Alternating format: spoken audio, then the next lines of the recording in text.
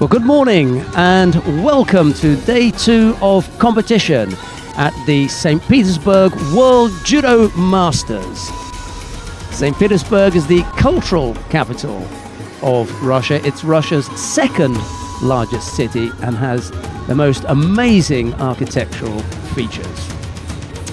We're going to start by taking a look at the 7 weight categories that we've got for you on day 2. And to bring you that information, it's a very warm welcome to my favorite colleague, Annette Byrne. Thank you. Good morning, Annette. Good morning, everybody. Good morning, Sheldon. Everybody knows now. Yeah, it's out. It's not a secret. No, not anymore. Right, let's take a look at the top 4 seeds in the under 70 kilo category. We'll start by looking at Marie-Eve Gahi of France. She's the number 1 seed. The number 2 seed is Anna Bernholm of Sweden. The number 3 seed is Maria Portela of Brazil. And the number 4 seed is Alexandra Samadzic of Bosnia-Herzegovina. Who in there, or is there a particular fight or something that you want to look at in the under 70 kilo category? Well, I picked out Anna Bernholm today, the Swedish fighter. The reason for, we know that she changed category and she did well so far. And I'm interested how she's doing at the Masters. I think she got a good draw. The names are not only in one pool. This is a good mix. Also concern to the seeded places. So her first contest will be Gemma Howell of Great Britain, and who's in that pool else? It's Kim Seong-yeon. Exactly, and Fanny Stel-Posvit. But we said it already yesterday. No easy fights. No easy fights. It's a Masters, but I'm looking forward to seeing her at her first Masters in this category. Right, we shall see. That's the under 70 kilo category. Let's take a look at the under 78 kilo category. The number 1 seed is Husha Steenhuis of the Netherlands. The number 2 seed is Natalie Powell of Great Britain. Number 3 seed is Mayra Aguiar of Brazil. And the number 4 seed is Audrey Chamillo of France. Yes, and I picked out the contest between Mayra Aguiar of Brazil and Louise Malzahn. The reason for Mayra Aguiar, last year she became silver medalist. She lost against Kayla Harrison. So for me, definitely she's one of the top favorites for the podium. And I think this is still an exciting opening contest because Louise Malzahn, she had a year off. She had an injury, and after the Olympics, she came back this year in Zagreb. Was her first tournament. So I'm looking forward to seeing her getting back in the business when you have a look at the Masters. She had some competitions she was fighting before, but really the first one was in Zagreb. It's not so long time ago, and I hope that she is healthy. I hope that she's 100% back.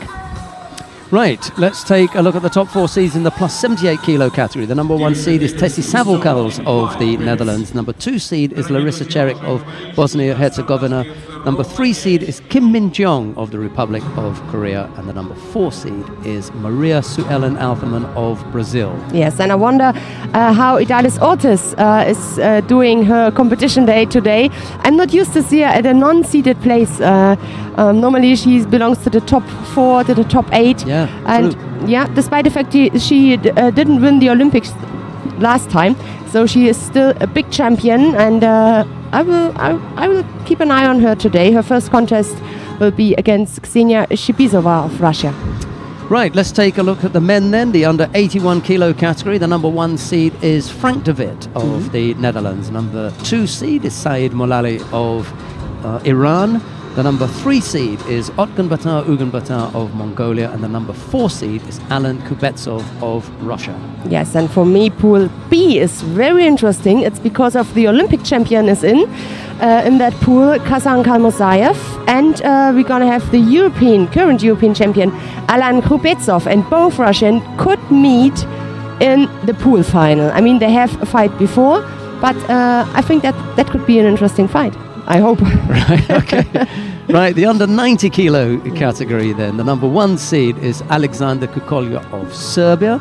The number 2 seed is Nicolas Sherazadishvili of Spain. The number 3 seed is Tot Christian of Hungary. And the number 4 seed is Hussein Karl Musayev of Russia. Yeah, and I keep one eye on Nakazawa Kenta. He won the Grand Slam in Tokyo and Ekaterinburg, and he's in Pool B.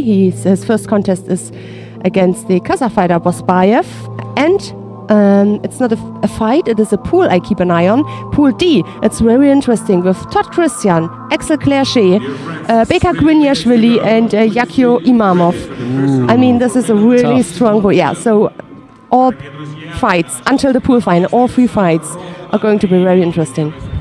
Right, let's take a look at the under 100 kilo category now. The number 1 seed is Michael Korel of the Netherlands. The number 2 seed is Sirenix Miklos of Hungary. The number 3 seed is Varlam Lipatiliani of Georgia. And the number 4 seed is Elkan Mamadov of Azerbaijan. Yes, and the question is if in Pool D, Varlam Lipatiliani and Kirill Denisov will meet. Both of them, I really like them. I like their judo skills. They are great judo personalities, and I keep an eye on that. At that pool. The toughest pool for me is Pool A in there. You've got Korel, Darwish, Mare and Bizultanov. Yes. What a punch-up that's going to be. Absolutely. Right, okay, the last of the weight categories then. That's the plus 100 kilo category. The number 1 seed, there's no Teddy Riner here, so the number 1 seed, anyway, he wouldn't have been the number 1 seed because David Mura is at the top of the tree. He's going to walk away with the 50,000 if he's careful. Yes. David Mura of Brazil is the number 1 seed. The number 2 seed is Guram Tusishvili of Georgia. Number 3 seed is Rafael Silva of Brazil, and the number 4 seed is Stanislav Bondarenko of Ukraine. Yes, and I picked out Guram Tushishvili, the Georgian, because I remember the World Championship semi-final against Teddy Riner. It was incredible. So I'm looking forward to seeing him today and his performance. I think he does not belong to the heavyweights, if I can say that. But he got so good skills, and we will see how far he can come today. I mean, in his pool, Grigor Bokov, Garcia Mendoza, and the Belarusian Vakhaviak. Yeah. And okay, then there's coming Rafael Silva, the big guy. There's a few names, but I keep an eye on him. I think you picked out the right pool there as well. Tusishvili, Kribovokov, Garcia Mendoza and Vakhaviak. That's going to be a tough one. We're going to start by taking a look at the contests in the under 81 kilo category on mat number 1. It's round 1, and the opening contest features Frank de Witt of the Netherlands. He's up against Victor Penalba of Brazil. It'll be de Witt in the white judogi, Penalba in blue, and if we're lucky, well, I was going to say we would have had Yoshida and Tashiro Miku, but they've disappeared now. They were camera shy. Yeah. Right, let's go down to mat number 1. De Witt in the white judogi, Penalba in blue. Here's Annette. So, we start with the number 1 seed here, Frank de Witt. Brazil, Victor Penalba. And in white judogi, representing the Netherlands, Frank de Witt.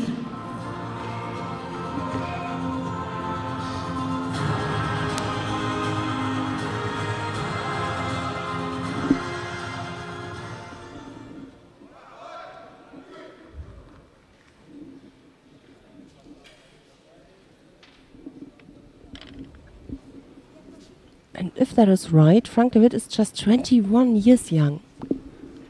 21, Sheldon. That is young. Some time ago, huh?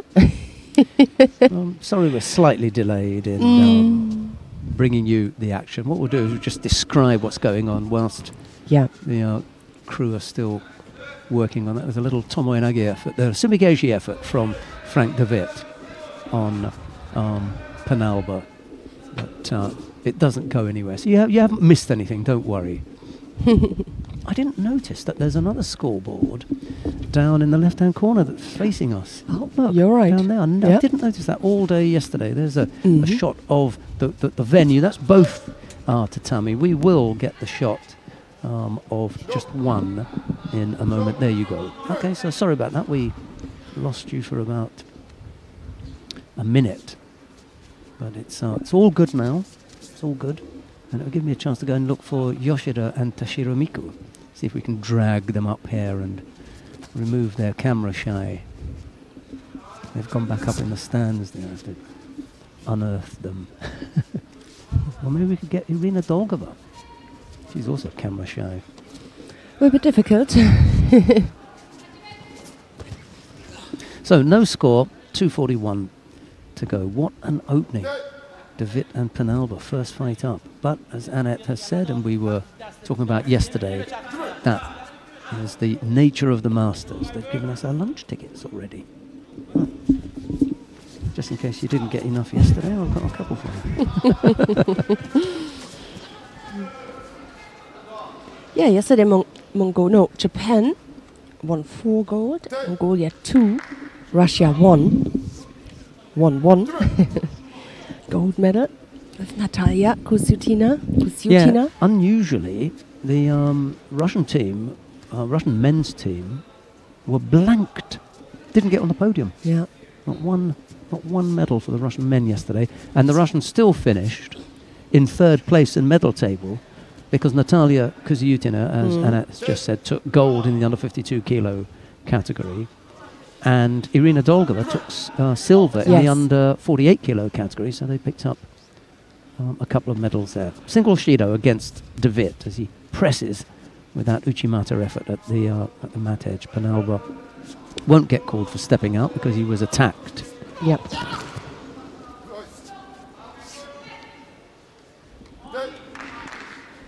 But he does get penalised for failing to attack. So you win some, you lose some. Mm-hmm. And on that occasion, he just lost that one.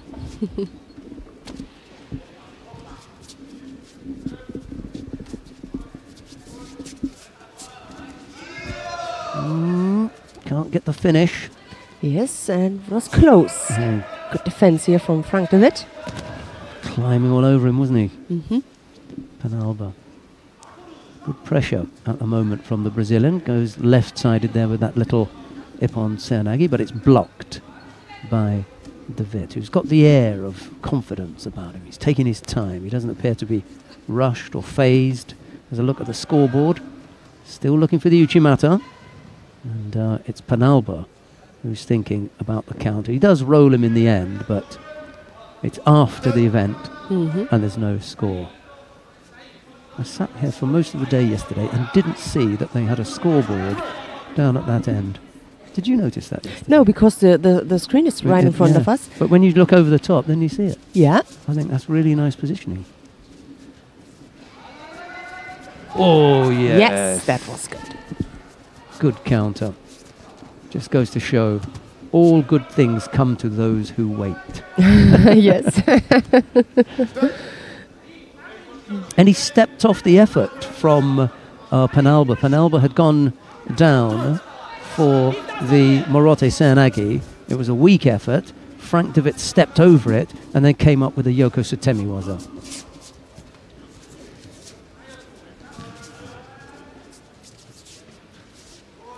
Little Tomoe-nage that Penalba steps off.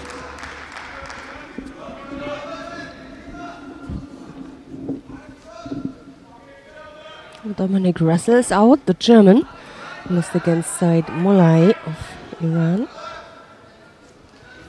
Actually was an attempt there from Penalba. De Wit stepped over that, and now he's just where he wants to be for these last few seconds, which is on top of his opponent's back, just to see out the last few seconds.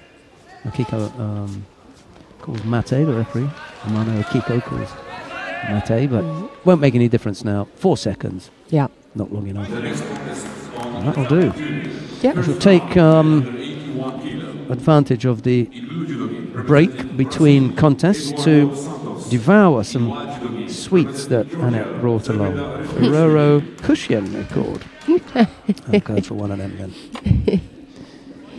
De Wit it is who makes his way into round 2, which is the quarterfinal. Yeah. And a hand and a bit of a back slap from De Wit for Penalba. He goes out, Penalba that is, and De Wit goes through. Here are some highlights.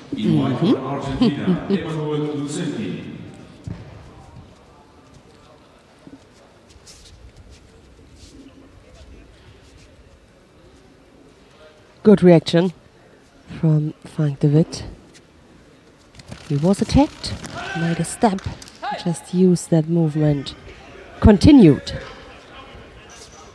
No chance. No chance for the opponent.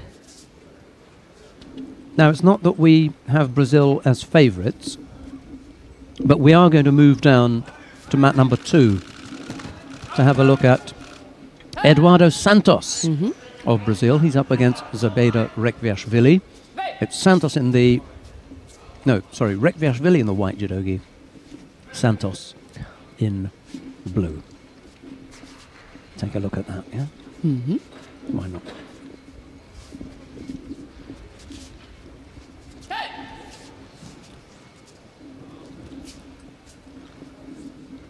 Judo.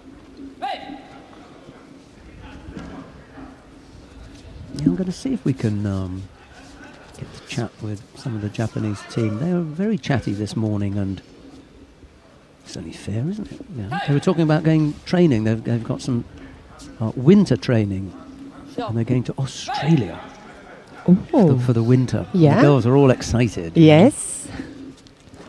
So they're going to summer training. Summer training. Summer training. In Australia, at the Gold Coast. A bit of training going on there. So Japanese women are going there, right? Yeah. Yeah. Is it do you know if it's for the first time, or is it something new, or maybe they do it? Well, we have to find out. Let's get them up here and we'll ask them. 2 shidos picked up by Rekviashvili. A little over 2 minutes to go. The Georgian could do with getting a score on the board. Here's Annette.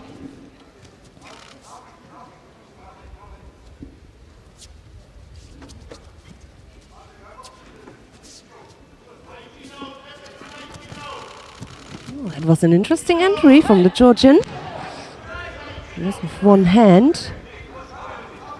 Interesting movement. So Santos now with a penalty 2.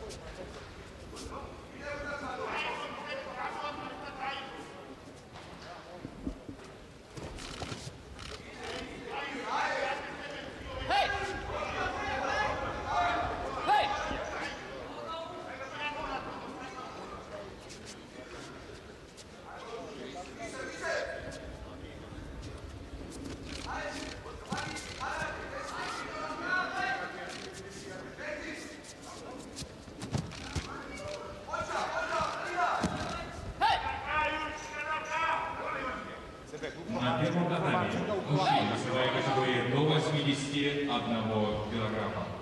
В синем кимоно. Алардон. Well, on this occasion, there is still a minute and a few seconds to go. But we mentioned in the preview today the current European champion, Alan Krupetsov. He's just coming onto the mat. Let's have a look down on mat number 1. So you at home, of course, you know you have the choice.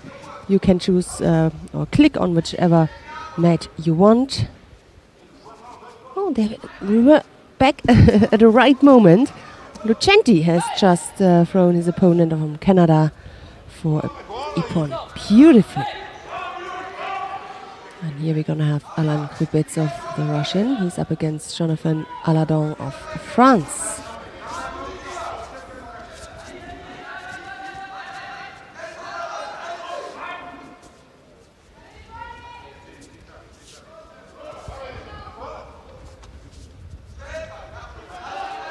Both guilty of a penalty.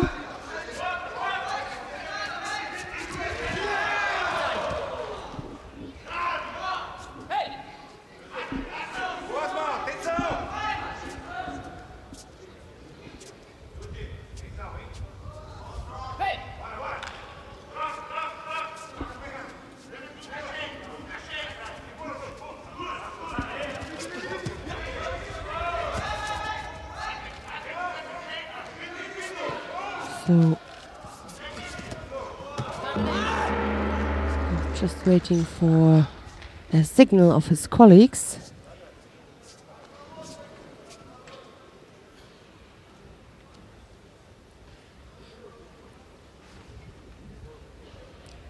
We will see what it is.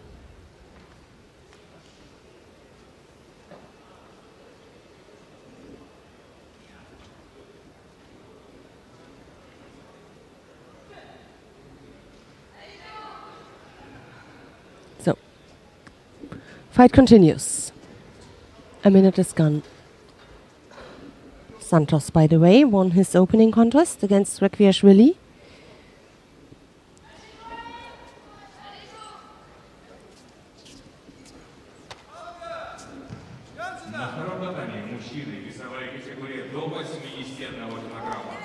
Right-sided the attempt here from Khupetsov.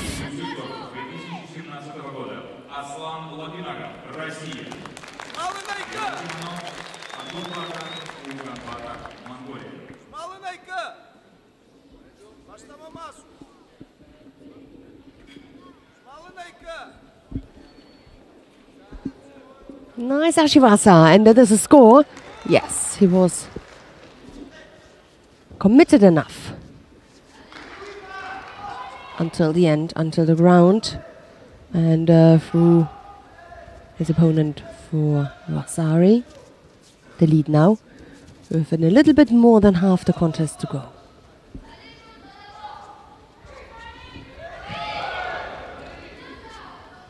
Have a good attack here.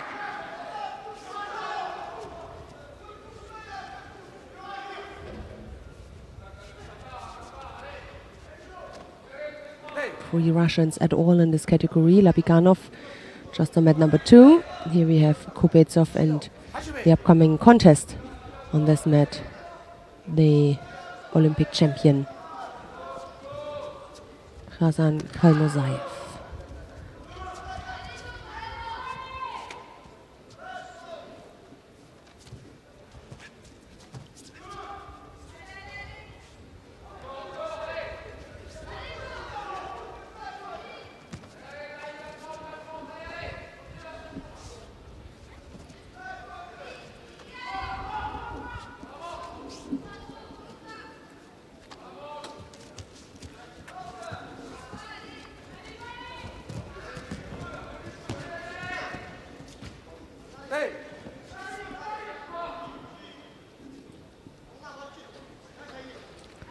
So, a minute 10 to go. The lead for Khupetsov. He received already 2 penalties.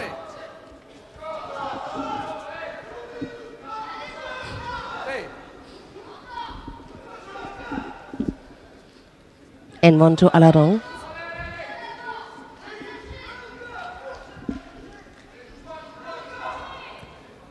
.50 seconds. Yeah. Trying to get it on the ground to work on it. Clever.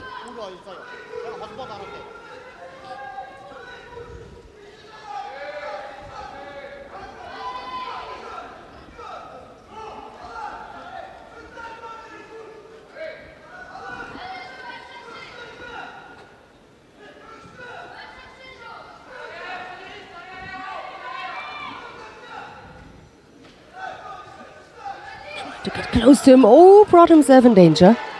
But he has to risk. That's no doubt. He has to risk anything now to change the situation on the scoreboard. Still the Vasari lead here for Alan Khupetsov.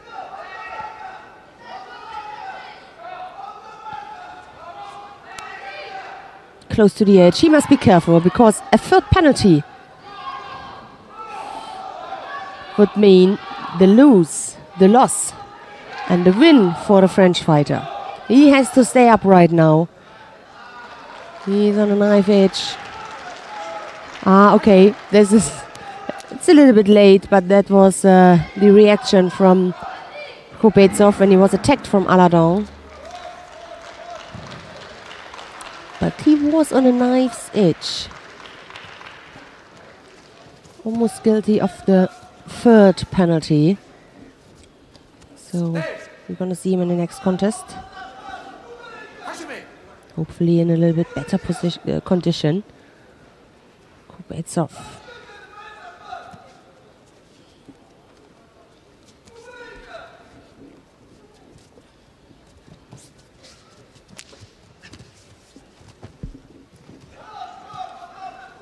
На первом татаме победу одержал Алан Khupetsov, Россия.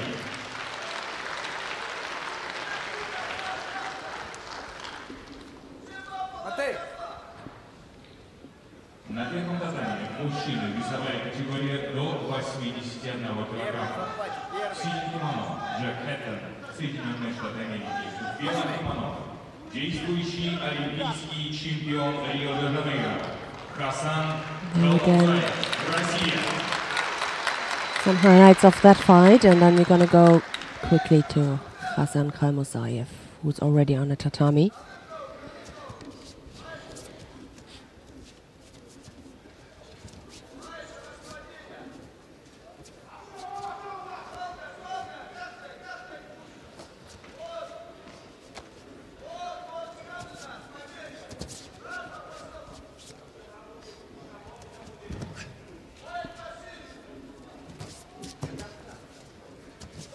So, there he is, Hasan Khalmusayev from Russia. He's up against Jack Hatton from the United States of America.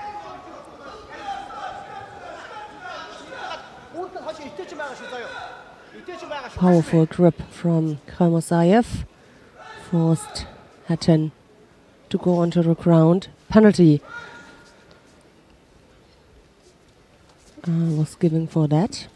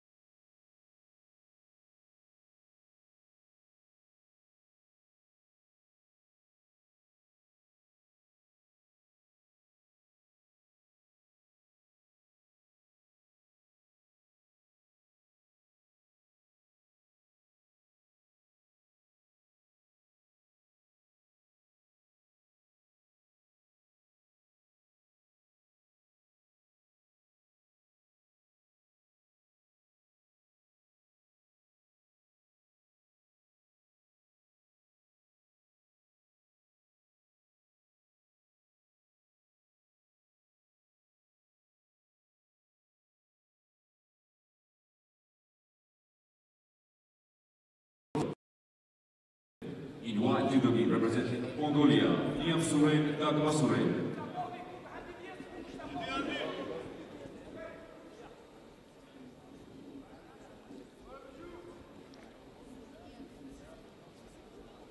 On the ground, nothing to get for the American.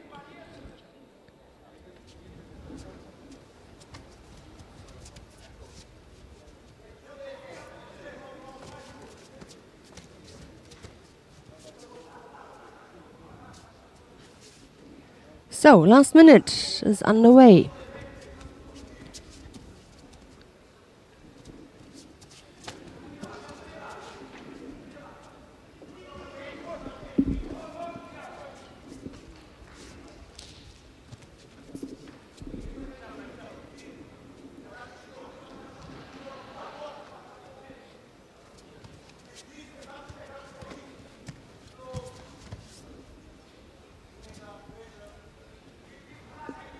Yeah, sometimes you need your time to get into a competition, and especially when all eyes are on you as a champion, then it's maybe even harder. You cannot force it. You just work on it, work on a perfect situation, and sometimes it takes some time until that happens. So in case of Khalmusayev, of course I was looking for this brilliant Uchimata from the very beginning, but it's, yeah, as I said, you can't force that. And so he won his opening contest. if you win by ippon, then of course you convince everybody. You can also win only by a penalty or just wasari. And then you're in the contest. But by the way, Jack Hatton is doing a really good job. He really keeps him busy. Makes it really difficult for Kalmusayev to come up. This is a good grip now for him. Open. Hatton has an open position. A good grip for Kalmusayev. His left arm there on the collar. There's a possibility for a big entry. So, 40 seconds now already gone in the golden score.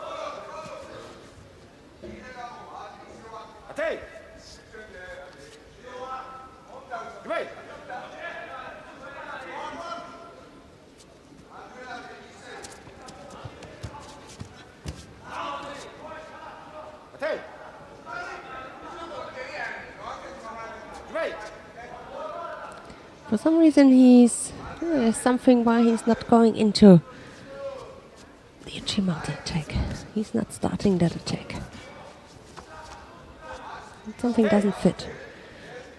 And sometimes it's just a small feeling that you feel, no, it's not the same direction, something is different. Penalty now given to Kalmusayev for forbidden grip. I mean, he has to attack, not to keep the arm away and block the arm. So he can afford one more penalty.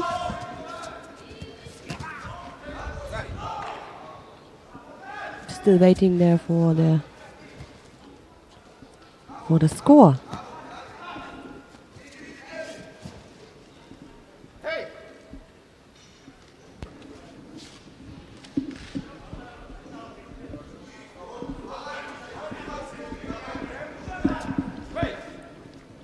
Jack Hatton's putting up a good show here, isn't he?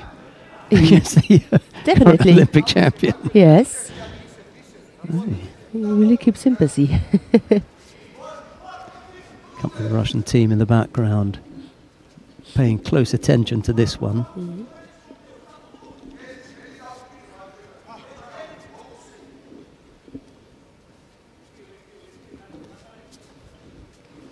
You know, one may have thought, Jack Hatton, where's it going? No easy fights. Mm-hmm. Every fight is a tough one at the Masters.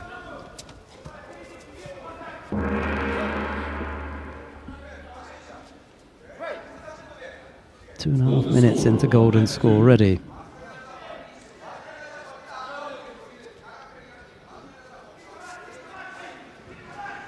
Little Ashy was a attempt there from Hatton as he moved to his left.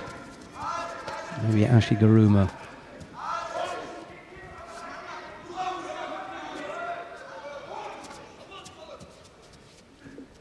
Get the feeling that Kalmusayev doesn't look sharp. Yes, and you can really compare to Polyaev from yesterday. It was the same. Not he also doesn't or didn't look sharp. I don't know a reason for. Hatton fancies his chances here. 3 minutes into golden score with the Olympic champion. Why not? Mm-hmm. Single slip from Kalmusayev. Mind you, he does have a single Shido against him. He has a good grip. It's not the first time, and for some reason he does not attack. For some reason he's waiting. I don't know for what he's waiting. You see? He's attacking with the Kochi outside, but where's his Uchimata? Either he's brilliant in countering the Uchimata, and he feels it. There's something is strange. Something is not 100%. Got to go now if he puts the arm over. Yeah. Or he just doesn't feel for it today. Yeah. Bonsanagi effort there from Hatton. And chance now. Osai Komi, has he fallen into that Osai Komi? He's only got to hold him for 10 seconds here. Dear, oh dear. Yeah. Can't believe that. It's very often if you're not able to throw, then you solve the problem on the ground.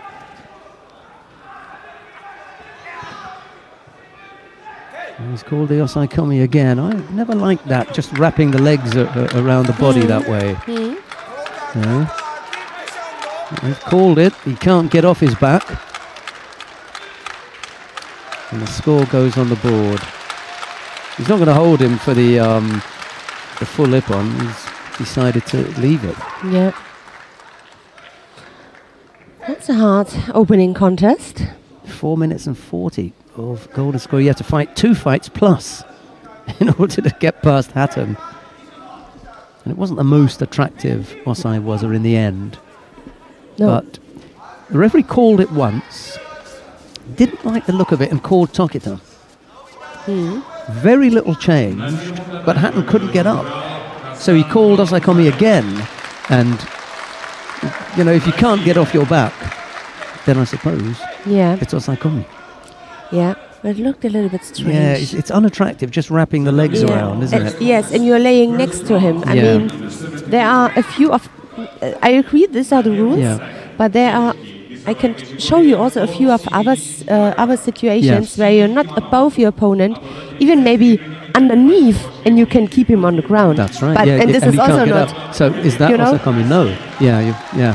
Maybe if you think about this. Good point.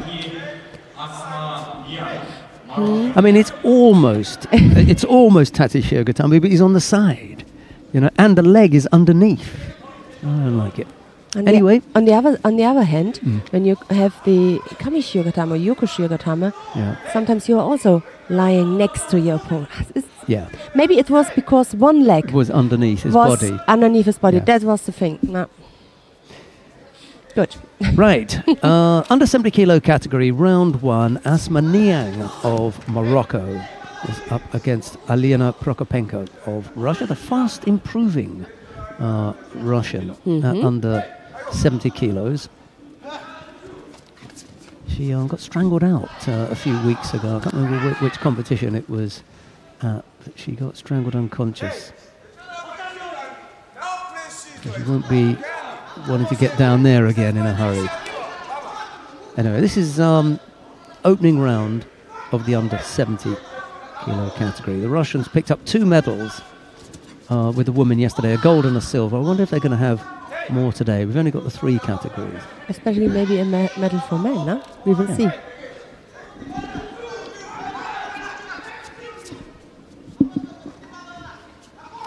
Yeah, I think they'd be very happy if they could pick up a medal for the men. They missed out completely yesterday. Vitaly Makarov, I didn't see him in the chair yesterday, but he's here today and he's sitting in the chair for Aliena Prokopenko, who picks up a second penalty. 2:40 odd left to go.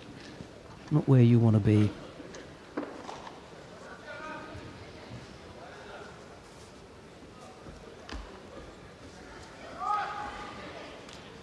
Good pressure from Prokopenko.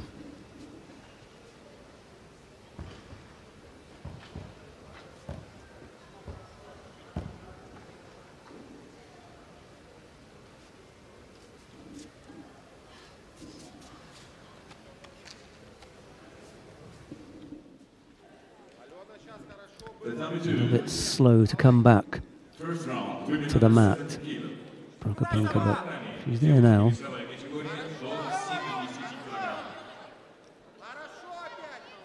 In blue judogi representing Great Britain, Gemma Howell. In white judogi representing Sweden, Anna Bernholm.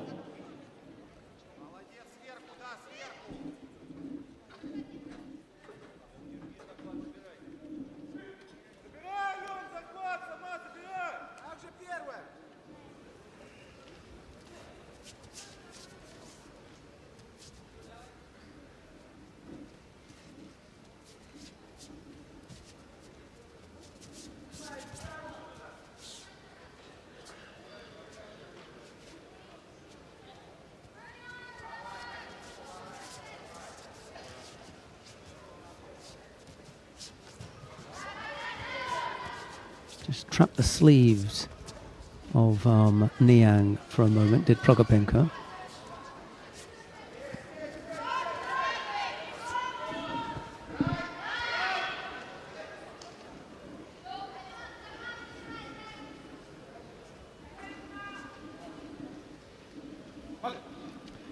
I had the feeling that there wasn't much of an attack from Niang there, but Prokopenko nonetheless was stepping out, so she could be in trouble here. This could be a third penalty in Hansokumake.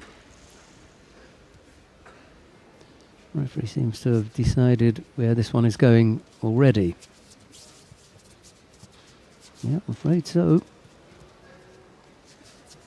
Can't play with the edge that way, and Prokopenko wastes an opportunity here. That's not the toughest of draws. With all respect to Asma Niang, Prokopenko had an opportunity there, and she let that one go.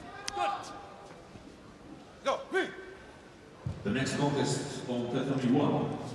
First round, women under 70 kilo. Coming up next, Alexandra Samadzic of Bosnia-Herzegovina faces Sally Conway of Great Britain. It's Samadzic in the white judogi, Conway in blue.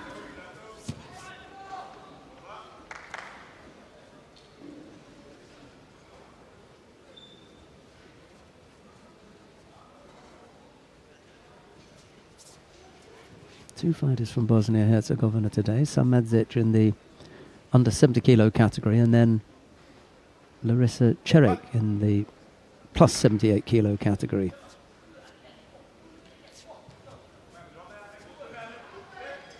Emily Suk on the left hand side of your screen in the blue judogi, just warming up in the background. Behind her, Barbara Matic, and then to the right, Fanny Estelle Pozvit. They're all lining up, waiting to come on. It'll be Matic and Suk. And where's the Pozvit fighter? What's she doing out there? She's up against Kim Seong-yeon. That'll be on the other mat.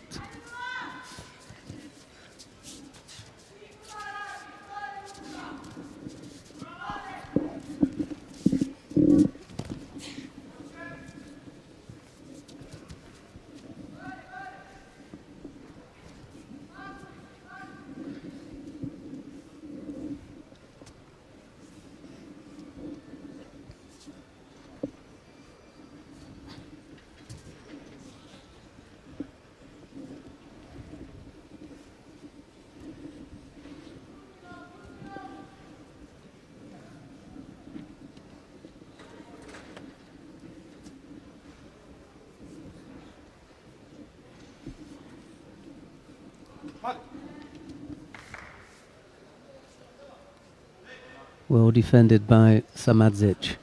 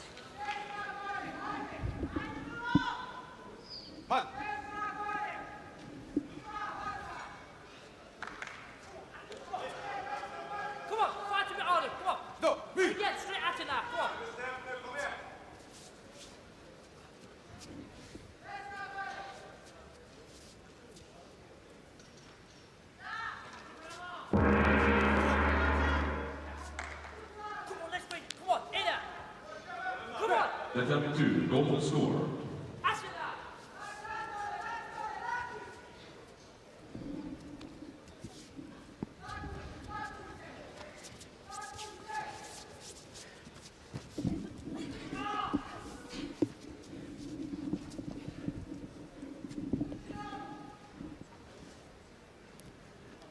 A little over a minute left to go. No score yet.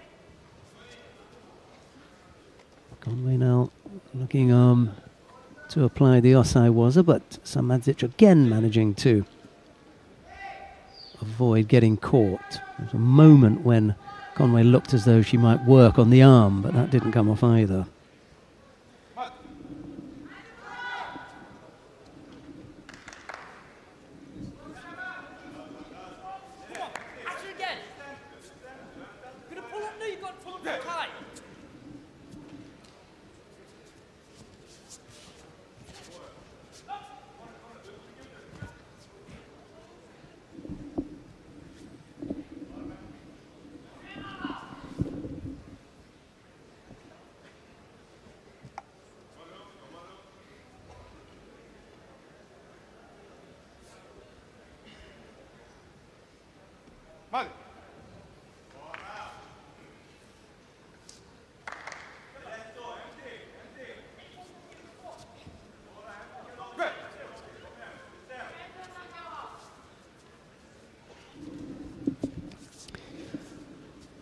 Samadzic just making her way back to the tatami now. And we'll get back underway. Yeah, so Sally this morning, gorgeous as every time. So some fighters are really, like in a tunnel, you know, you can't really speak with them. But hey, how are you, Annette? And soon it's Christmas. She's vibrant. There's a brightness about her. She Brightness. glows all the time. Yes. Whenever you see her, Yes. she looks happy. This is you know. incredible, but it's just so good. It's such a good thing. Yeah. I really Look at the difference with liked Kate. it. Oh, Kate is the coach.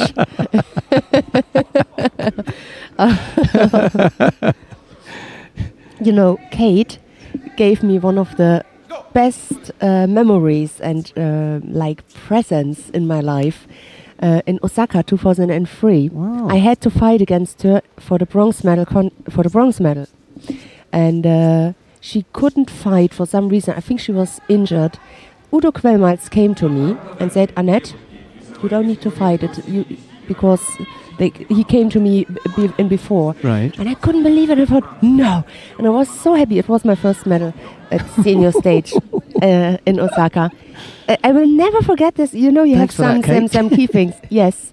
And because I knew that it's going to be a hard Yeah. fight. She was a brilliant judoka. I mean, she threw she did men judo. Yeah. Hard. As Yeah. Elena Skapin did. Yeah, So yeah. such beautiful judo. And I was young. And it's unforgettable. Yeah. well. The inside story. There you have it. 2 penalties picked up by Samadzic. Just the single Shido by Conway. Yeah, Sally. I was so happy for her in Rio. Yeah. She's a hard worker, good judoka. And on the other side, Alexander Samacic, young and promising. Also, Seems to have very been around nice. for so long, Samadzic, because we saw her as a cadet. yes, you're when right. she's with Yeah. 15. When you followed Yeah. her since cadets, That's or right. for cadets, then you're right. 2 And- penalties picked up by Samadzic. Just the one by Conway. Mhm. So no more allowed. Yeah, and what to finish that off. Oh, look, she scored. Makikomi. She's still on the beginning. At the beginning of that level. Poor Kate. You see Oh yeah, Can't believe yeah. that? Cannot believe it. Yeah, because it was not necessary. Now we're going to have a replay.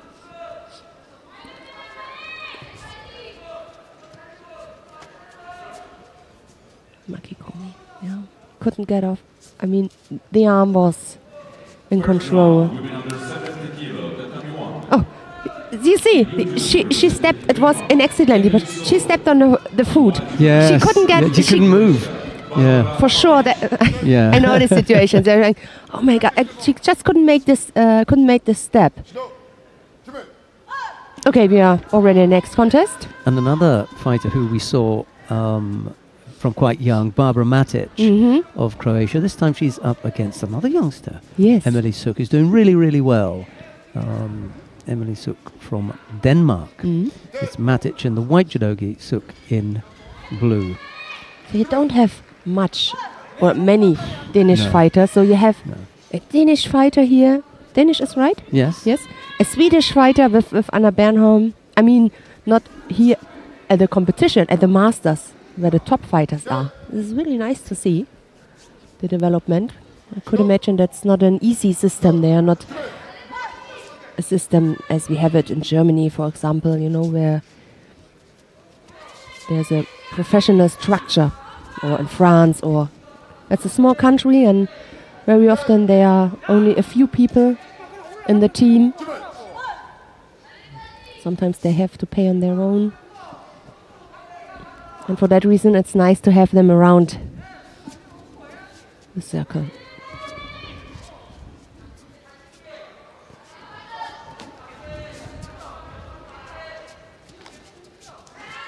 Barbara Matic joined us in Zagreb at the Junior Worlds. She was there. Of course, as a home favorite.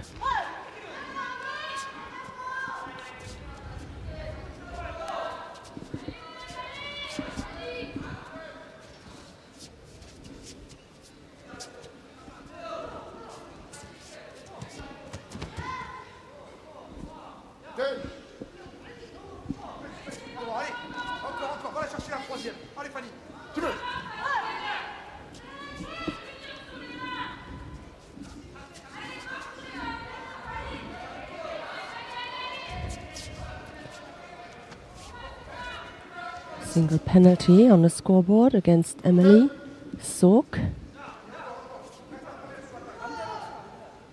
Yeah, the attempt here on the right side from Matic. Now from a Danish fighter.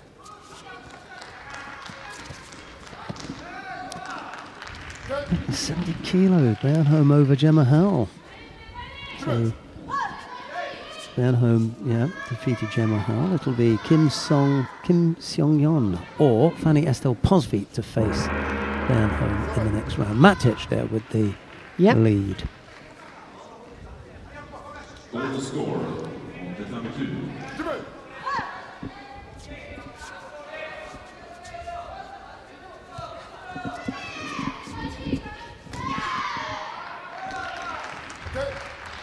Oh, that was a poor one. Yeah, I mean, she tried, but it was maybe completely in the wrong situation, wrong moment. Yeah, the thought was there, but the body didn't go with the thought. Yeah, nice description. But that happens. That happens. 2 penalties already. The thing is, she's a very upright fighter, and she's going for the attacks. It's not overly defensive posture or avoiding. She's really looking forward for a chance to get in, and then she tries it. Strong grip there from Matic. Her left arm keeps Suk from distance. She controls the way both go. No, could be that both will be penalized now. Hard, but yep, that's the way it is. She couldn't do anything. Barbara Matic had a good grip. It wasn't possible for Emily Suk to break that grip off or to come up. So it is Matic. Matic who will face Samocic. Croatia and Bosnia-Herzegovina. Yeah, neighbors. Yeah. And Fanny Estelle Posvit has defeated Kim Seong-yeon. She'll face Anna Bernholm in that quarterfinal. The problem for Anna Bernholm is that they have gone head-to-head on a few occasions, and on every occasion, Posvit has won. A couple of weeks ago at the Grand Slam in Tokyo, and then at Zagreb earlier in the year at the Grand Prix. And now she's got to fight her again there. So, and they're the only 2 losses that she's had in the last. I see. Yes. In the last 10, she's had. she's 8-2.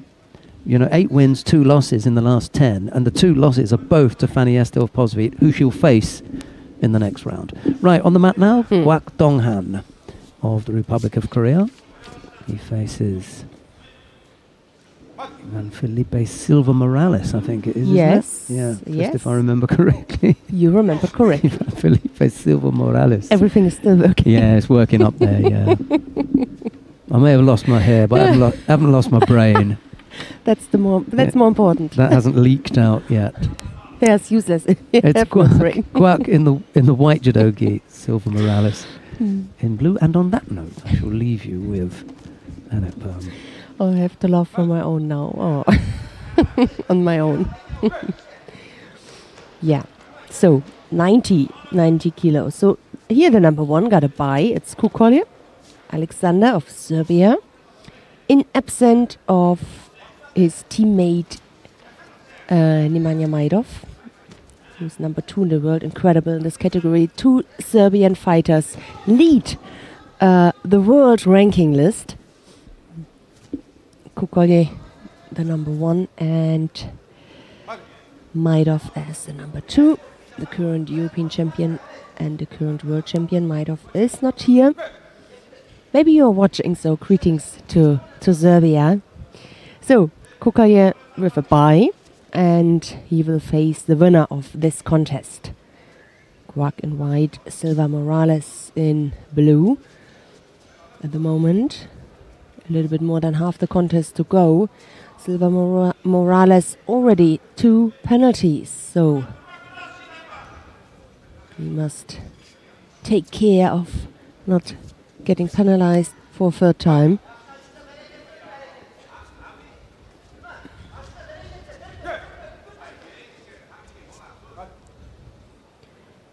Nicolas Gerard is really the Spaniard, is number 2 seed here, also with a bye.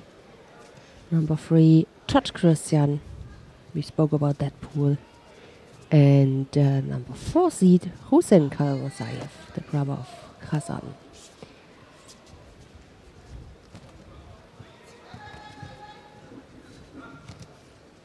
For 14 judoka in that category last year, it was Baker Mashu who won the Masters in Mexico. He's not here this time.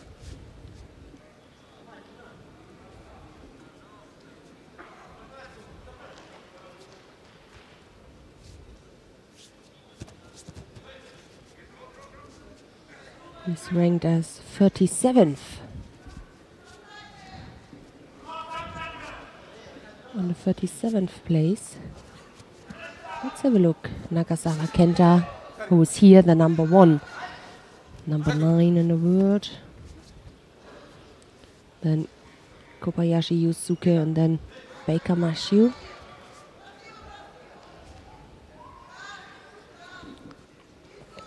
So we are in the last minute. Both tidying up the judogi. Some time to take a breath, deep breath for the last minute, or is there a decision made by the referees? Yes, it is. As we forecasted, this is the 3rd and deciding penalty, so that contest goes to Kwak, the Olympic bronze medalist, who will face the Serbian, the number 1 seed here, Alexander Kukolje, in the next round. So we stay on this mat. There are coming up some interesting contests.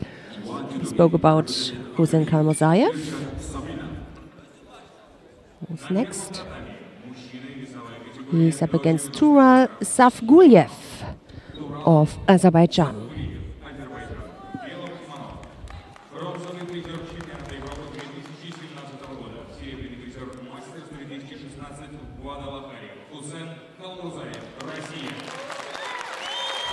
We have number 17 in the world. 26 already.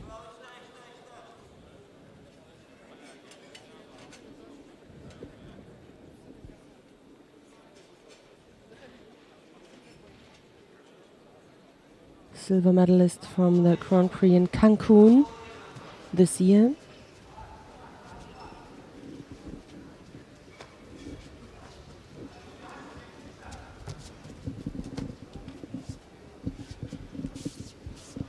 Yeah, a few fighters I miss here in this category.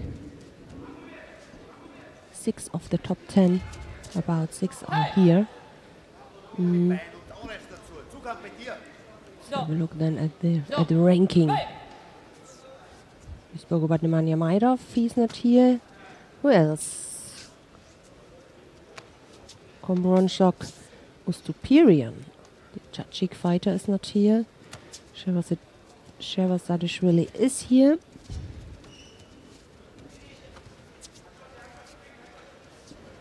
What about Marciani, the Georgian? He's not here. Michael Skank, the Slovenian.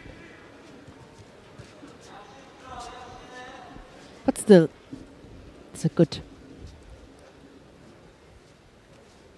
quality here in the under 90 kilo category. So, no score, no penalty.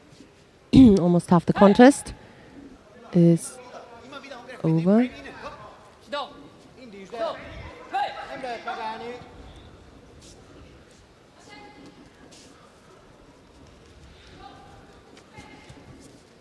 No penalty now given to the Azeri.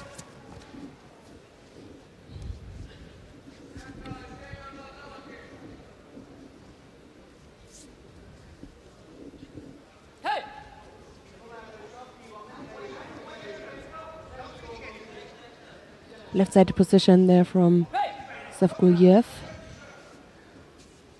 Right-sided from Kalmosayev.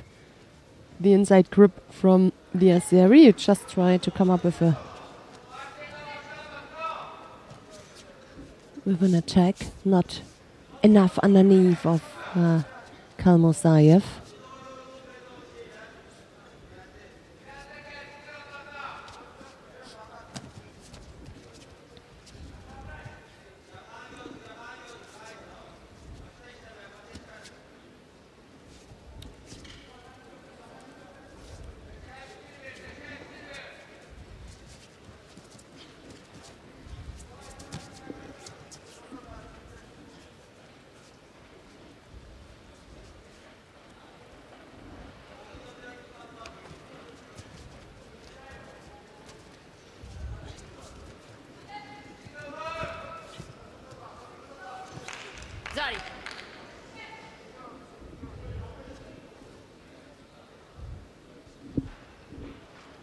So, both now. The second one already for Zavguliev.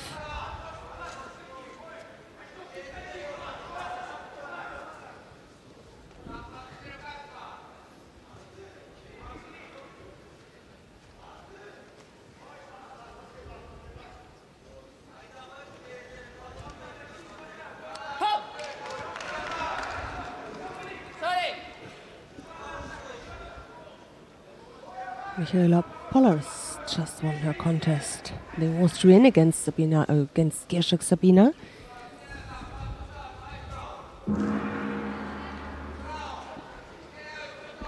Pollers in the next round.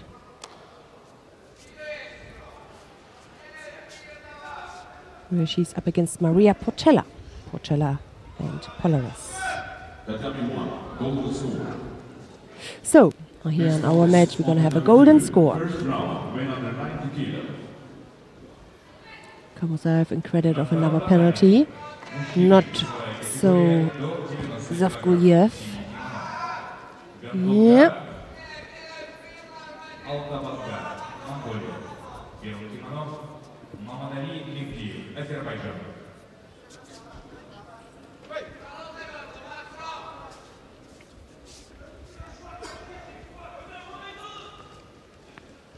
Chimata, a calm attack, not aggressive enough.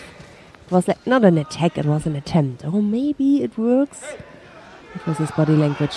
Yeah, a little bit more consequent, more committed.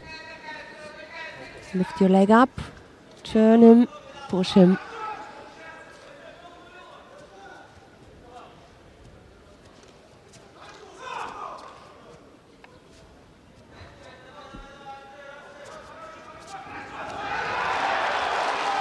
This time he did it.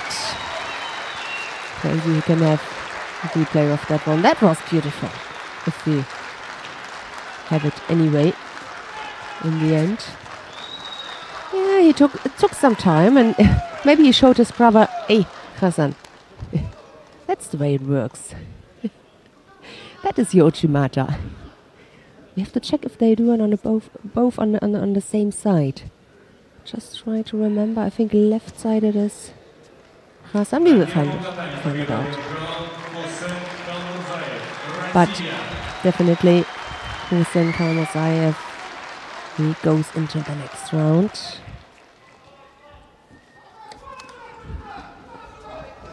There. Right. Side. Perfect. Up. Yes. Okay, so it's getting really interesting now with the upcoming fights.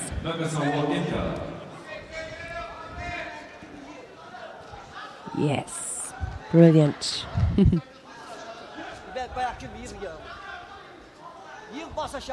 It remembers me on all the Uchimata exercises I had to do. Again and again and again. That it works like that in the end. Okay, we're coming up now to the next contest. Nagasawa Kenta, the Japanese, is up against Islam Bozbayev of Kazakhstan.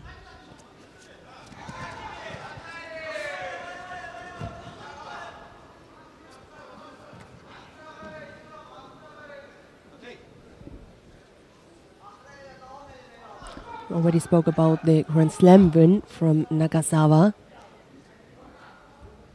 in Tokyo. So in the final he beat Kobayashi Yusuke. That's the most important for a Japanese to be. I mean, it's for everybody, it's very important, but especially for the Japanese, you have to show that you are the number one.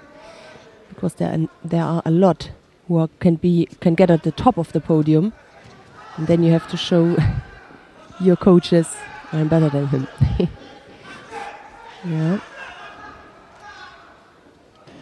Coming up next will be Husha Steenhuis of the Netherlands in the under 78 kilo category. That'll be, is that the first round? Yep. First round number contest? 1 seed, I think. Yeah, she is. So it is. She's up against Yahima Ramirez, or colloquially known as the Shido Queen. Oh, oh my God! Well, that's what the players call her.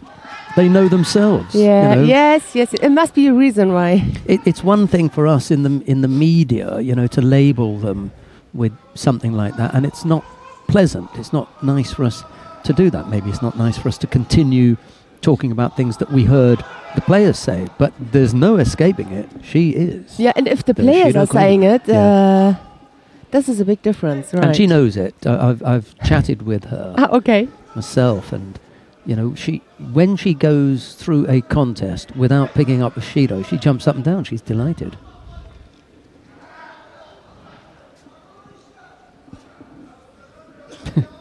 That's the worst which could happen to you. I mean, that means you're not a thrower. And of course you want to throw. I mean, it's my opinion. Yeah. So, single penalty. Oh, look at the upcoming fights, Sheldon. We got Axel Clerchet, Todd Christian, Beka Griniashvili. Yeah, big names. Can't decide. That was the pool D in the under 90 with that 4 names.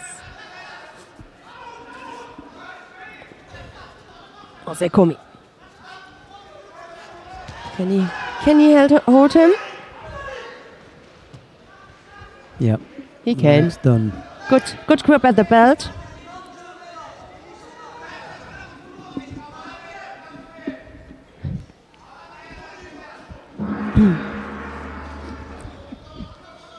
Just having a look at the record of Yahima Ramirez. It's littered with red cards, unfortunately. Yeah. Anyway, we're going to see her next. Nagasawa. It looks as though he's still warming up. Look at him. he's still doing some exercises. You think the contest is about to begin, but he's actually done. He's on his way into the quarterfinal, having defeated Islam Bozbayev of Kazakhstan. There you go. Right, when we come back from the highlights, we're going to see the first round in the under 78 kilo category. The number 1 seed, Husha Steenhuis of the Netherlands. She is up against Yahima Ramirez of Portugal. Yeah. Currently the number 1, the world number 1, Husha Steenhuis. If she keeps that up, she'll walk away with the 50,000. Looking for a bit of spending money for Christmas. So in this category they have 3 Dutch fighters, and all are in the upper half of the draw. We're going to have, in the same pool, we have Karen Stevenson. And then, in Pool B, we have Marhinde Verkerk. I mean, okay, there's also Audrey Joy-Meo in that pool, but still, both are, all the three of them are in the upper half of the draw. Well, if you look at what happened That's live. in The Hague when Steenhuis won, she won the gold medal in The Hague. In the first round she had a bye, and that put her straight into the quarter-final, and she had to fight Larissa Grunwald of the Netherlands. Yeah. In the semi-final, she had to fight Karen Stevenson of the Netherlands, and in the final, she had to fight Marhinde Verkerk, also of the Netherlands. She didn't fight anyone else except It's a Dutch championship. it was a Dutch national championships, and she won it. And here, all right, she has to fight Yahima Ramirez first of all. Yes. But if she wins here, and Stevenson wins, she'll have to fight Stevenson. And in the quarterfinal, in the semi-final, could be. if Verkerk wins through, then she'll have to fight Verkerk again. Yes. Es wäre ein böser Fluch. Yeah. Yeah. It's funny. Now, there is another contest. I'm just going to tell you about another contest taking place on mat number 2 at home. For those of you that like to make judgments about which contest is better and where you want to go and what you want to see, by all means, if you want to go down to mat number 2, click on 2 and you'll see Tot Christian of Hungary. He's up against Axel Clerget of France. That is a top draw contest. By all means, go down there. Tot Christian and Axel Clerget. Click on that one. We're going to stick here, but after this, we've got to go there. Becca Kviniashvili and Yahio Imamov of Uzbekistan to follow. But we're going to stay with Steenhuis, and the reason we're staying with Steenhuis is because she is the world number 1 in the under 78 kilo category. And for us to go to one of the other mats, Tot is not the world number 1, and nor is Axel Clerget. So we don't want to, disrespect anybody. That's and right. Our sport has both men and women.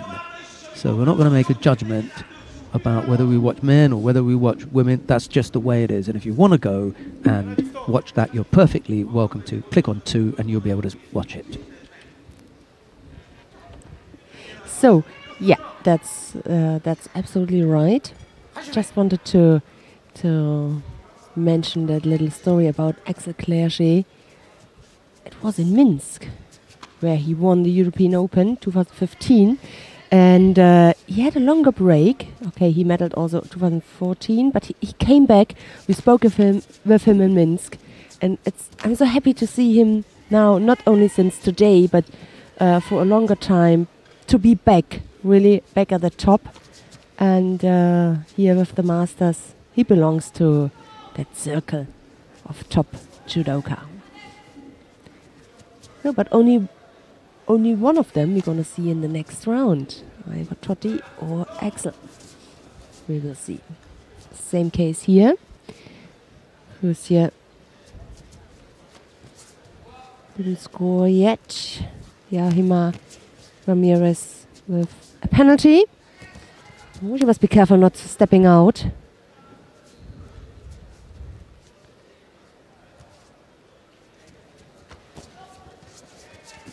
So for avoiding grip, being passive, going backward, all these things. The signal came from the referee, Amano. Second penalty now for Ramirez. There was the score.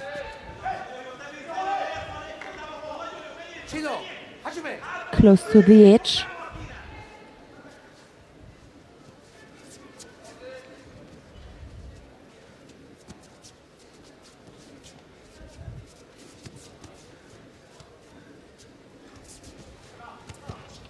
Seconds left.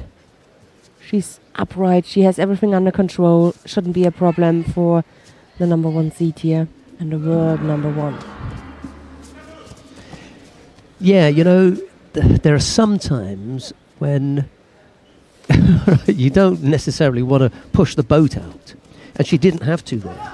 Got the score, managed it well, because there are bigger battles to be fought today.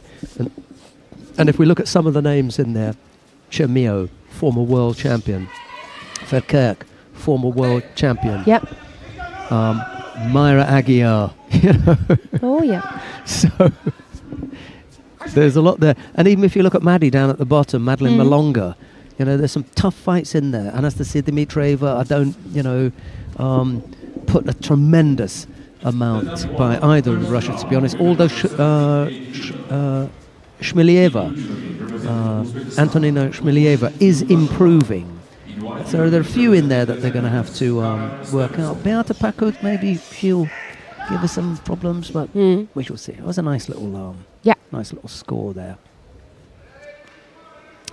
First saw her at the Junior European Championships, where she's staying last. Liked her from there. Nice attitude towards judo. Very friendly. Karen Stevenson of the Netherlands is on the mat now. She's in the white judogi. She is up against Kumush Yuldasheva of Uzbekistan. It's Stevenson in the white judogi, Yuldasheva in blue.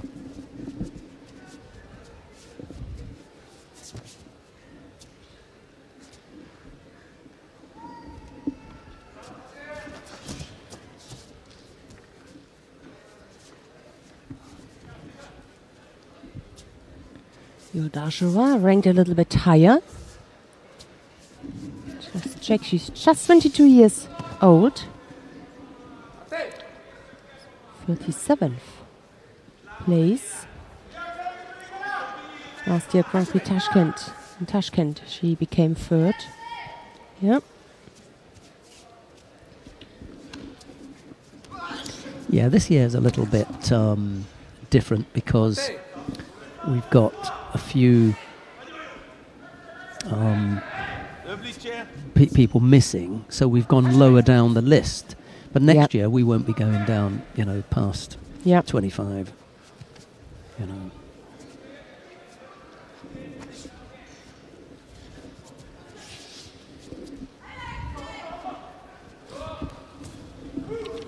Is that the number who are from the top 10? Yes, that means here in the under 78 kilo category. We've got 4 from the top 10 in the world. 4 not here. Oh, 4 are not here. So 6 are. Yeah. Okay. Exactly. I just have to pretend that I'm good at math. 2 times, yeah. Yeah. I didn't want it to make easy. Audrey Chermier in the background. She's waiting to come on. Could imagine that the golden score on mat number 2 will take a little bit longer. Yeah, Tot and Clerget. We were talking about going down there, weren't we? To have a look. Who's coming on after that? Chermio and Lee. But it's Gviniashvili and Imamov, so we can go now, actually. Yeah. So Karen Stevenson leads by Wazari. If you want to see Stevenson and Yuldasheva, just click on 1. We're going to go down to mat number 2. We're going to pick up the contest between Tot Christian in the white judogi, Axel Clerget in blue. They are 2 minutes into golden score. There's no score yet. Clerget has picked up a single penalty, and here is Annette Böhm. Yeah, no score so far. It was almost. But a good reaction there from Tot Christian. Axel Clerget tried to throw him backwards to counter him.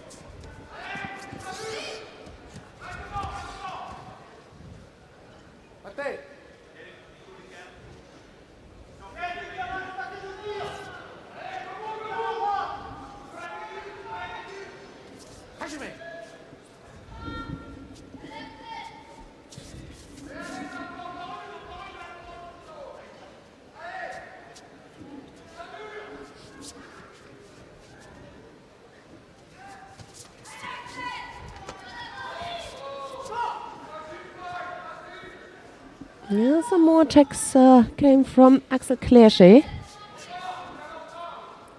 But Christian better show something. I mean, he can afford one penalty. And then that's it.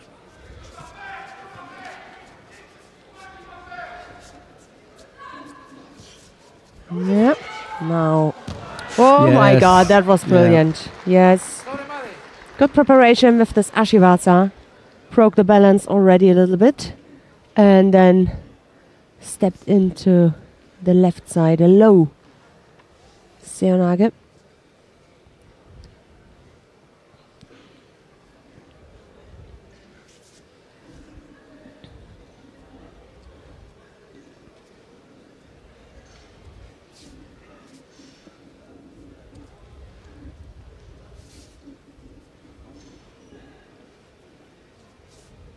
Nice view from the venue you've just seen.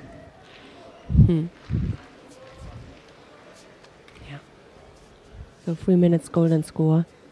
Takes some time because the next fight not going to be easier. First round, men under 90 kilo. Yeah, the Ashiwaza and then left-sided. Was it Morote Seonage? In white judogi representing Georgia, Yeah, perfect. Two different directions, I like that. Just he pushed him to the one direction, was waiting for the answer. And then stepped in. Completely perfect position. First round, women under 78 kilos. One-sided. Yeah. For Korea, Lee Yeon-yoon.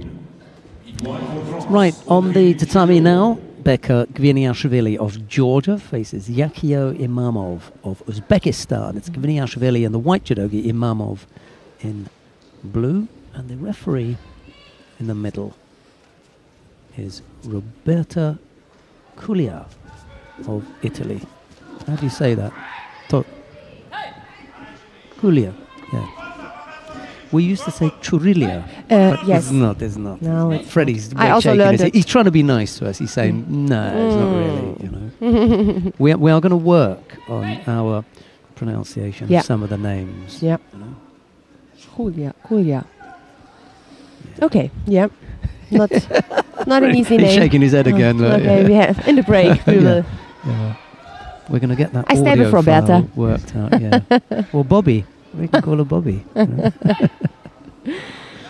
No score yet between Gviniashvili and Imamov. Luckily, Tsirakidze is in the chair for the Georgian team. Becca's got a little bit of growth going on there, hasn't he? Like a couple of days, he hasn't shaved. Trying to look the hard man. Trying to look. He is. Hey, in German you say, wer rasiert, verliert. If you shave, you lose. I mean, wer rasiert, verliert. That's Oh. why he didn't. He wants to win today. He's After got, the competition then. he's got that on his mind, has he? He's going to win. For sure. Imamov has other plans. Ah, you think? Yeah. We will see.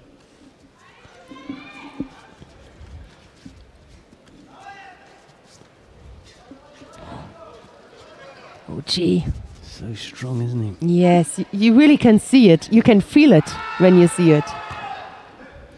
Double-footed Tomoanage effort from Imamov, but really doesn't trouble Gviniashvili too much. We missed with one leg, that's why. I know he gets the second one going, doesn't he? Yeah. He does get the second one in there at the end. But he couldn't control the No. arms, so easy for Gviniashvili to defend.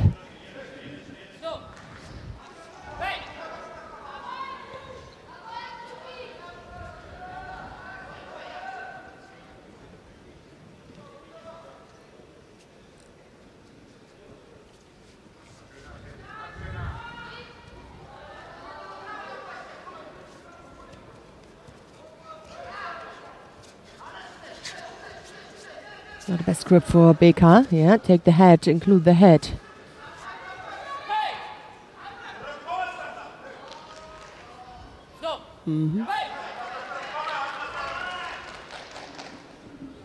Judo now also given to Beka because he didn't pay attention to include the head.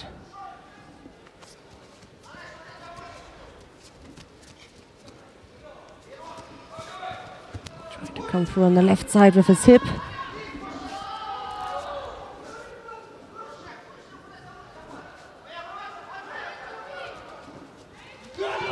Outside attack here from Imamov. Luckily for Beka, he didn't have a good grip there. Lost his grip. Yeah. No contact.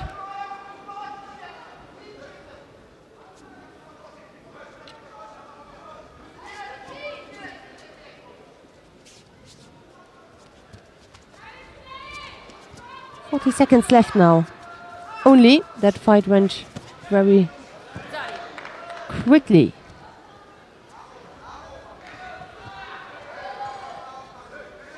The leg seems to be fixed. Yeah. But the lead for Beka within the last action.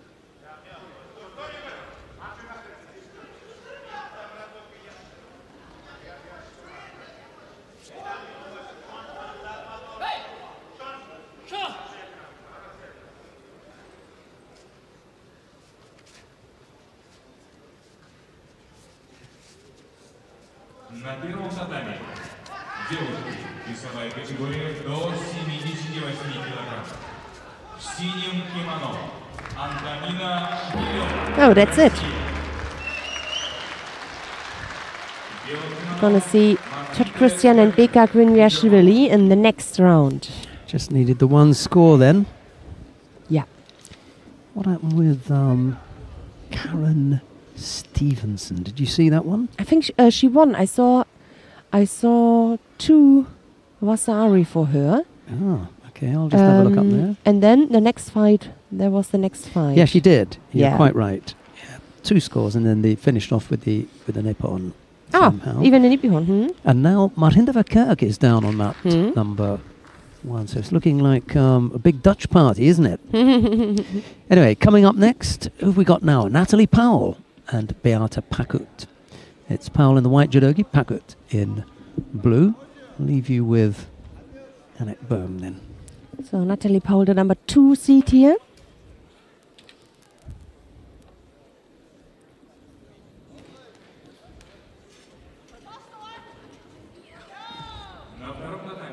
Yes, just pushed him.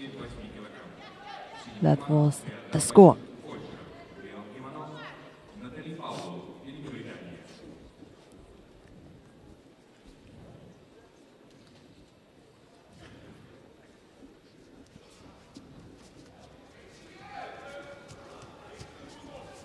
Natalie Powell in white, Beata Pakut, Poland in blue.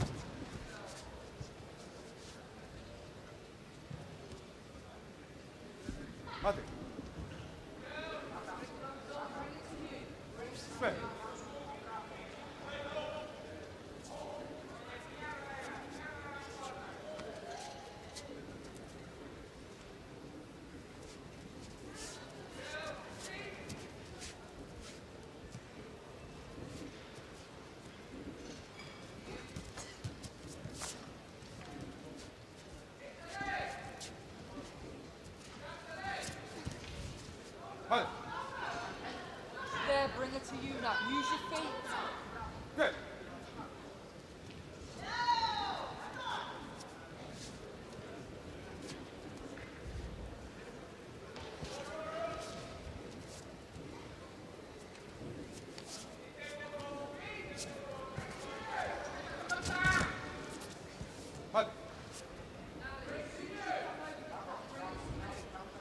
Don't walk on. Bring it to you. Good.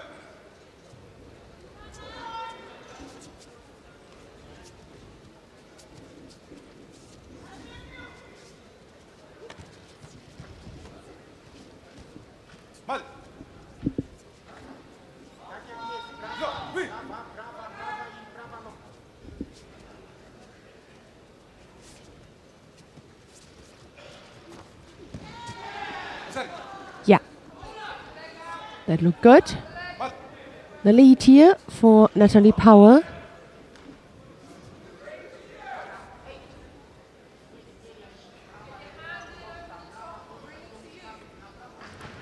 I'm gonna see the left-sided.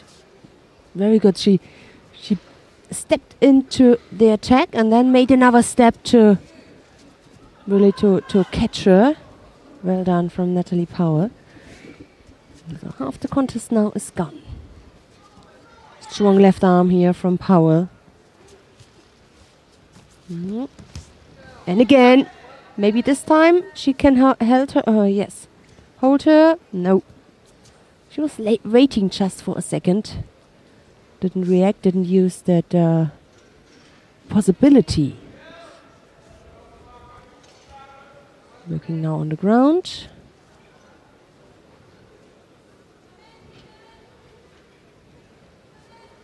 Yeah, it looks good.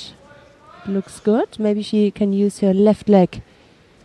Put some pressure on the right leg from Pakot. Good defense here from the Polish fighter. Bring it to you. So the lead, comfortable lead here. Good reaction. Right in that second, she could have had reacted there and go for the Osekomi.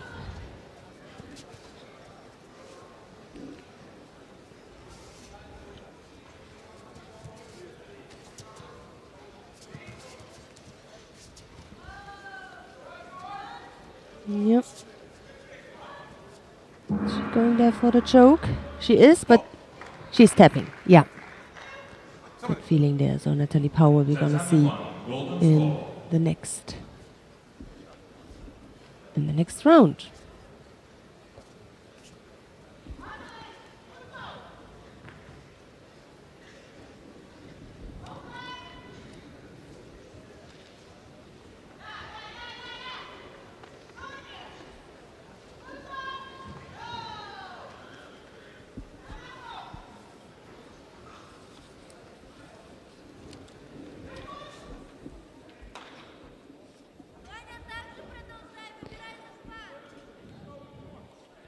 So, and after these highlights, I suggest to go then to mat number 1.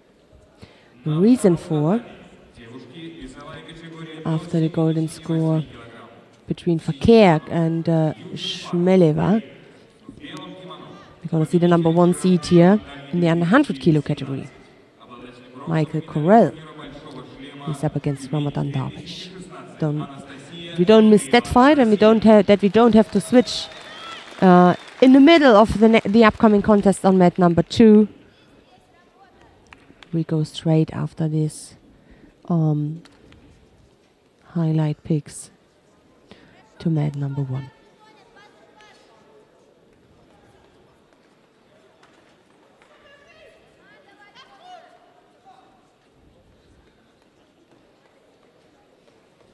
So, there we are. Verkerk against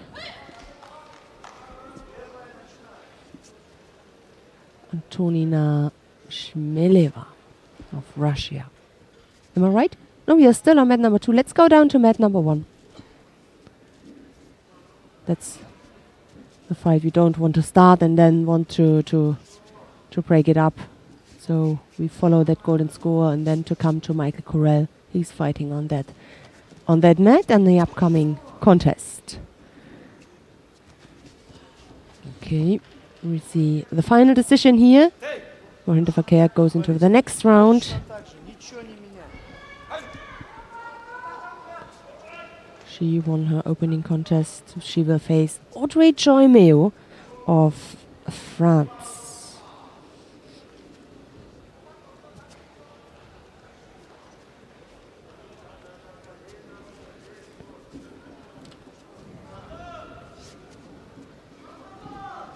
Next contest on mat 1, first round, men under 100 kilo. So, here they are. Michael Corell of the Netherlands in the under 100 kilo category. He's up against Ramadan Darwish of Egypt. Ramadan Darwish.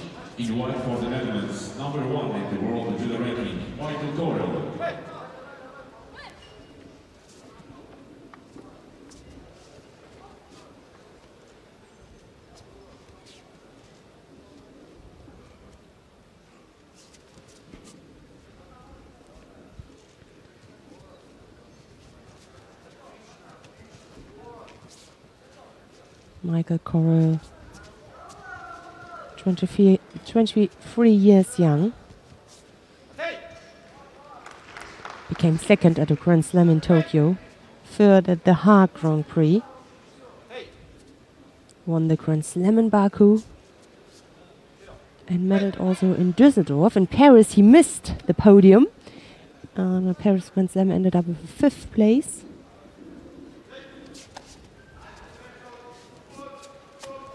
Ramadan Darwish medaled at the World Championships long time ago in the country, home country from Michael Corral. That was in 2009 in Rotterdam. He's already 29 years old.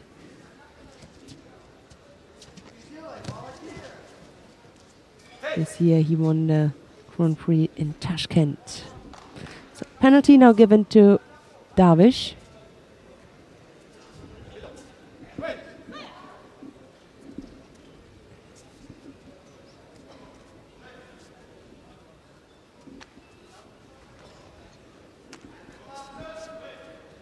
And now both penalized for being passive.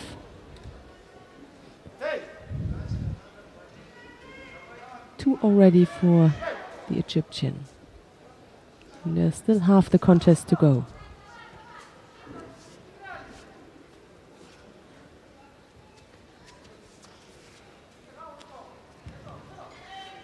He needs to close his legs there before he can't control him on the ground. The attempt from Darwish.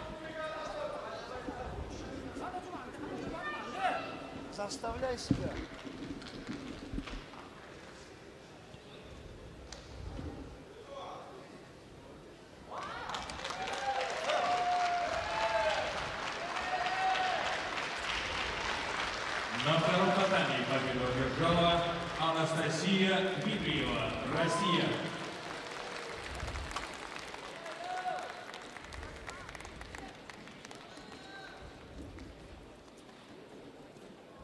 The next contest on the number 2. First round, women under 78 kilo. In blue judogi, representing Germany, Luise Malzahn. In white judogi, representing Brazil, 2017 world champion and 2 times Olympic bronze medalist, Mayra Aguiar.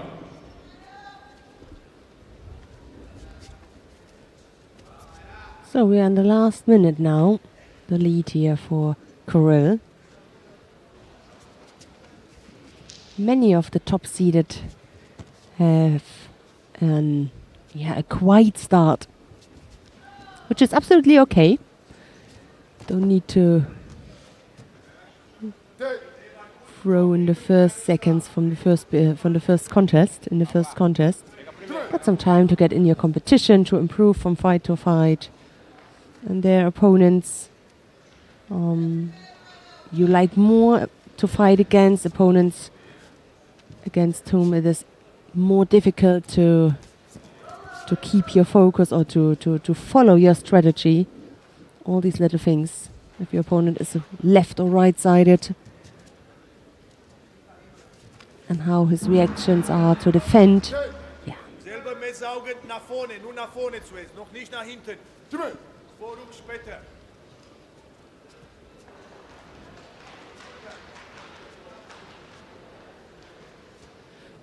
So, after that contest, I would like to go quick to mat number 2. Mayra Aguiar against Luise Malzahn. We've spoken about this fight previously. You can see the red back patch from the Brazilian world champion, and Luise Malzahn. She ended up last year in Rio with a 5th place, injured, and now on her knee. And now she's back. Good to see her. For sure, the Malzahn family, mom and dad, and his sister Klausi are watching her now, keeping our fingers crossed as the family and friends are doing it for Mayra.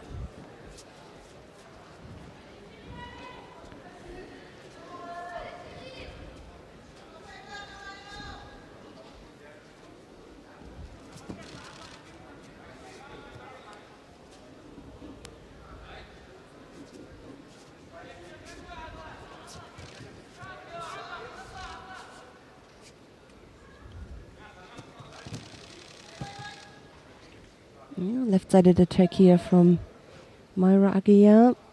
The attempt to counter the Brazilian.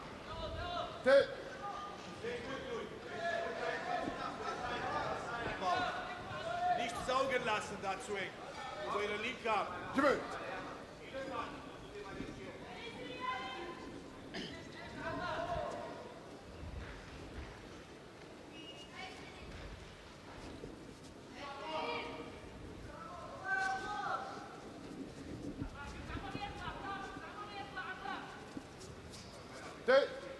Mayra Aguiar, 2 times world champion, 2014 in Chelyabinsk, and this year in Budapest.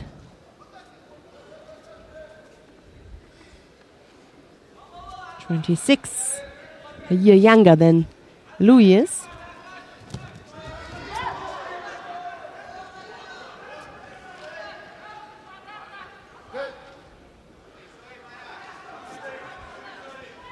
And we spoke about Louis' injury and surgery. Then she came back this year at the Grand Prix Zagreb with a bronze medal.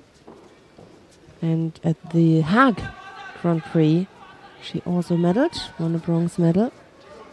The most important thing is that she's healthy, that the knee is fit again, that she trusts there and don't waste any thought on that knee, that she can go on. Good grip now from the German. Her right arm there puts a lot of pressure on her opponent, but she just couldn't use it. Both stepped out. A missed chance to come up with a big attack.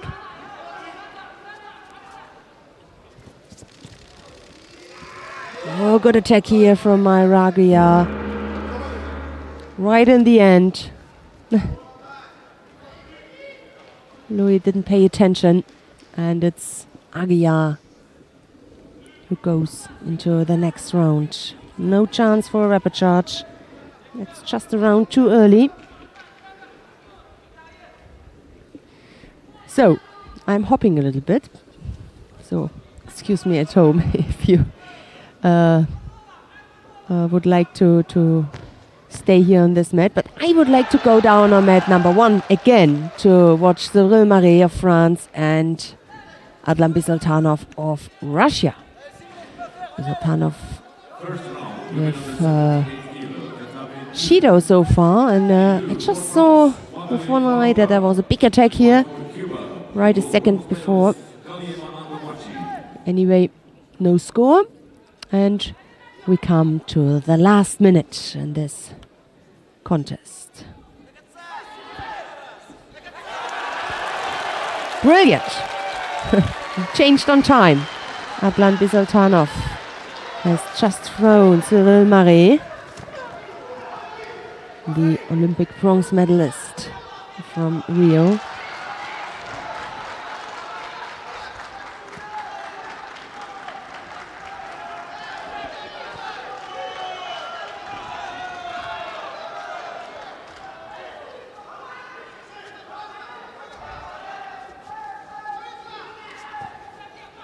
Grand Prix winner of Antalya this year.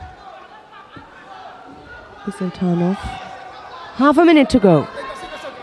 Let's see if Cyril Marais can come up with something. I mean, the French fighters are very tactical. Tactically, they are very clever, and they very often find a way to change the situation on the scoreboard. Yeah, better not to go on the ground. It costs too much seconds. 15 left. Let's see if Cyril Marais got the nerves and got a good plan now to come back. Well, strong category from the Russians with the Olympic win from Tagia.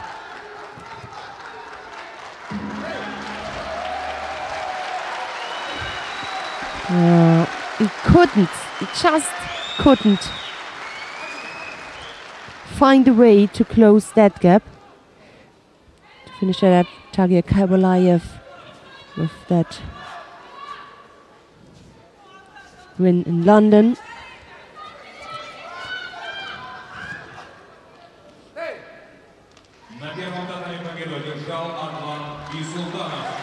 Adlan Bisultanov.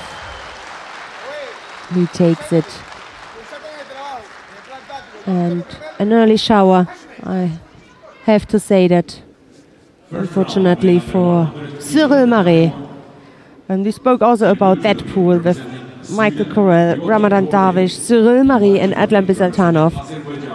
It's incredible. It could also be fights in the final block. Quick, powerful, left-sided. No chance at all. Brilliant judo he showed us. Well, it's then Correll against Bisultanov. So we follow the next contest between Ilkan Mamadov of Azerbaijan and Joachim Chwabi of Sweden.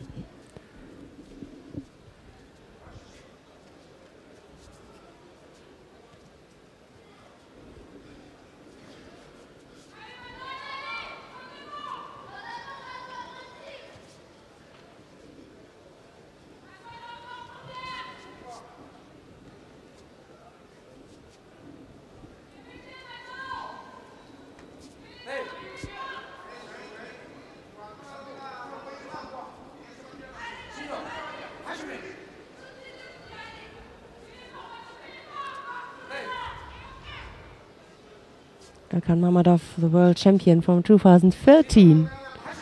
Already 4 years ago. This year he became 5th.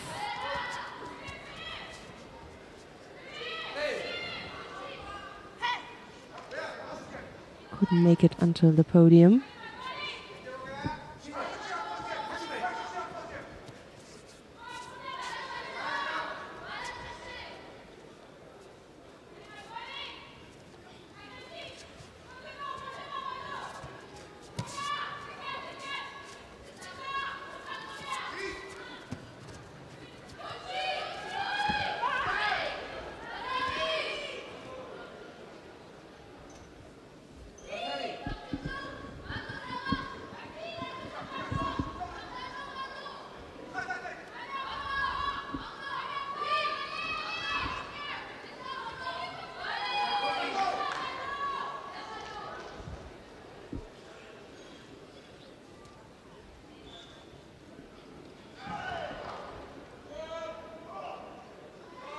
He wants to get the score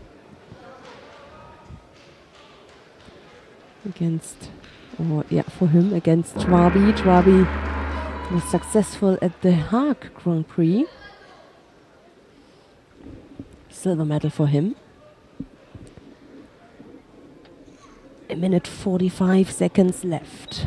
So, 1 penalty against 2, no score so far.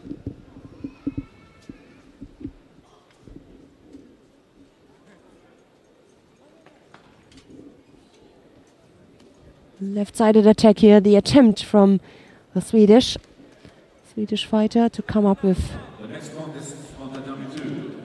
the score. Yeah, maybe could be that they decided not to give a score because his right arm lost contact to the judogi, to the judo jacket, because he brought himself also a little bit out of danger, not to fall on the back. And that could be the reason for the referees why they said, okay, it wasn't 100% control. 1 minute to go.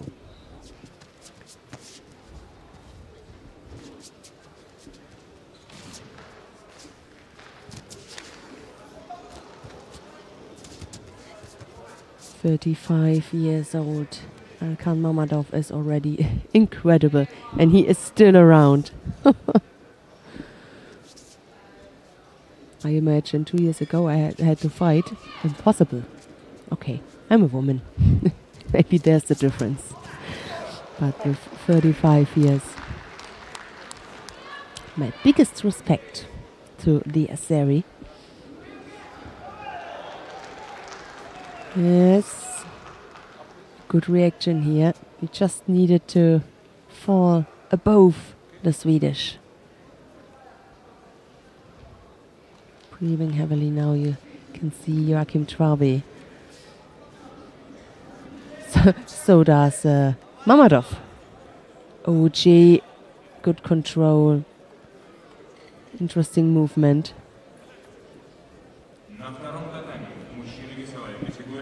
Oh, that was a poor one.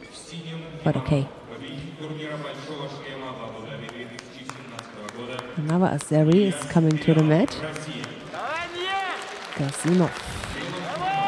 Yeah, that's down on mat 2. Yeah. In the under 100 kilo category. That's the other side of the draw. He's up against Niaz Bilalov of Russia. That's a tough one. Coming up next here, however, after Mamadov and Dvabi, Mamadov through to the quarterfinal, it'll be Kazbek Zankishiev of Russia to face Jorge Fonseca of Portugal. So the choice is yours, Miss Burma. Where we go? Yeah. Yeah, then, if the choice is mine, then I would like to go to mat number 2, watch the Olympic silver medalist, Elmar Gasimov. Okay, we're going to go down to mat number 2. We're joined the contest with a little over 3 minutes left to go. There's no score. It's Gasimov in the white judogi, Bilalov in blue. Mark Pickering and I, the IGF media manager, were wondering, looking at, chatting to some of the players and just generally, making ourselves seen, I suppose. A bit more personal, isn't it? We saw Jules Fransen of the Netherlands. We saw Gemma Howell. She was wandering the halls now.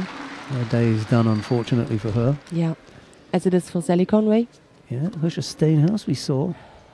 Mahinda Verkerk. All Dutch fighters still in. Yeah. And Madeleine Malonga.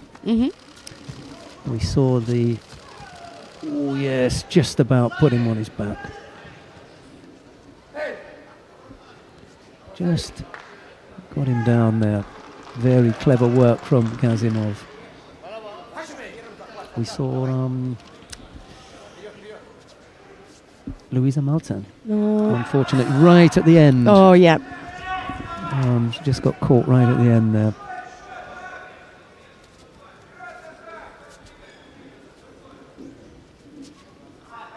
Did you see Cyril Marais?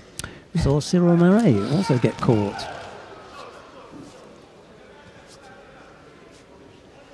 Yeah.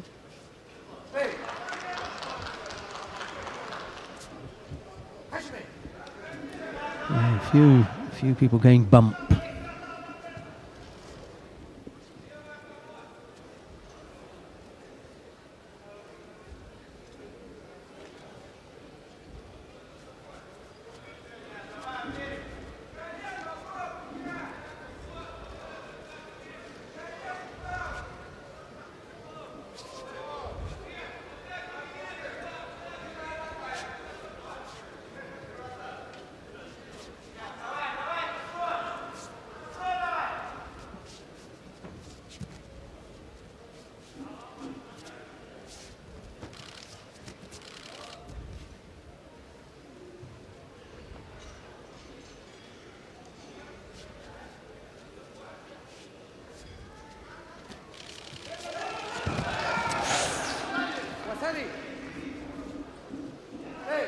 Third score by Gasimov.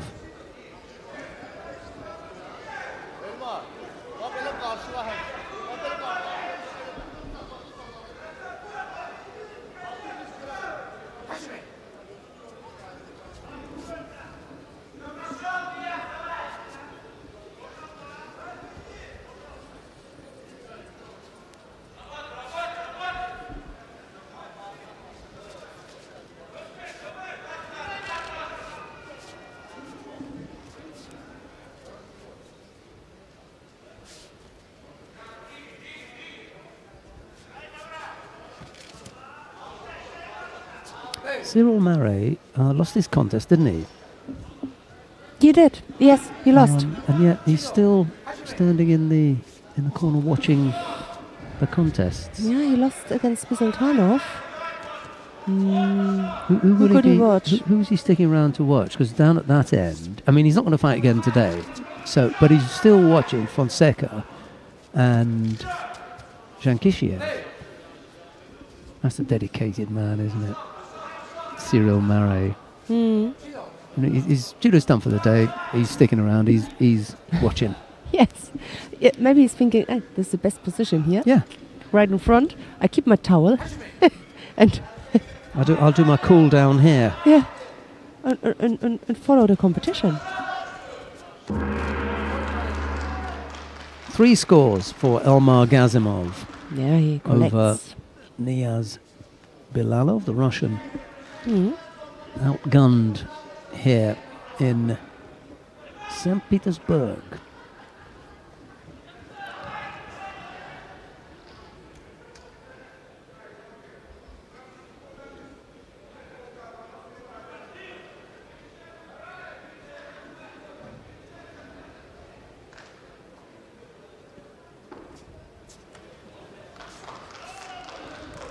Bilalov just,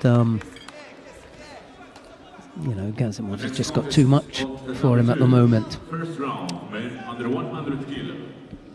Yeah. In blue judo gi, representing Cuba. Even when he came up with the attack, he was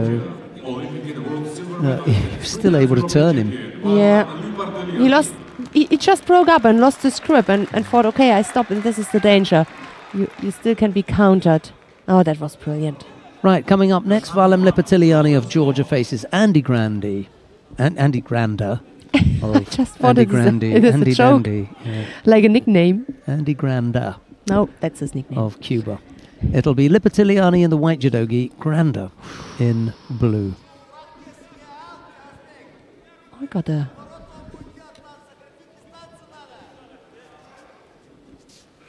got a bird. Many fighters. Also, Lipatiliani.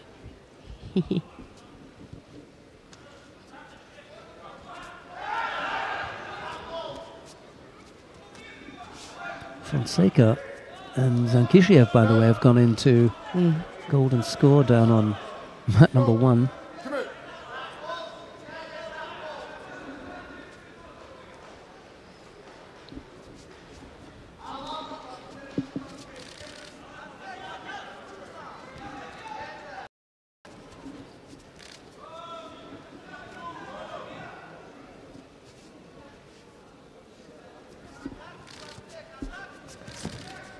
Oh, that's the grip.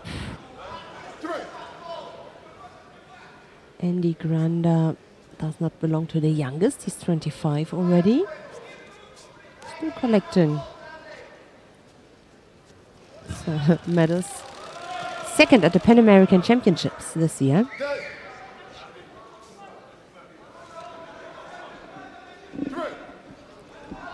Lost against the Cuban Jose Armenteros, Yeah. who's not here. Don't know if he's injured or what.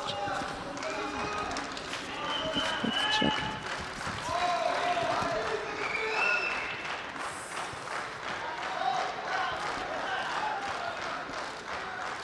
Armenteros. Ranked Nice higher. turnover. Yep. Yeah. That'll do it now. Good opening. As long as you can keep the arm, control the leg, control the right shoulder. You see, also here in this situation, Yeah. he's right next to him, but there's not no part of your body underneath. Yeah. I think that was the thing. No, Armenteros even ranked higher, but yeah, we don't know. How are you with that Osai Waza? That Ushiro, the reverse, and trap the leg, one arm. For me, that's okay because you're Yeah, still me too. above. Yeah. In the past, remember, he still need to have. In the past, it was a rule to have That's contact, eye contact to turn. Maybe this is Break not your neck. Yeah, so depends how flexible, how much muscles you have there. Bigger would be impossible. Yeah, I couldn't turn his head, yeah. So, but then you turn your whole body. But I like this. I go absolutely agree. It's not a problem. Oh, look, Sheldon, who's coming up next. Kirill Denisov Yes. and Martin Pacek. Every time I see Kirill Denisov on a draw sheet, I think, wow, he's still around. I'm happy. I mean, I like to see, enjoy watching his judo. It's Denisov in the white judogi, Pacek in blue.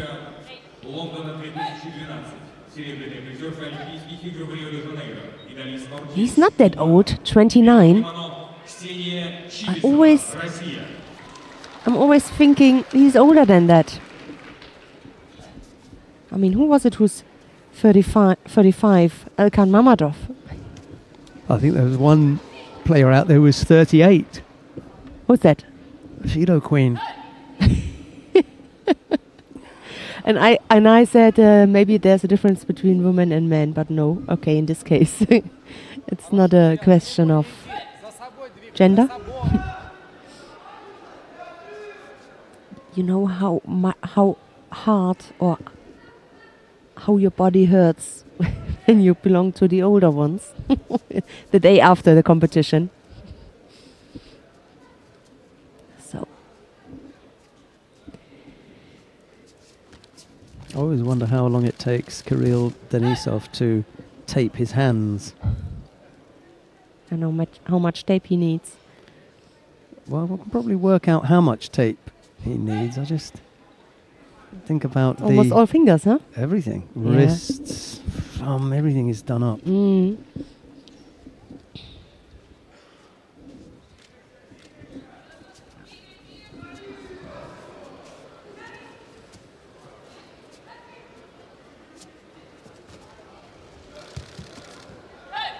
Acrobatic. Yes, the second time that Denisov has had to spin out Yeah.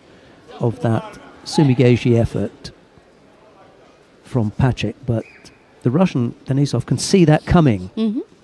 And one of the problems for Pacek is that he began a long time ago to employ that Sutemi-waza as a means to bring his opponents into near-waza, engage them in near-waza. And you can see that here. That last effort really didn't have anything to do with him attempting to throw Denisov. And Roberta Kulia saw that, gave him the penalty, because he's not attempting to throw Denisov there. So what happens is, as you become more and more accustomed to not attempting the throw, you put less and less effort into it, because you're now concentrating on the transition phase, what you do once you get down. He's left out what you should be trying to do when you're standing up. The first thing that he's got to do is to try to throw him. In the event that you fail with the attempted throw, then you can start to work on the ground in the strongest possible way. But he's now got it the other way around. He's trying to get himself into the strongest possible position from which to work on the ground, and as a result, he's putting less effort into the throwing part, and he just got caught there. Absolutely, I agree. With that Shido, and there's since been a second Shido, so 2 penalties up against Pacek now, just the one against Denisov, and we've got a minute and a half left to go.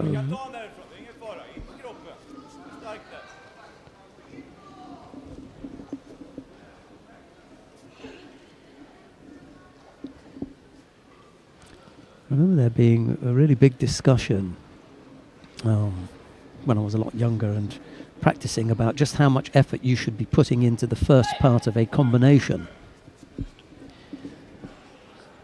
And what was the emphasis? What was a combination? What was the basis for a combination?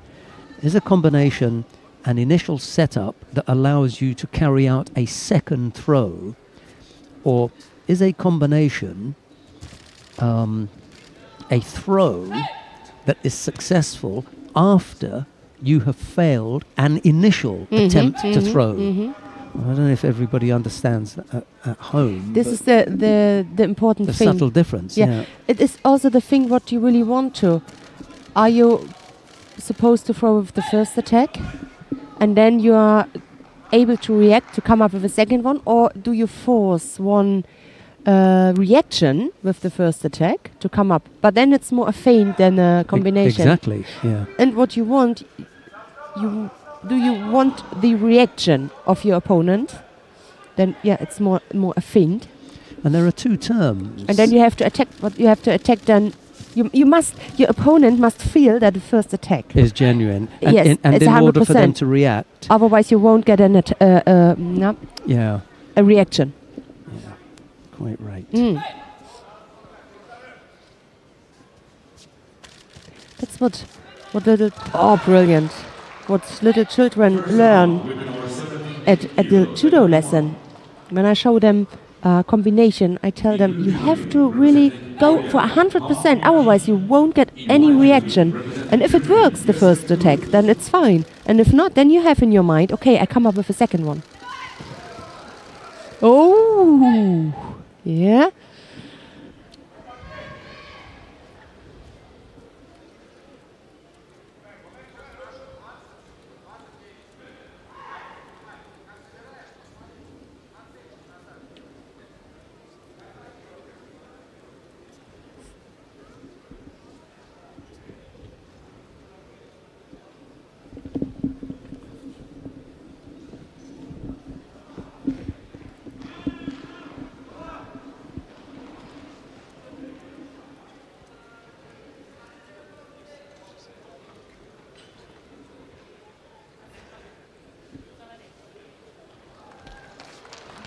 So, yeah.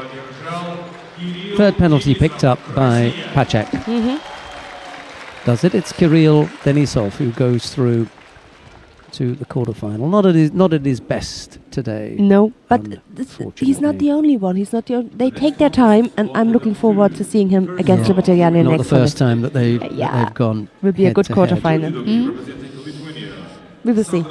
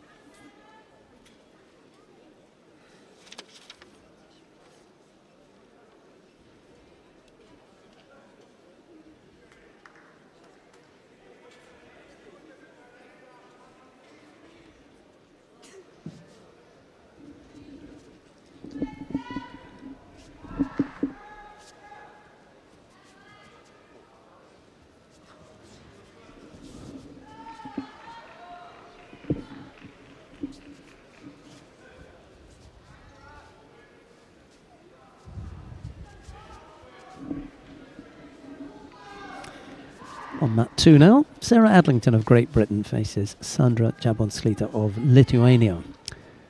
It's Adlington in the white judo gi, Jabonsklita in blue.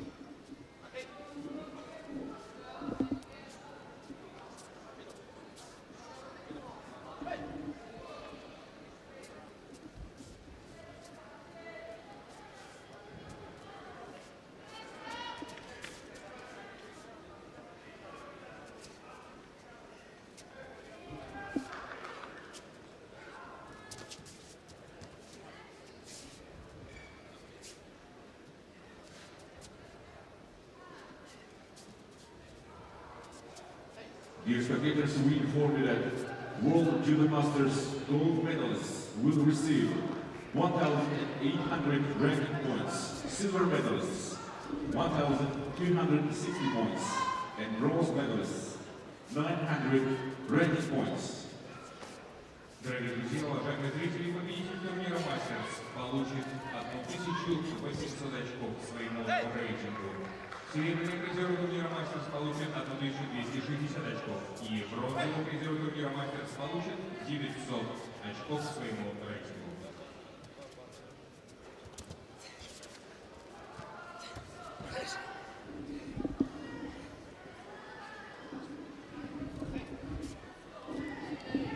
Well, the contest is penalty strewn at the moment. 2 penalties picked up by Adlington, 1 by Jablonskita, but I'm not sure how long that's going to stay that way, given the speed with which they've been dished out already.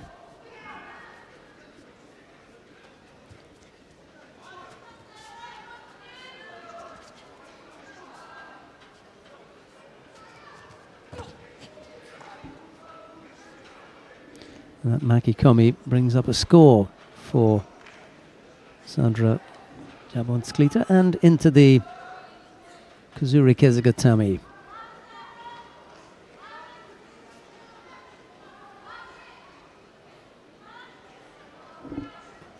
Not able to get out of that one, I'm afraid. Sandra Jablonskita of Lithuania it is who wins her first round contest. Just going to try and keep Annette Berm's contest sheets up to date now. Savile Cowles didn't have a fight. It was Ortiz, I think, over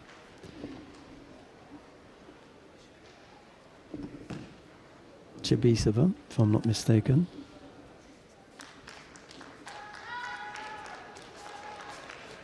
But I'll have a look and tidy things up properly whilst we have a look at the highlights from that one.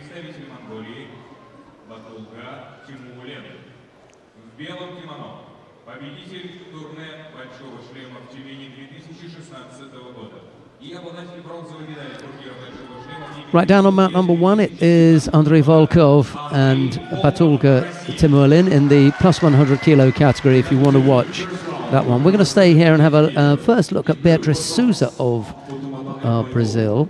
She's up against Anne Fatuma Mbairo of France. Souza in the white judogi, Mbairo in blue.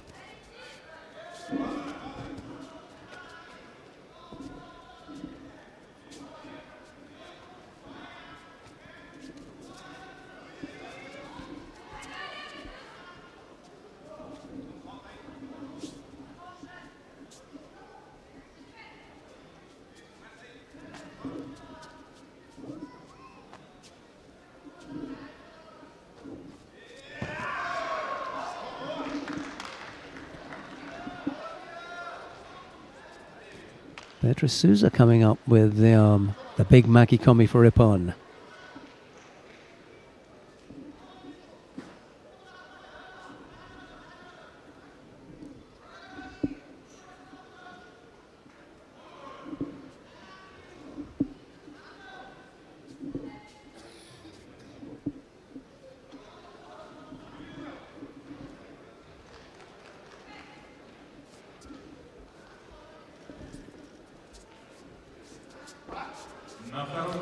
Right, so whilst we have the highlights from that one, I'll give you the quarterfinal lineup for the women in the plus 78 kilo category. Tessie Savile-Cowles will face Idalis or Ortiz. It'll be Maria Suellen Altherman to face Yasmin Kulbs. Larissa Cherik will face Sandra Jablonskita, and it'll be Kim Min-jong to face Beatriz Souza. That is the quarterfinal lineup in the plus 78 kilo category. We're going to stay here to have a look at round 1 in the plus 100 kilo category. Gurem Tusishvili of Georgia faces Anton Krivabokov of Russia. It's Tusishvili in the white judogi, Krivabokov in blue.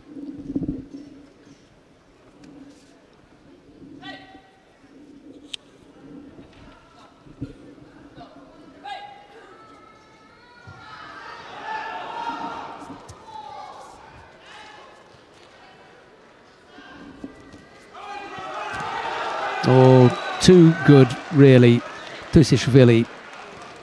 You can see that he's a different class. His movement is completely in another gear. He's moving at one speed, and Krivabokov is moving at another.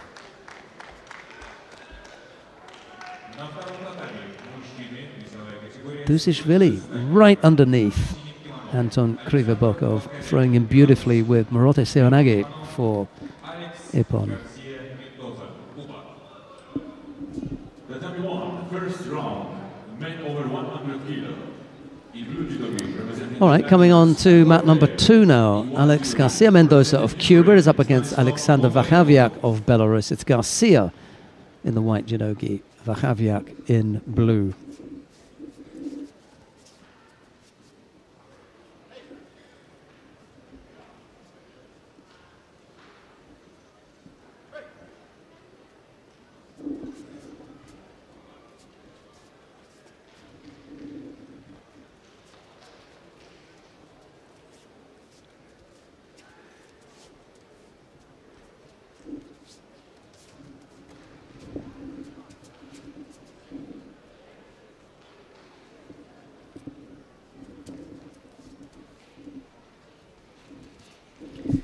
Meanwhile, down on mat number 1, you got Stanislav Bondarenko and Roy Meyer. That's taking place down on mat number 1. Vachaviak picks up the penalty. I'll give you the quarterfinal lineup for the other weight categories as I get them. We've got the under 100 kilo category. Michael Korel to face Adlan Bezultanov. Elkan Mamadov to go up against George Fonseca. Sarienik Miklos to face Elmar Gazimov. And it'll be Valam Lepetiliani up against Kirill Denisov. That's in the under 100 kilo category. Then in the under 90 kilo category, Alexander Kukolya to face Guak Donghan.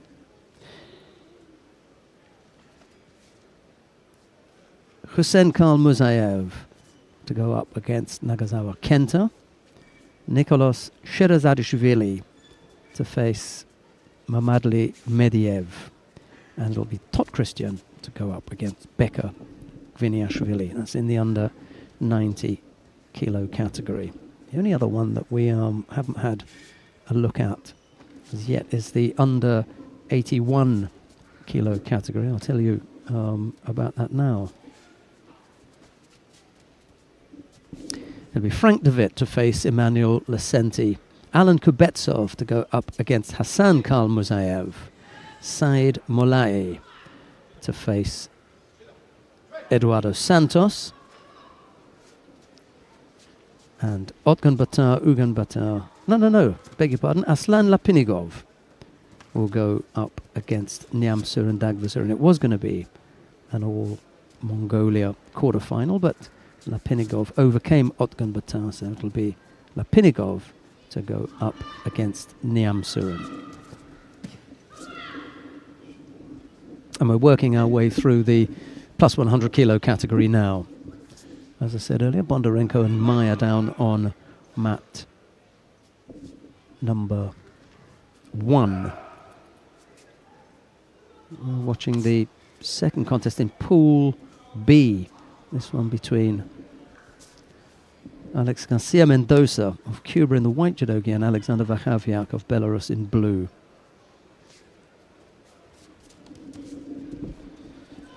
Right, well, I told you about the plus 78 kilo category. Let's go and take a look at the under 78 kilo category. Husha Steinhaus will face Karen Stevenson. Audrey Chomio to go up against Mahinda Verkerk. Natalie Powell to face Anastasia Dmitrieva.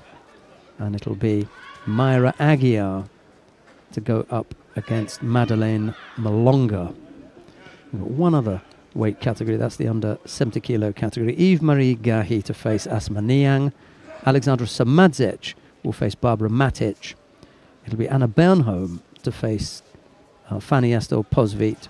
And Maria Portela will face Michaela Polachus. Okay, so you're up to date with all the weight categories as far as the quarterfinals are concerned. And it's only the plus 100 kilo category where the quarterfinals haven't been decided yet. We're working our way through the round 1 contests now.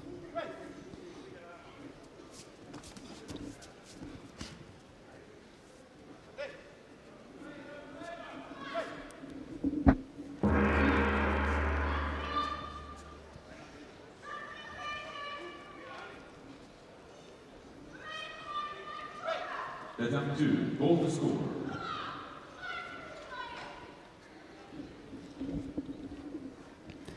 Golden score between Garcia Mendoza and Vahaviak. And the same situation down on mat number 1 between Bondarenko and Maya. So a bit of a hold-up as we work our way through.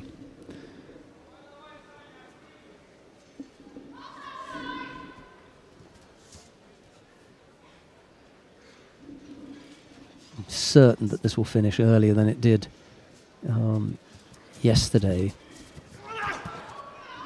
despite the number of golden scores. We've probably had that more number of ippons, I think.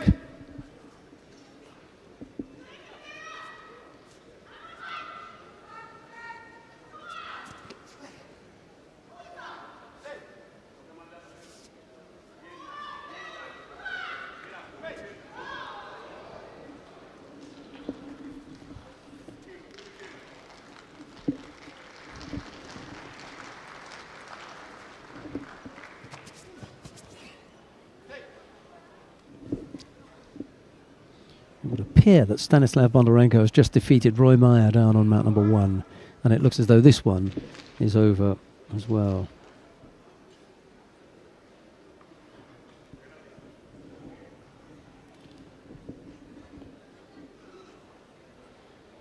Well, Vahaviak is the more likely of the two to pick up the penalty then, if they're calling it a day, because he's already picked up 2 penalties.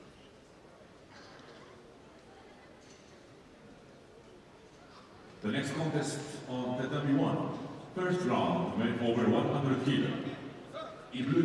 So it is. Garcia Mendoza goes through to face Gurem Tusishvili. На втором татами мужчины весовой категории свыше 100 килограмм. В синем кимоно представитель Сербии Жарко Чулук. В белом кимоно. Right, well, where are we going to go then? Are we going to stay with Rafael Silva? Yeah, why not then? Let's have a look at Rafael Silva of Brazil. He faces Zarko Chulum of Serbia. It'll be Silva in the white judogi, Chulum in blue.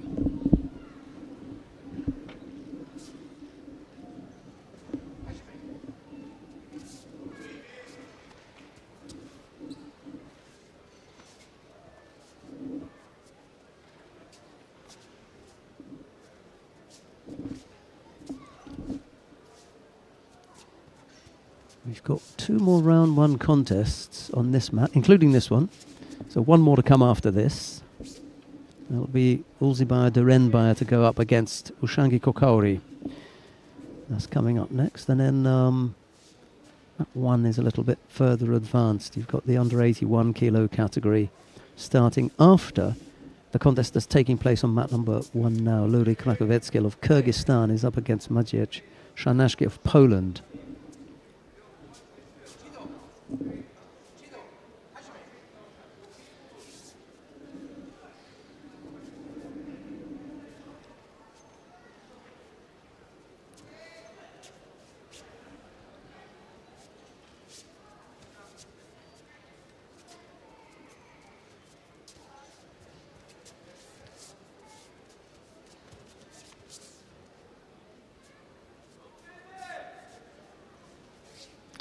I had a photograph taken with Rafael Silva some years ago. I think my head comes up to where his armpit is, so he's head and shoulders taller than I am. But it's not just the height, it's just the sheer volume of the man. He's a huge man, he really is a giant of a man. The referee in the middle, Everardo Garcia, is a little bit taller than I am. And he just looks small out there. So you can imagine how much smaller I looked in that photograph. He really is a giant of a man, Rafael Silva. Szanaszki has just thrown Krakovitsky of Kyrgyzstan for ippon down on mat number 1. And it will be Szanaszki to face Bondarenko in the second of the quarterfinals.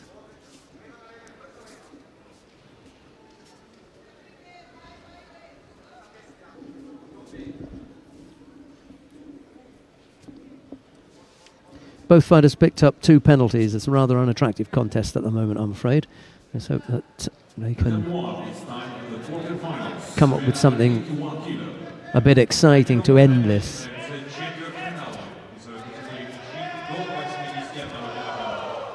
Lovely driving Osodagari. Ended up with a little bit of the Osodomaki Komi look about it, but it was definitely an entry into Osodagari from Rafael Silva that brought Zarko Chulam down for Ippon. Silva it is, who goes through to the quarterfinal. He'll face the winner of the upcoming contest, but before we introduce those 2 fighters, let's have a look at the highlights from this one then.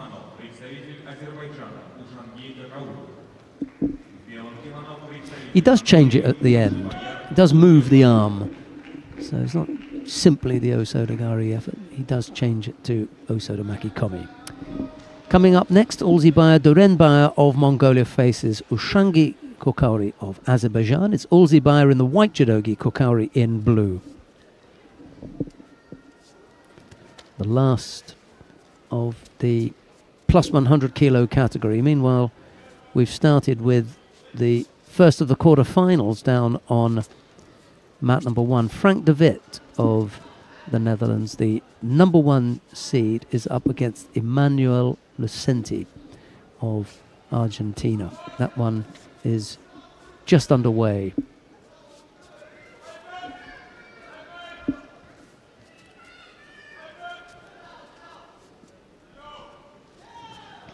And I think what we're going to do, because that is a quarter-final, we're going to go down to mat number 1.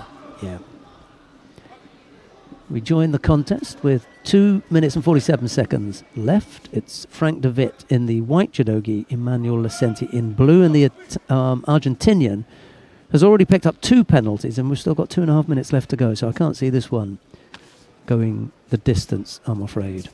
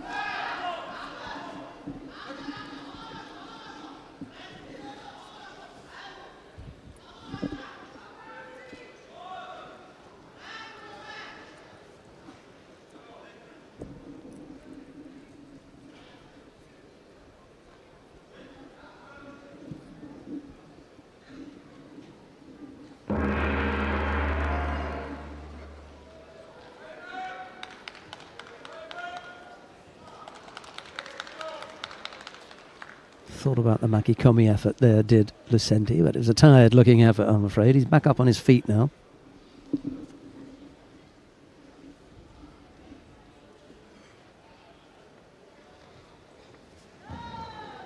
And another good effort there from Frank de Witt. That brings up a score. Looked like a low right-sided Haragoshi.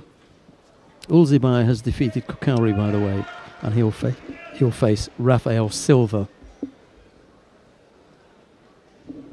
The number 2 quarterfinal, men under 81 kilo. На втором татаме четвертьфинала мужчины весовая категория до 81 килограмма. Синий кимоно Эдуардо Юди Сантос, Бразилия. В белом кимоно Саид Мулаи. So De Witt it is who wins out over Lucenti. The winner of match 1, in white for the Netherlands, Frank De Witt. Frank De Witt will be in the semi-final for weight number 81 kilo. Right, coming up next, Alan Kubetsov of Russia faces Hassan Khalmuzayev, also of Russia. We're going to go down to mat number 2 to see the contest between Said Molai of Iran. He faces Eduardo Santos of Brazil. And if you want to see the contest between Kubetsov and Khalmuzayev, just click on 1 and you'll see that.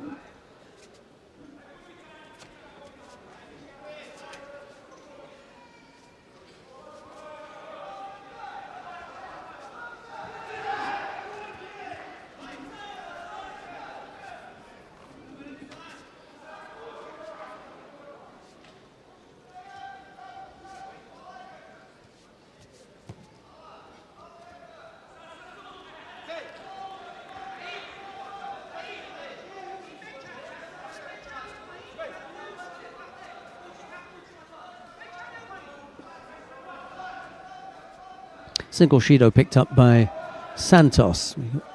220 odd left to go.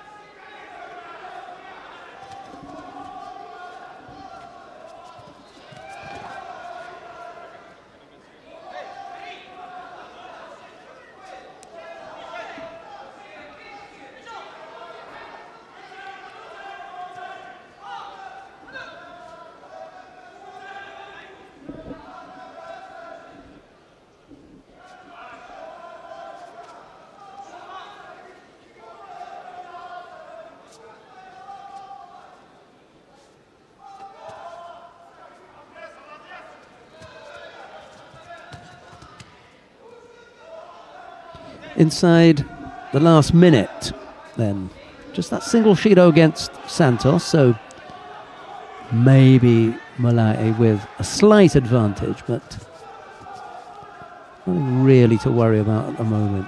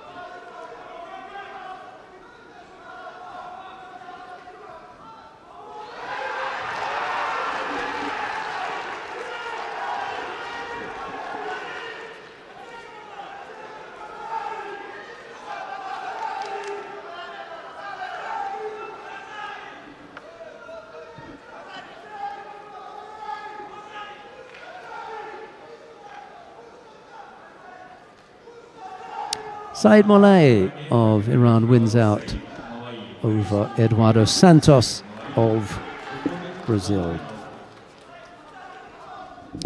Okay, we can see the contest coming up next between Aslan Lapinagov of Russia. He faces Niamsuren Dagvazurin of Mongolia. It'll be Lapinagov in the white judogi, Niamsuren in blue.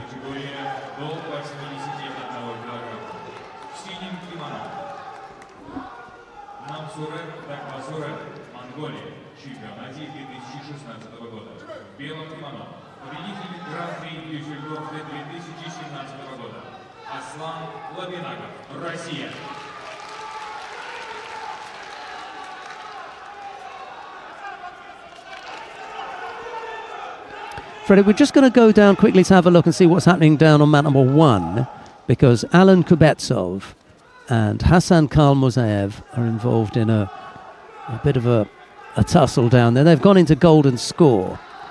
So let's have a look and see what's happening here. Neither fighter penalised and no one has scored.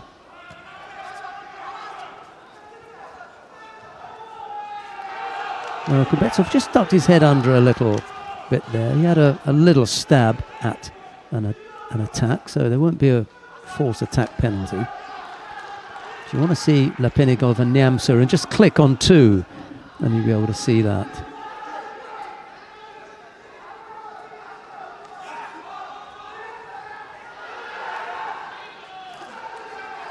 Kalmuzaev just beginning to put the pressure on here. Kubetsov turning away on a couple of occasions, uncomfortable with the grips. Yeah, just brings him down onto his side there.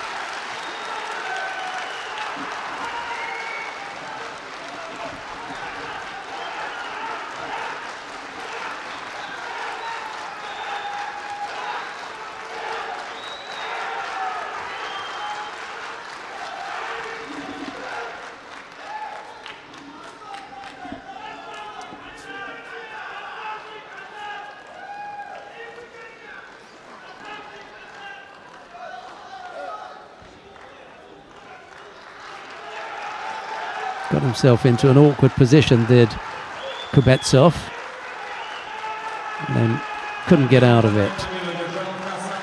It was Frank David a bit earlier on. There's the Kubetsov going down to Kalmuzaev.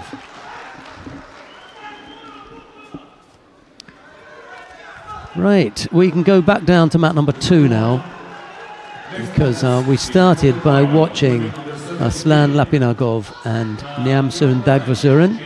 We're back down here. There's no score yet. Both fighters have picked up a penalty apiece.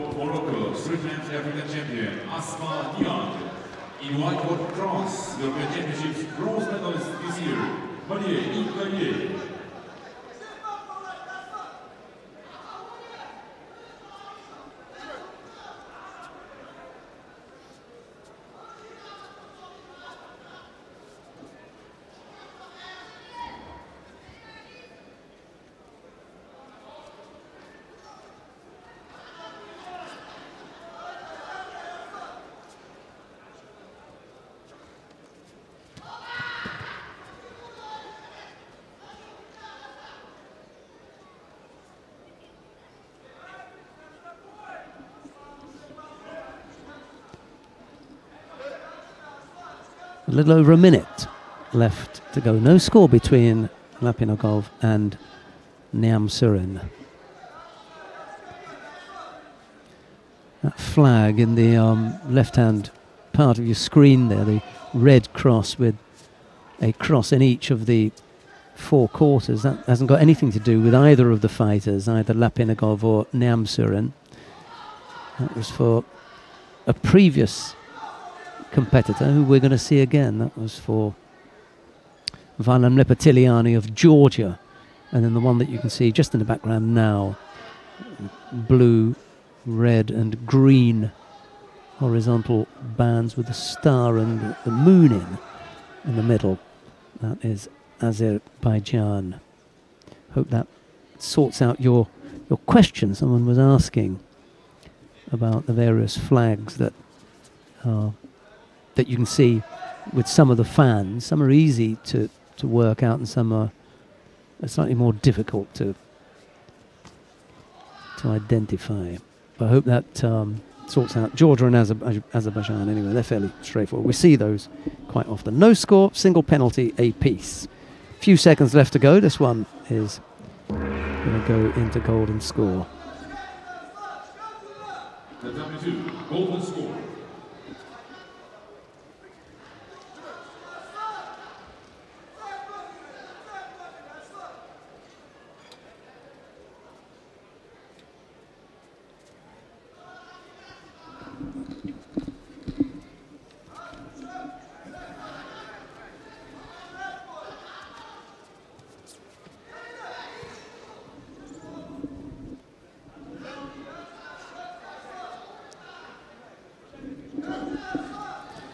This for a place in the second semi-final. Saeed Mollai of Iran already waiting in that semi-final spot.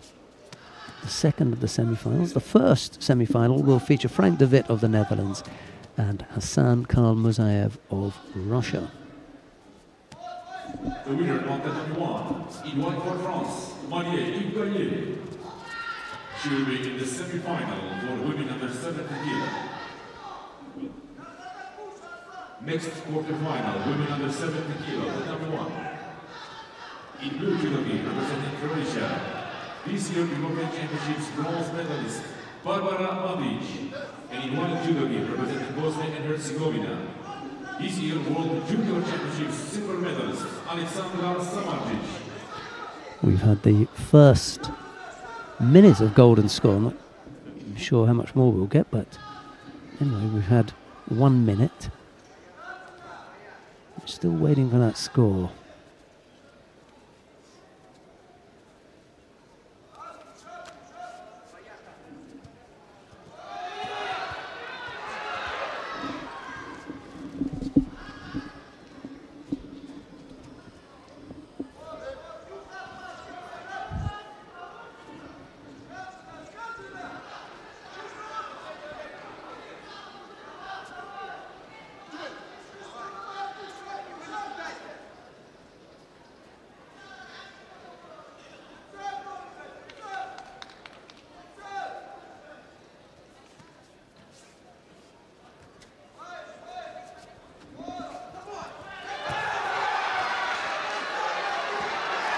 Good strong effort there from Lapinigov. Kept driving and driving on the left-hand side and eventually came up with the finish.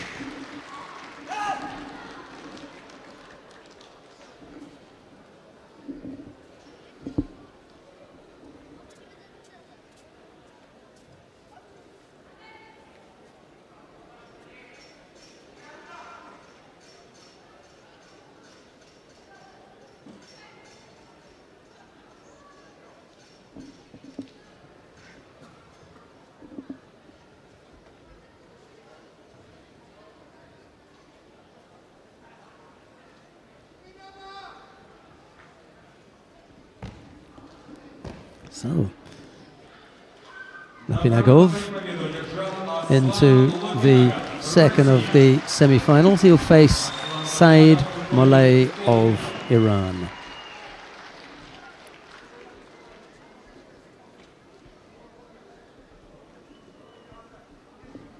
The number 2, quarter-final, women under 70 kg. На втором татаме четвертьфинала девушки весовой категории до 70 килограмм. В синем кимоно Фания Стель, Басвик, Франция. В белом кимоно Анна Бернколь, Швеция. Right, on mat number 2 now, we've got Anna Bernholm of Sweden. She faces Fanny Astel Posvit of France. It's Bernholm in the white judogi, Posvit in blue. And we were chatting about this contest earlier on.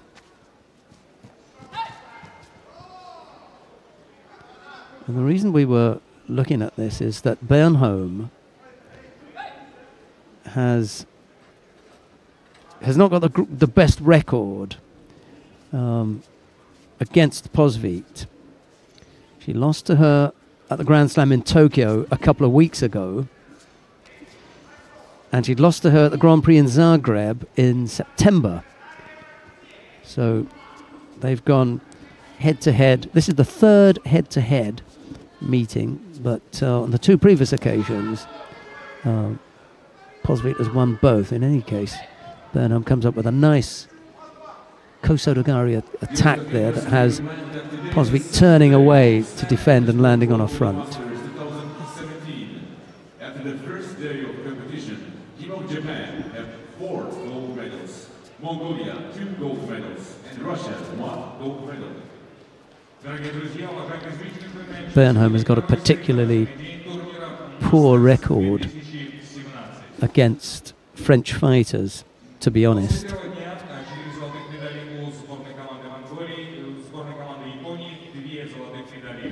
Indeed, at 63 and 70 kilos, she has never defeated a French fighter.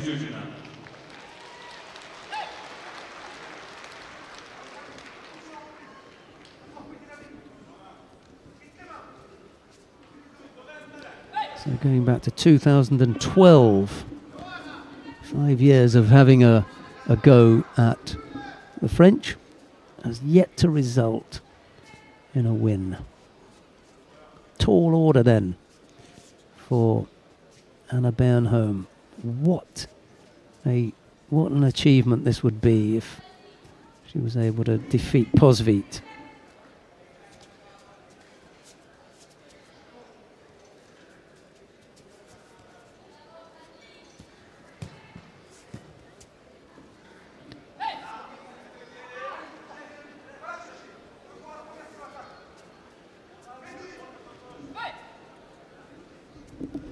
Posvit is ranked quite a bit lower than Bernholm, down at 24.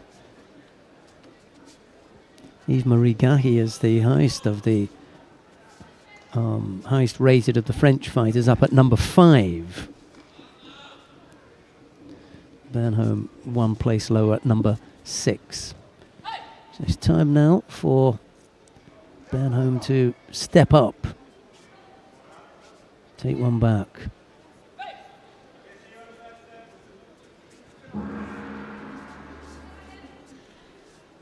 Be a great win for the Swede if she could defeat Posvit.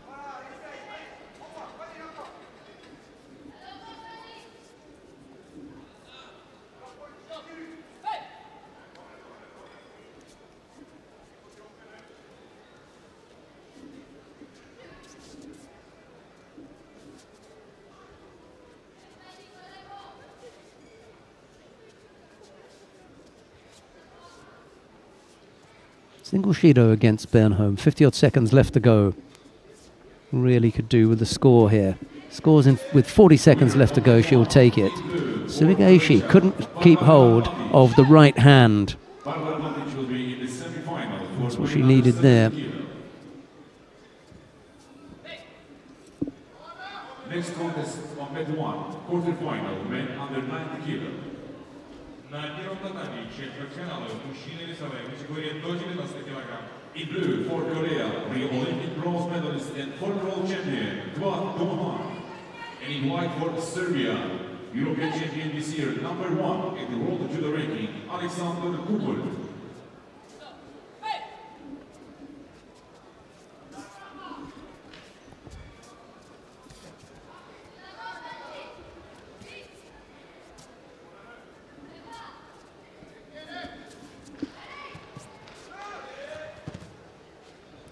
Well, maybe if Bernholm is in this for the long haul, she could prove that a little bit stronger. They're going to go into golden score here. Bernholm having picked up 2 penalties, Posvit just the 1. And Bernholm is still in it. Desperate stakes. Oh, is there enough? Did she come down on the side? That was close. A desperate attempt there from Posvit. Just threw herself at Bernholm, and Bernholm almost came up with the Uranage.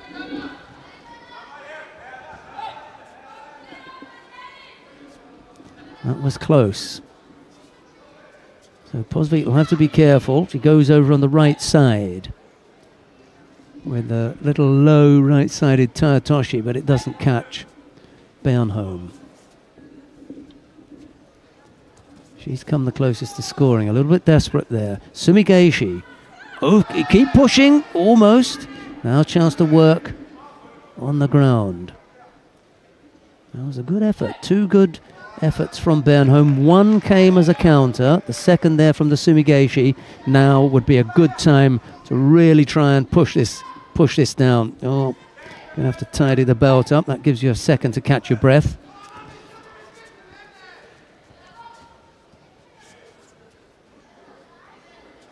Don't wander out the area.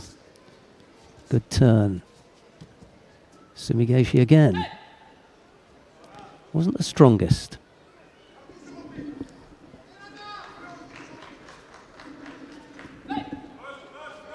Bernholm would be over the moon if she could take this contest. Go for the Uchimata here. Just get the leg in the right place. Almost over for the Haragoshi if she kept pushing. Well, no, I don't think so. Sorry, it's on the wrong side. Yeah, she's nodding now in understanding. Didn't see the push. It's on the other side from the referee. She couldn't see. Took that back pretty quickly. Now's got to come up with another attack, Bernholm. Just keep the pressure on. A little bit desperate with that Taneo Toshi and a bit too far away. Minute 27. Good contest between these two. Just saw the shoulder. That was what led to that kind of thinking, that there was a score, but wasn't there. Possibly hiding the left side of the body. Doesn't want Bernholm to grab hold there. That wasn't the strongest of efforts, was it?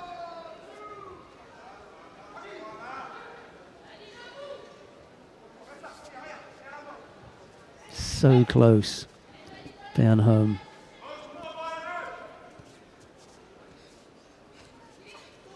Another chance. Yes, looks okay to me. She brings her across her own body, and most of Posvit's body is landing on Bernholm. There isn't enough of the scoring part of Posvit's body to claim the score. But it's a second big effort there from Bernholm. She's got the edge for me. And as I said earlier, the longer this goes on, the better it is for Bernholm. She just looks that little bit stronger physically at the moment. Not quite enough. No part, the lower part of the body either.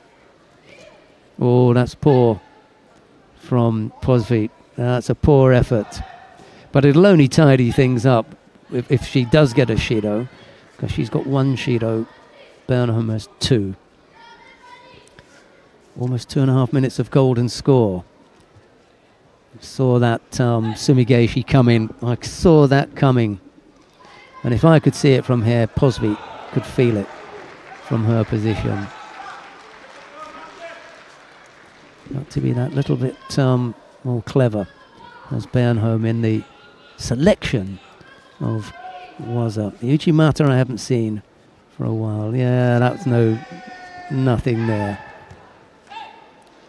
Just back up on her feet, Bernholm. She's the stronger physically of the two at the moment, but only just.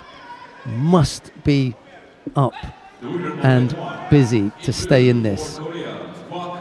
Almost 3 minutes of golden score. There you go. That's not a bad effort.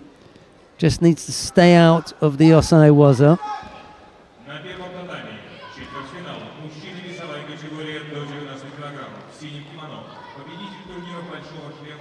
Posvit hasn't been able to take advantage of that position. It was a poor effort from Bernholm. She left herself open for the Osai Komi, and Posvit couldn't put it on.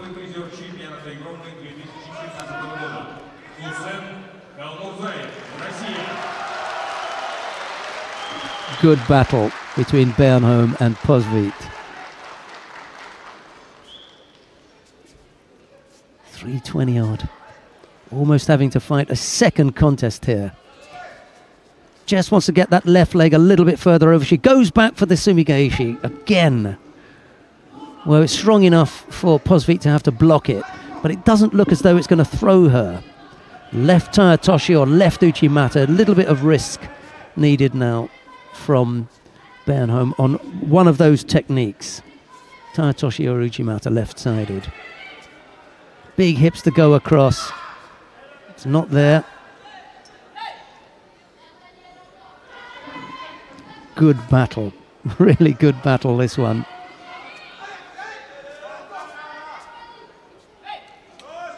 This for a place in the semi-final. Really don't want to lose at this stage.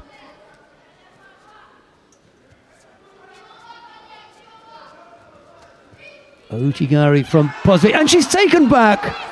Good counter, and it's been the counters that have looked the most likely to come up for a score with Bernholm, and so it is.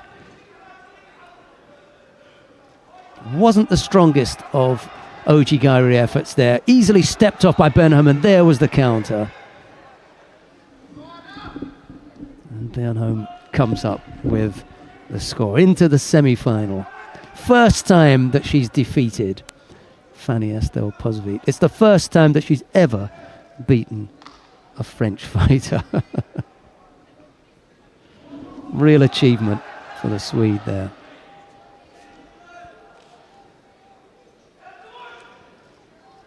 Achieved a few things with this win.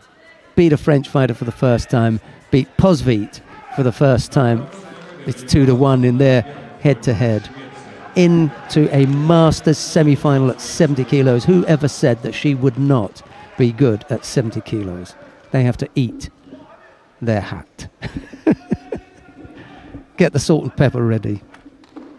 Right, coming up next, Maria Portela of Brazil faces Michaela Polaris of Austria. It's Portela in the white judogi, Polaris in blue. We're going to go down quickly to have a look and see what's happening with Hussein Karl Musayev and Nagasawa Kenta on mat number 1. Nagasawa leads by Wazari with a little over a minute left to go. Well, I think I heard that in the under 90 kilo category, Kwak Dong-han had defeated the number 1 seed, Alexander Kukolyev. So we'll put in Kwak into the first of the semi-finals.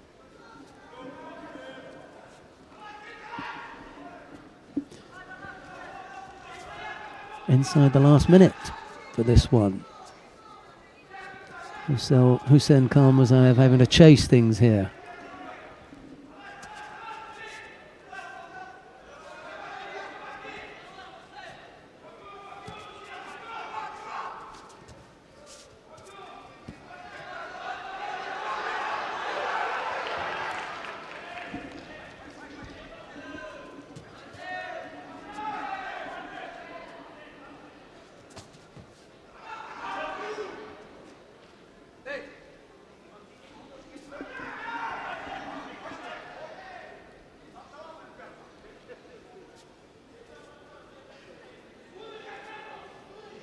That was Guak throwing, yeah, no problem. That was Guak throwing Alexander Kukolya off the sleeves. Thanks, Freddie. That was very nicely done.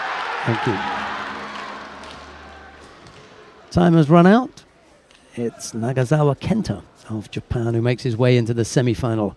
Hussein Karl Musayev will have to battle it out in the repechage.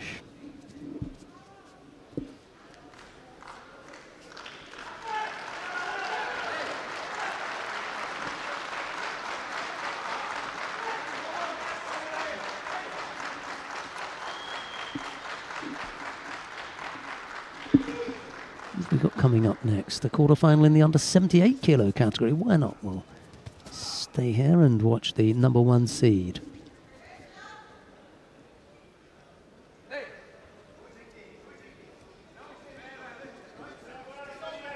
The number 1 winner in blue for Japan, Nagasawa Agenda. He will be in the semi-final for men under 9 kilo. And we were talking about flags, weren't we? And you can see a couple, one on the left-hand side, one in the middle, one on the right. We spoke about the Georgian one, which is the Red Cross, but the other two, that's the white flag with the two green bars, one at the top, one at the bottom, and that red symbol in the middle. That's from Ingushetia. I suppose, therefore, Karl Musaev must be from Ingushetia. You've got his supporters there. Steinhaus not wasting any time. Scores Wazari. Kami Shogatami, vice-like grip there.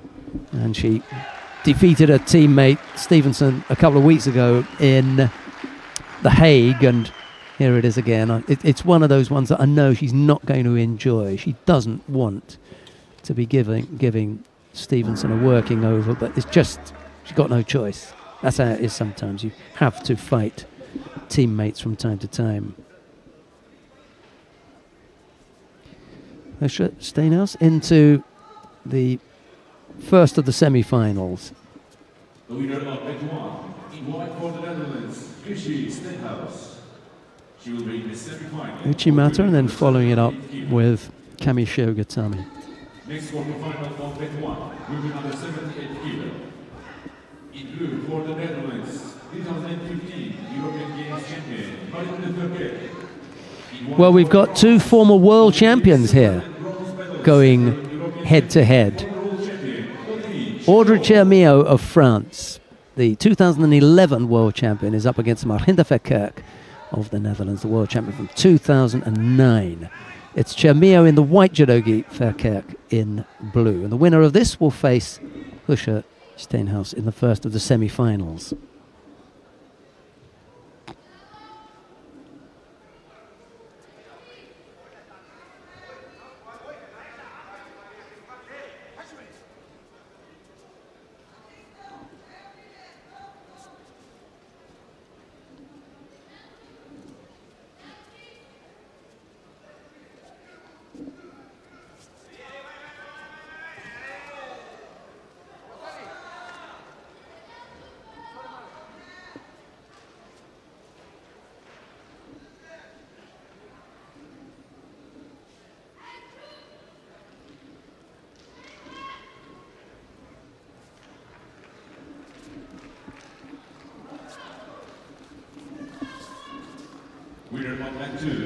Chermio is in good form against the Dutch, actually. She's defeated both Verkerk and Steinhaus the last time that they went up against each other. Steinhaus twice recently, once at the European Championships in the final in April earlier this year. That was the European Championship final. And then she beat her in the final, the European Championships in Kazan last year. And before that, she defeated Verkerk at the Grand Prix in Dusseldorf in 2016. And Verkerk again at the World Championships in the quarterfinal in Astana in 2015. So the last few outings against the Dutch, Chermio has had the beating of them, and Stevenson in there as well. You can throw Stevenson in there for good measure in the European Championships earlier in the year in the quarterfinal.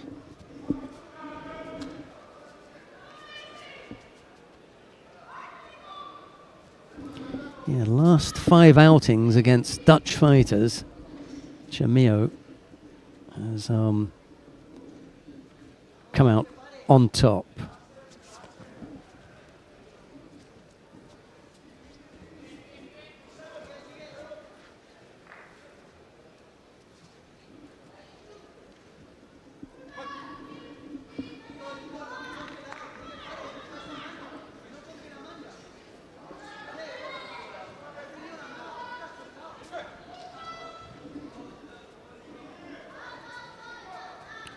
Well, she's got quite a history of battling with Marhinda Verkerk. 9 times they've gone head-to-head. 9 times, 7 years, this series. so far. And of the 9 previous meetings, 7 of them have been won by Chemio and 2 by Verkerk. So Verkerk's got a bit of catching up to do. She'd love to do it here at the Masters. Not that sure, however, because she's already got 2 penalties. Picked up a penalty here, does Chemio. She joins Verkerk in the penalty collection department, but 2 to Verkerk, 1 to Chemio. There's a minute 20 odd left to go.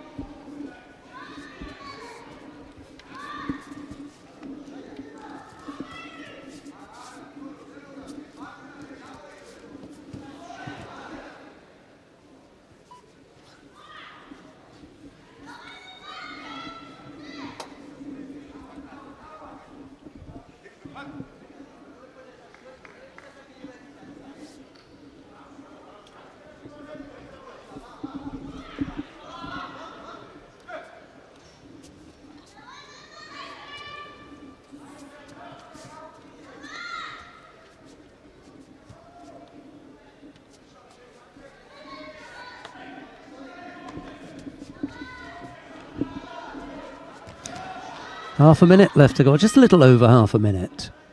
The advantage at the moment with Chemio, who's picked up the 1 penalty. Verkerk has collected 2.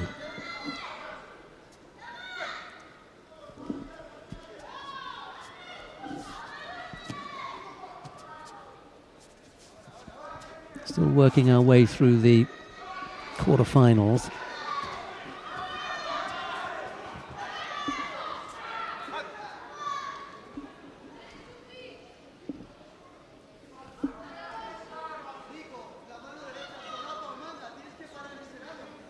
Little foot tap from Chemio. Standing up nice and strong is Mahinda Verkerk. I think she can take a leaf out of Anna Bernholm's book in her contest with Fanny Astel-Posvit. The longer that Verkerk is in this against Chemio, the better her chances are.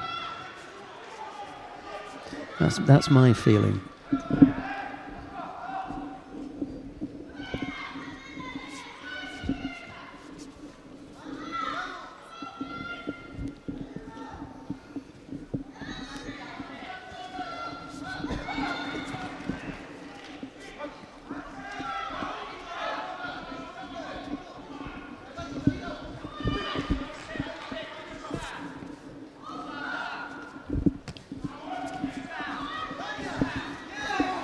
Now, just saying, Annette, that the longer that Mahinda Verkerk is on the tatami against Audrey Chemio, the better. Chemio is experienced, world champion in 2011. Verkerk was world champion in 2009, and she's got much.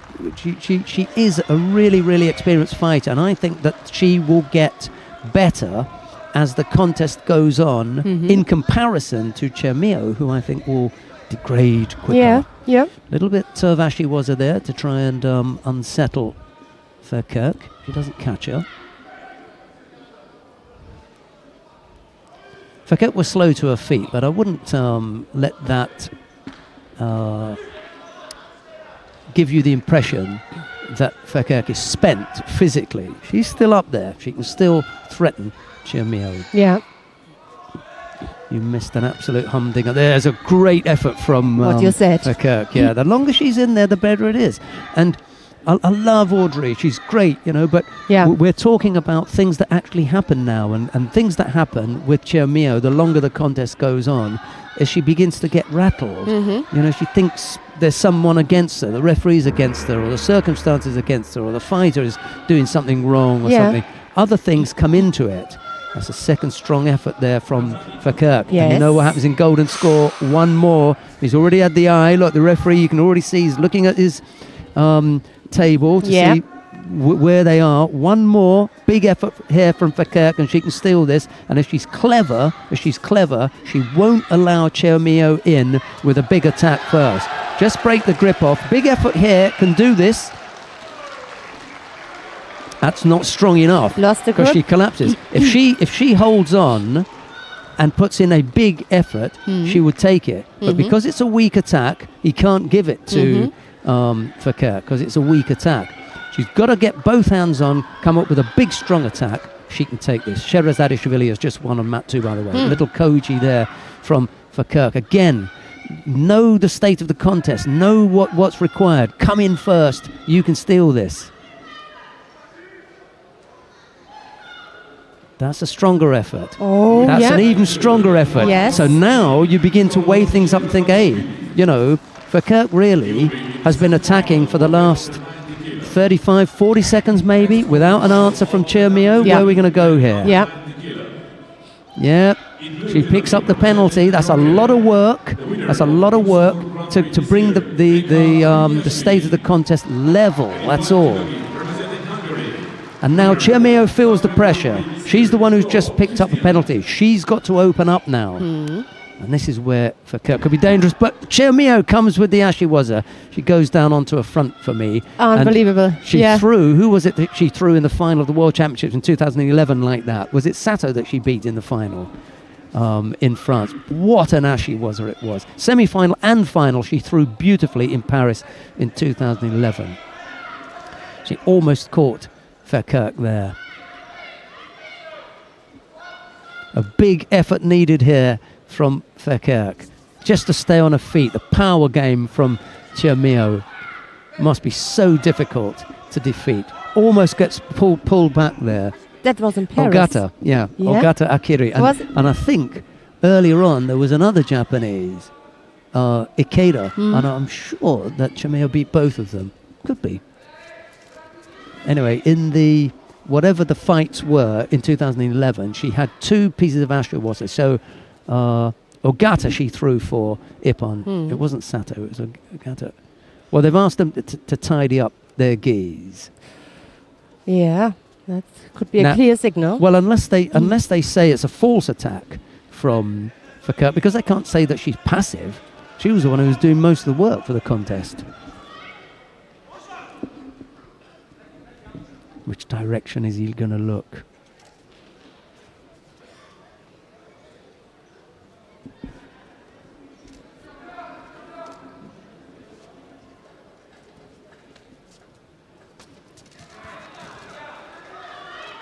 Decision coming here. Yeah.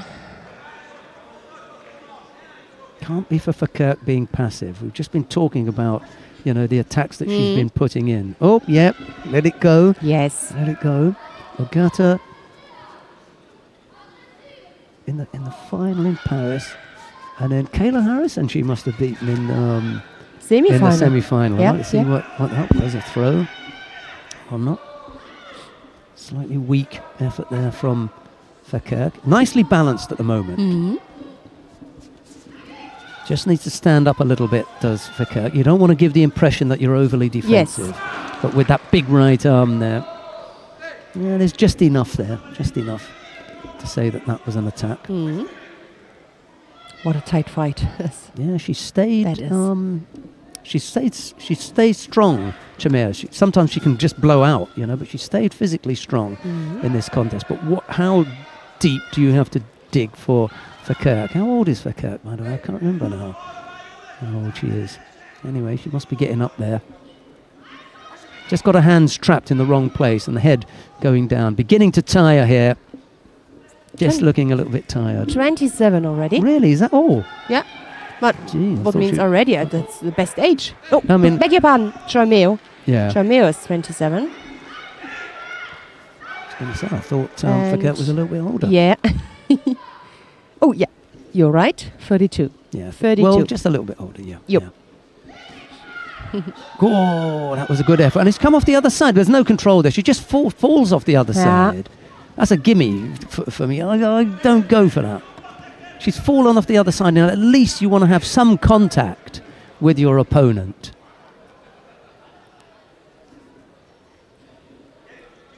Ippon for that. Maybe we can have a replay of that one. It's too soft to see it again. For me, it really is a soft. Yeah, I know what you mean. It was not a Ippon. controlled throw until the end, until onto the ground. Well, she's got it. She's got it. I mean, she's done most of the work, you know. But I like to go for, you know, the old hand tie, the advantage. You were the better of the two. You can take it. Yeah. But hey, Verkerk's not complaining. Well, maybe there was that little bit more, because at the end she does give it a little bit for flurry. Yes, just there. Yeah. She just says like you throw you're something going away. in that direction. Yeah? She wants to Okay. throw on the right. It's not coming, so she goes on the left, and there's just enough there for her to claim it. Yeah. Yeah, and still the hand right at the end. I didn't see it from this side. You know, it's weak. It's off the other side, but it's just enough. Right, another Dutch fighter on the mat now. Michael Korral of the Netherlands faces Adlan Bisultanov of Russia. It's Korral in the white judogi, Bisultanov in blue. And just out the corner of my eye, we've had a look at Tot Christian and Becca Gviniashvili. What's going on there, Annette? Oh, just the Georgian has just taken the lead. Incredible. The attack, tried to lift him up, turned him, powerful until the end. So the Vasari within the last 30 seconds. Steenhuis will face Verkerk again. That's what's going to happen on that one. And I didn't see what happened with Sherazadishvili and Mediev. But I saw it, but I forgot it. It's okay. I'll just have a quick quick look here. That was in the under 90 kilo category. Guangdonghang, Nagasawa, Sherazadishvili defeated Mediev. And Tot Christian and Gviniashvili are on mat number 2. If you want to go down there, but Michael Korral's the number 1 seed in the under 100 kilo category, so you better stick with him. Yep. I'm afraid. Anna Bernholm, by the way, defeated Fanny Estelle Posvik for the first time. Wow. Anna Bernholm has never in her career defeated a French fighter. Today was the day, and she did it in the under 70 kilo category, and she'd lost twice to Posvik. Twice this year to Posvik. So she knocked off a few things. It couldn't be better timing than in the end of the year. Yeah, absolutely. I'm delighted for her. Really am. And Gviniashvili, with a single score, defeats Tot Christian. We'll see Tot again, but it will be in the repechage. Yeah.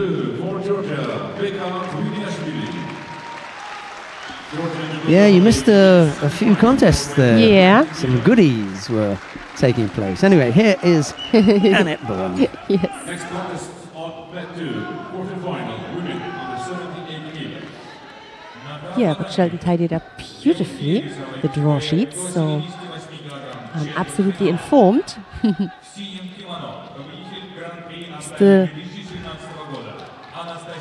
is the quarterfinal round in the under 100 kilo category.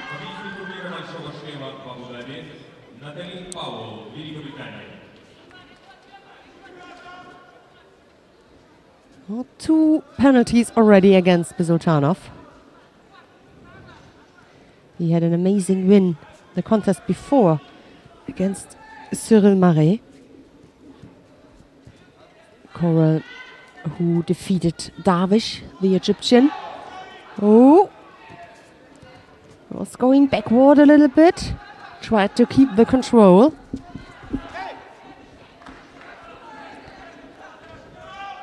No score for that. Yeah.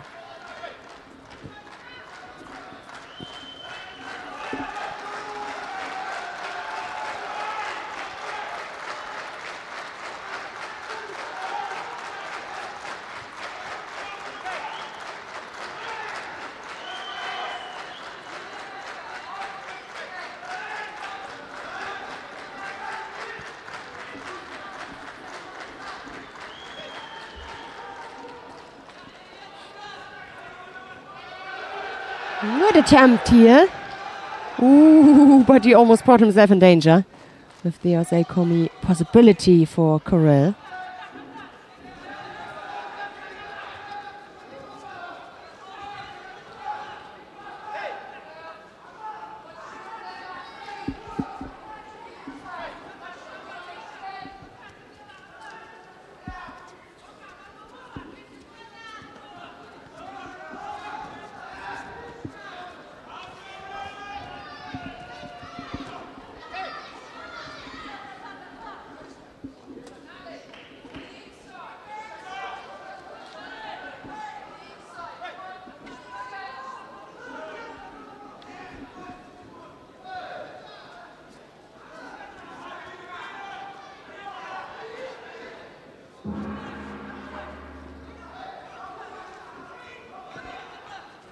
So golden score, no score.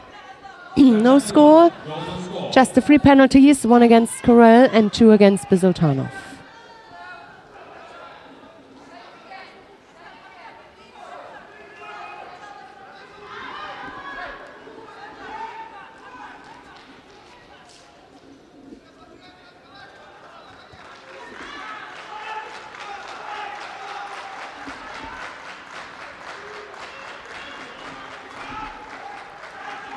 The attempt here from Bisultanov to come up with dropped kind of Zernaga and check on the left side.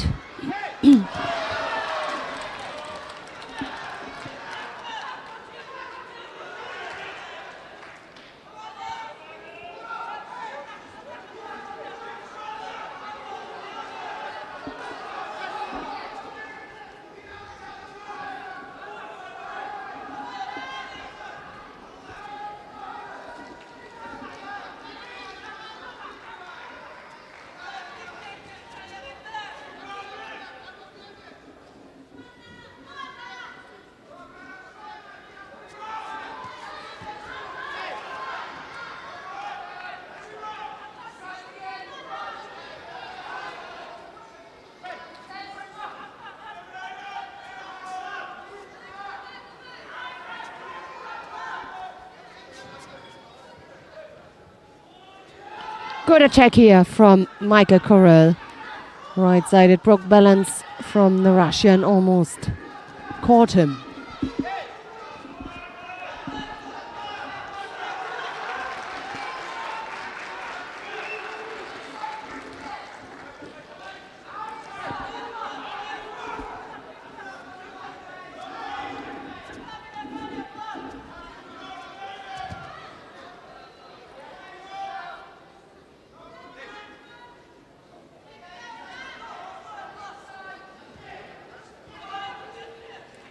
Yeah, both have an idea, the same second. Both attacked at the same moment.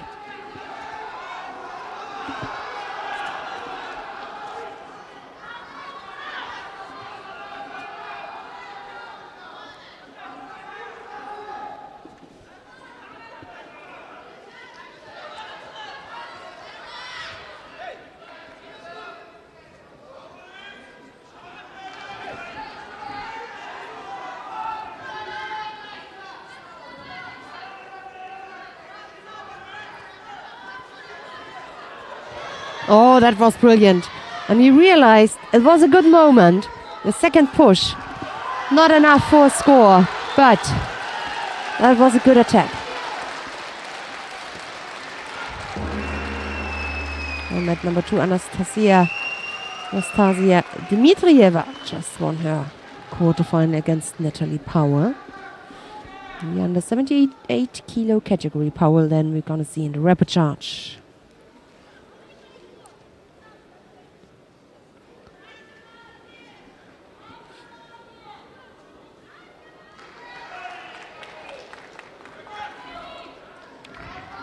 So, that's the end.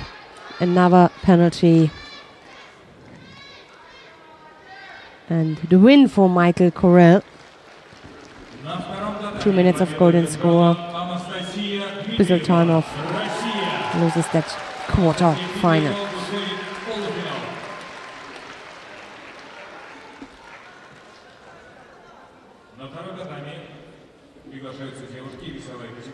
Yeah, the Asheras are brilliant. Good feeling for the moment.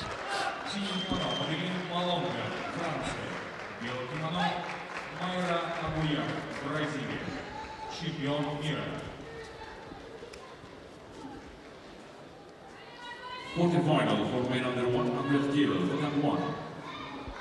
In blue for Portugal, this year Paris Grand Slam bronze medalist George Fonseca. In white for Azerbaijan, the current So Elkan Mamadov of Azerbaijan. He's up against George Fonseca of Portugal. Oh, brilliant opening here from the Portuguese. Quick, powerful. He's surprised they experienced man, and a big surprise also met number 2. Madeleine Malonga has just thrown Myra Aguiar. by Ippon. На втором турнире победу выиграла Мария Малонга, Франция. Мария Малонга выходит в полуфинал.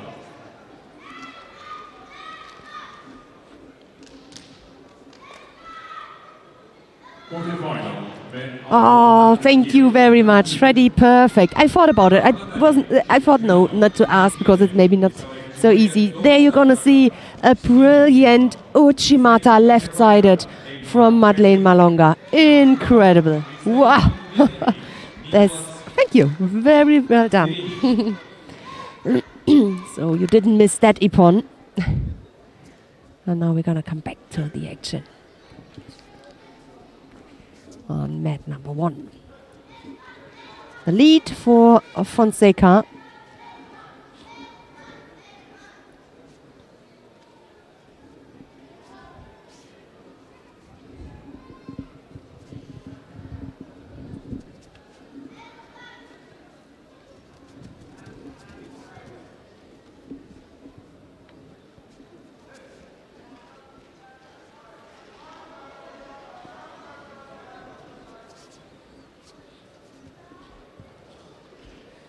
Two series fighters on the mat, same category. Alkan Mamadov, who trails here against Fonseca. And on the other mat it is Elmar Gazimov, Olympic silver medalist, who's up against the Hungarian Cyrinex Miklos. So let's see if he got some idea. Portuguese keeps him busy, looking there for a good grip, fighting for his grip. And what I like, as soon as he got a grip, he tries to attack. He tries to come up with an attack.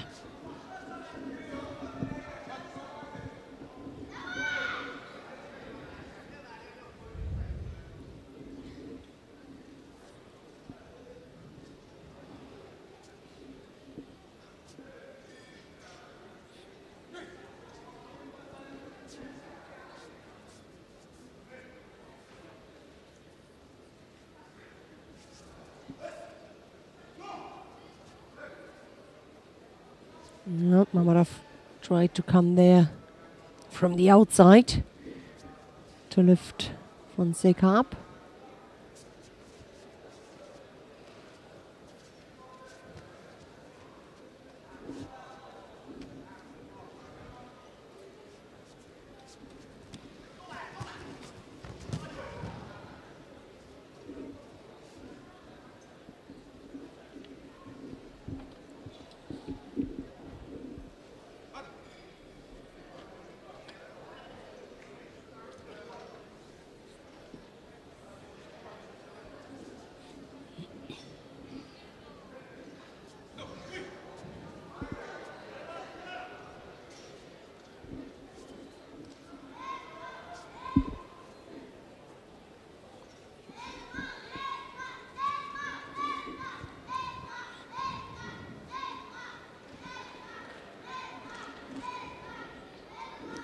Yeah, 2 attempts in a row. Must be careful because he already got 2 penalties. So does Mamadov. And all these attacks, these dropped Seonages, where you go onto the ground, if you don't take your opponent with you, you run the risk of getting penalized. It's hard, but these are the rules. These are the rules. Yeah, he was leading. This is really unfortunate for the Portuguese. Maybe we can have a look at the last 2 attacks from him. I think it was 2 times where he was attacking, but just went onto the ground without.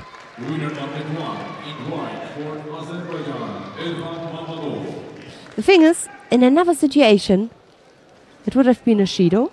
If you didn't have already 2 penalties, then it would have been a Judo and nobody would care because everybody knows, okay, that's it. False attack. But Yeah, in this case, it was the deciding. It was the final decision of that contest, and that's what makes it very hard. But rules are rules, and it doesn't matter how the situation on the scoreboard is. So we are coming now to the next fight, the quarterfinal in the women's heavyweight plus 78 kilo category. It is Tessie Sabelkaus of the Netherlands. She's up against Idalis Ortiz of Cuba. So Sabelkaus is seated here as the number 1.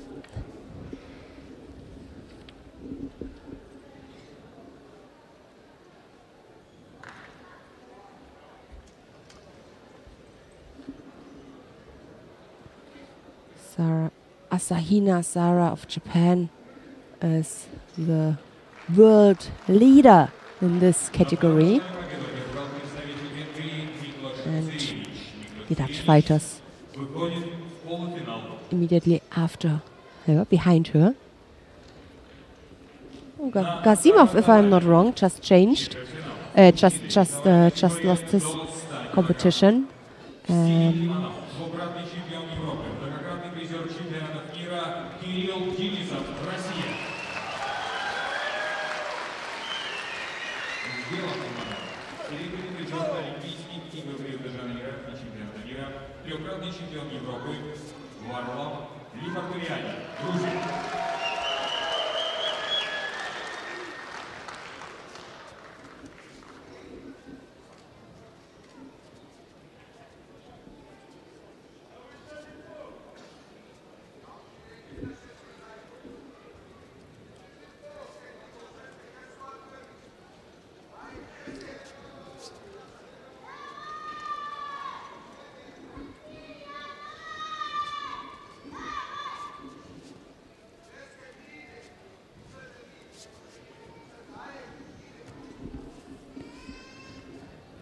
The attempt.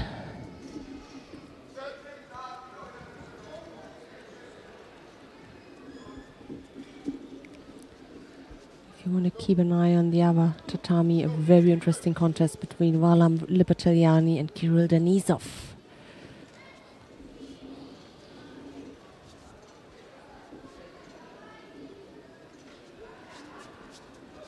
So, my biggest respect to that contest, but I was looking all day since I knew that Lipateliani and Denisov, and we are there on time. I have luck. Idalis Ortiz takes it, and we go straight to mat number 2. Go straight to mat number 2. Idalis Ortiz we're going to see in the next round, and we look to Lipateliani against Denisov. Georgian in white, the Russian in blue. This is Pool D. Oh, beg your pardon. Just to correct. This is, yeah, it is Pool D. I just had a quick look at the under 90. It is Pool D.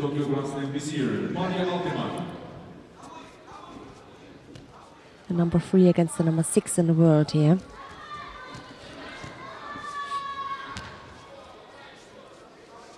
Close to the edge.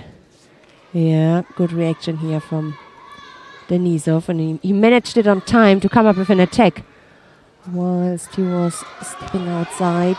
Chimata.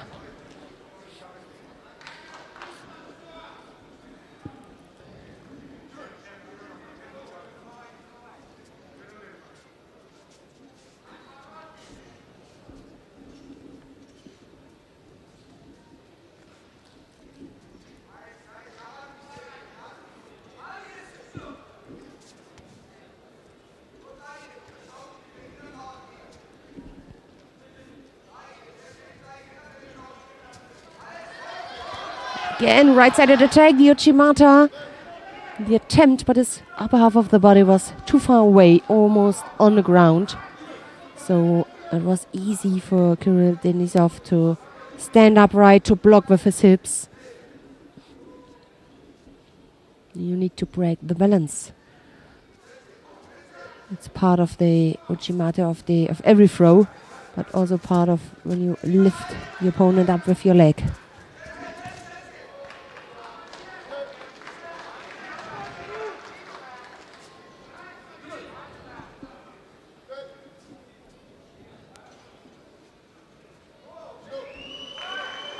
Second penalty now given to Denisov.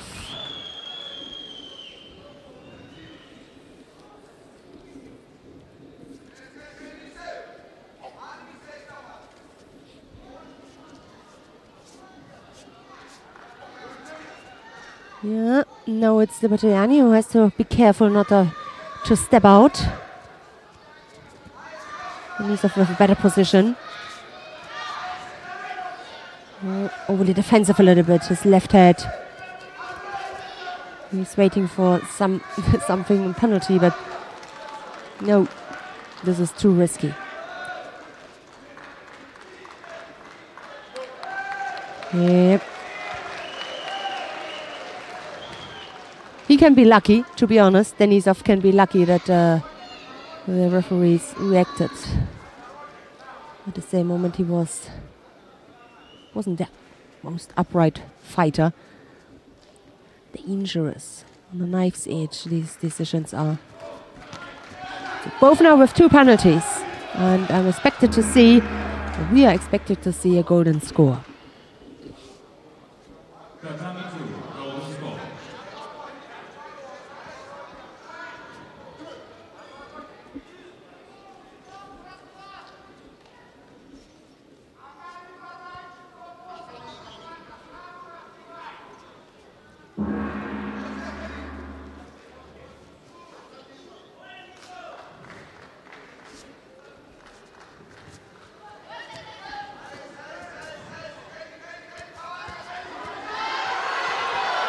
That was a good attempt. Not only an attempt, that was a good attack.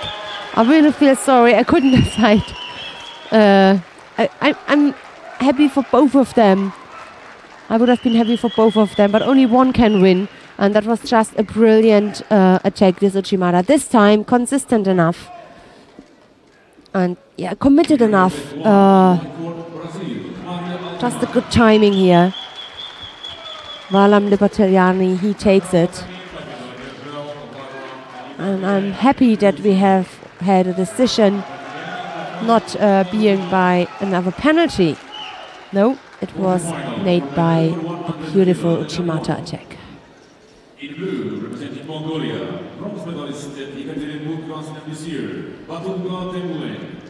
And in white for Brazil, the world silver medalist and number 1 in the world ranking, David Bugra. So we just heard the number 1 in the world, David Murat, is on the tatami. After that replay, we're going to have a quick look on mat number 1 to men's heavyweight.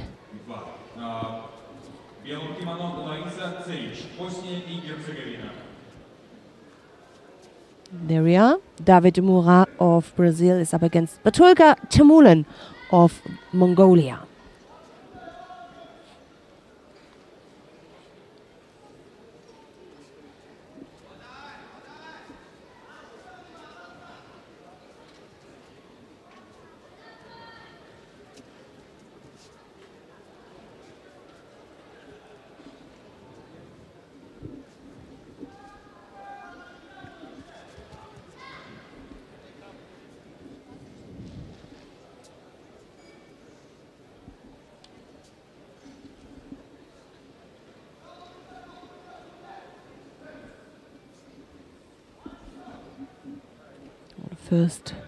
First contest here for the number 1 seed for the Brazilian. His opponent, Batulga, won already his opening contest against Andrei Volkov, the Russian. He threw beautifully by Ippon. It was, I think it was a drop kind of Seonaga. No defense at all from the Russian. In this fight, I was right in front of the tatami. So together with Mark Pickering. So now he's up against the number 1 seed here.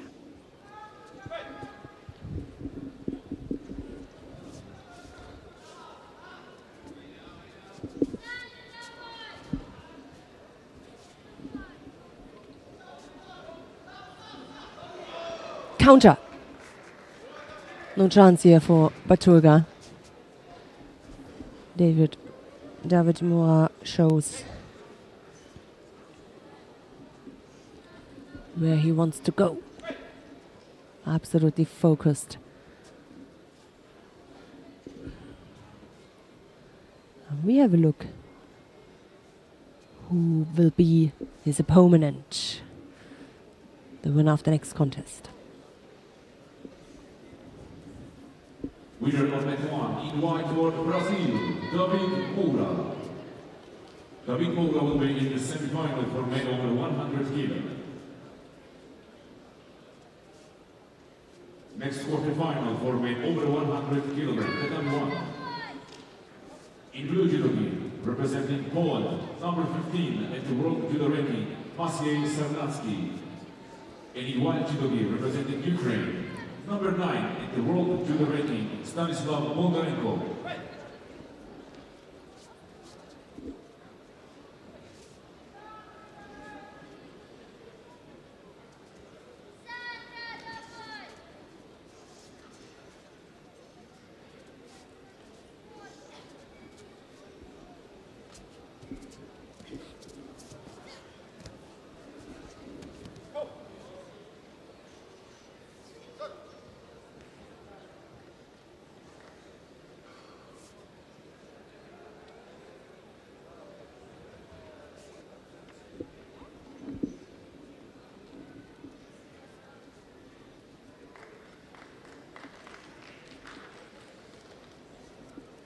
На втором татаме победу одержала представительница Боснии и Герцеговины Лариса Церич. Лариса Церич выходит в полуфинал. Bondarenko, the Ukrainian, or Sarnacki, the Polish fighter. Maciej Sarnacki and Stanislav Bondarenko. One of them will face Moura.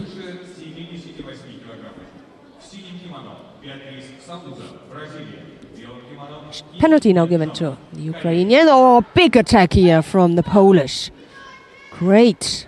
So he received the Wasari. He's taken the lead. Goes to the Gake.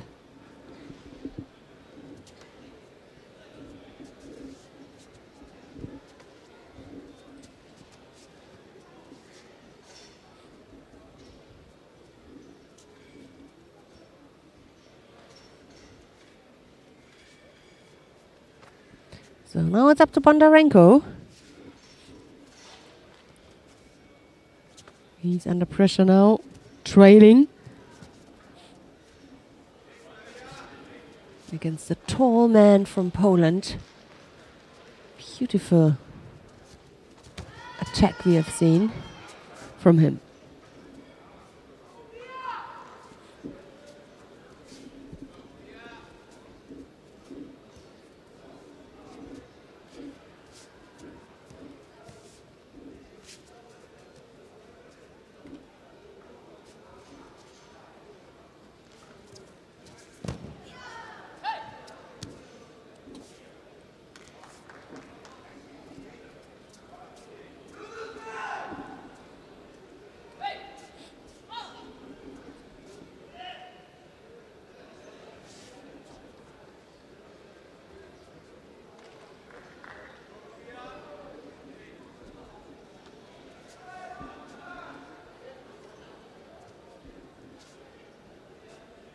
Two penalties against one, both now.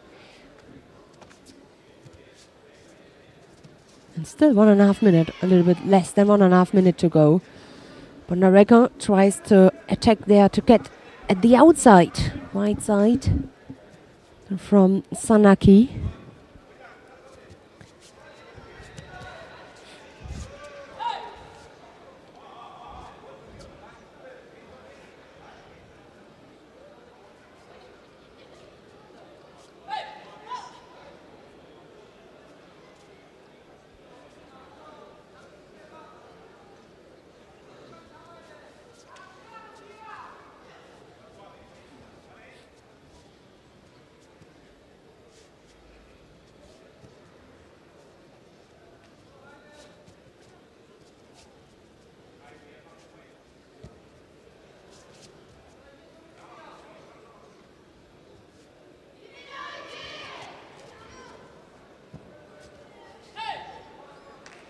No, not really much happens anymore. That means the referee could give both another penalty. Well, on this. Yeah. In this situation, it means another one for the Polish and the third one against the Ukrainian, and it is Maciej Sarnacki who is going into the semi-final against David Mura. На первом татаме утешительная встреча мужчины менее 81 килограмма. Tatami 1 represents men under 81 kilos. В синем кимоно So rapid charge. чемпион Европы. I would like to see the fight after that upcoming fight because it's a semi-final. Until that, we're gonna have a quick look down on mat number 2. Just that one fight. Kim Min-jong, the Korean, is up against Beatriz Souza of Brazil, women's heavyweight. Pool D.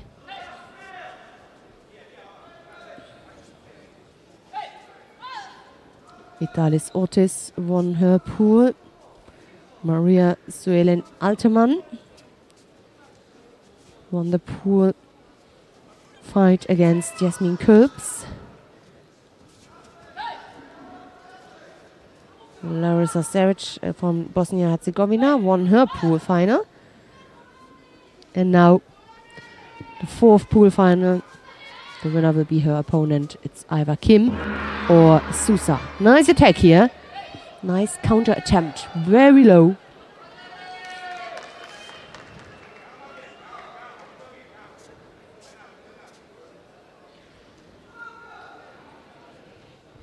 Time is over. 2 penalties against Kim. So we're gonna see a golden score.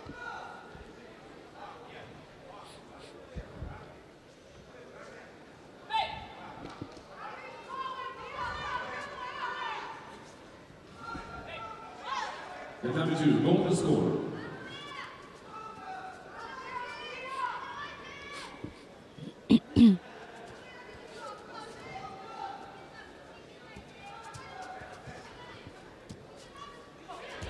Oh, can she turn? Yes, Kim turned. She was attacked here from Sousa. But Sousa lost the control in the end. Kim just needed to turn herself and landed controlled in a controlled way on her opponent. So, it's Kim. She will be in the semi-final for women over 78 kilos. Quarterfinal, men over 100 kilos, Tatami 2. На втором татаме четвертьфиналы мужчины весовой категории свыше 100 килограмм. We're going to watch that quarterfinal until the semi-final on the other mat is going to be started. Still takes some time. So, after that replay, Guram Tushishvili is coming onto the mat. His opponent of Cuba, Alex Garcia Mendoza.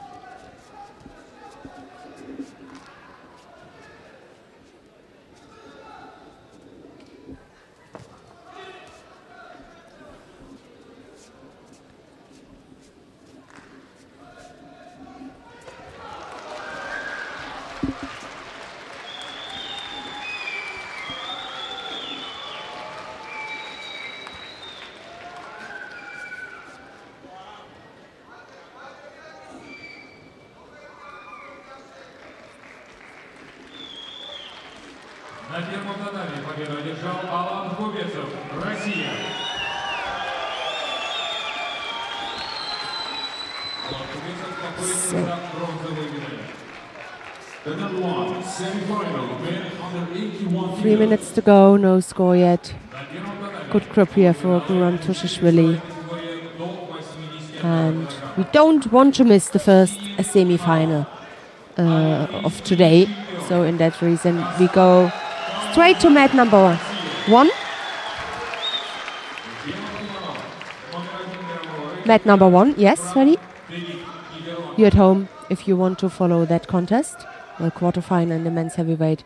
Just click on mat number 2. We're gonna watch this semi-final. Frank de Witt of the Netherlands in white. Kazan Kalmusayev. Wow! Who just countered his opponent, the Russian, the Olympic champion.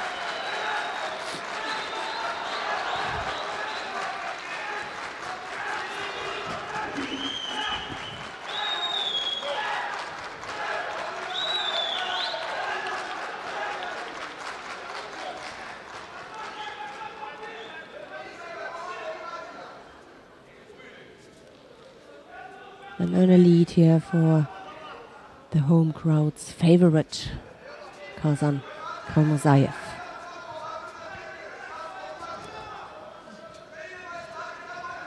Strong grip, good attack from Frank de Witt. He tried to throw Kalmusayev with his own weapon, the Uchimata. Left-sided fighter Kalmusayev is. I think his brother is right-sided. Yeah, he had a chance there to come up with the Uchimata. Strong defense from the Dutchman. Video analysis. Maybe we can also have a replay of the last situation if it takes some time, that we know what they speak about. Okay. Frank de Witt receives a penalty. Couldn't see 100% of his, maybe the hand went to the leg. I'm not sure. We will find that out.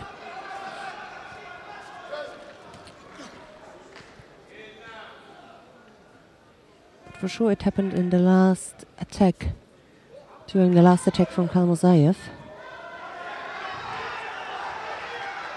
So,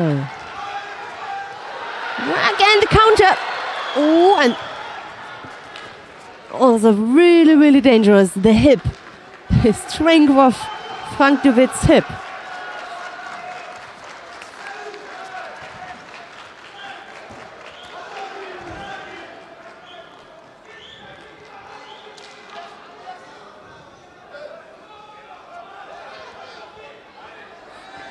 Better position here for Frank de Witt.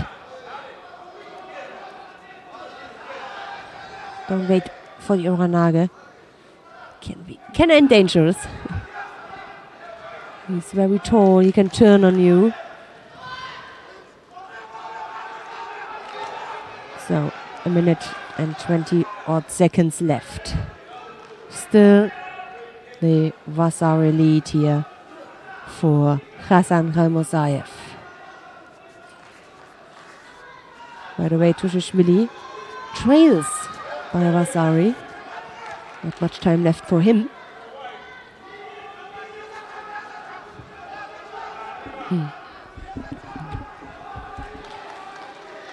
So we're coming now to the last minute.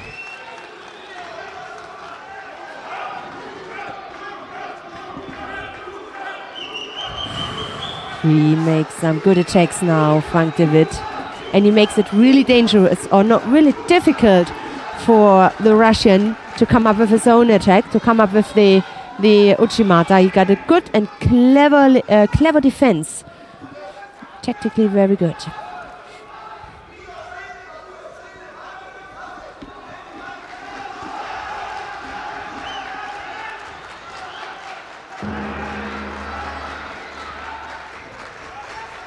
Number 2, golden score.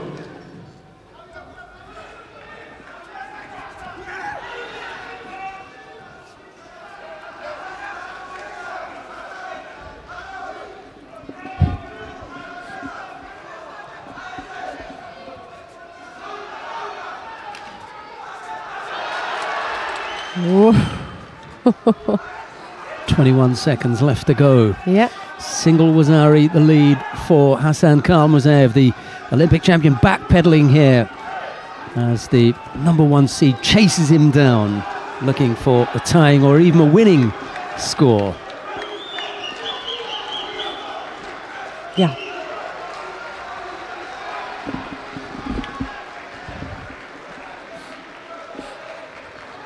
Well, he picks up a penalty, but that'll be it now. Yeah, and I really must say that was a great semi-final. A great fight from Kasankar Mosayev. The first 2 fights didn't convince at all, but maybe when he is forced Exactly. and under pressure, then he shows us. I've noticed that. Yeah. Yeah. Who did he fight in the previous round as well? Alan Kubetsov. And I jumped to have a look. I jumped to have a look at another contest because I thought not going to be that great. Golden Score. They were bashing each other. That was a good one. Went into Golden Score and it was a very, very good contest. Yeah, Yep. he knows he was in a good fight there. Well, he's into the final now, Hassan Khan-Musayev. We're not going to hang around for the highlights. We're going to go straight down to mat number 2 to pick up the action in the quarterfinal between Guram Tusishvili of Georgia. He's up against Alex Garcia Mendoza of Cuba. It's Tusishvili in the white judogi, Garcia Mendoza in blue. Yeah. So the one score on the scoreboard I mentioned earlier on, they took it back. So that's why there's the golden score now. Everything is open. Ooh, no more penalty allowed. He just gave the coach a little bit of a warning, saying, Yeah. "Wait, any more of that, A reminder. and you'll find your chair as empty as the Georgian chair is."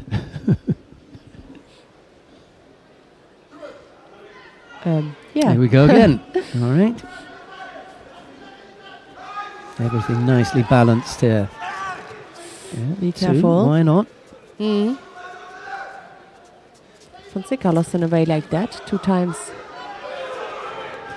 See, that's okay for me because he's tried a couple of times and he was a little bit desperate with the Sutemi Waza. And I'm not going to say he's leading now because he's attacked 3 times and now Garcia Mendoza's in trouble. No. Yeah. And Garcia Mendoza comes back with his own attack. And the reason for that is the heavyweight situation is a little bit different. Yeah. You know, you've got to give them a little bit of more time to move because there's more of them to move. You know? There's a little bit more weight to move around. Yeah. It's going to take some time, isn't it?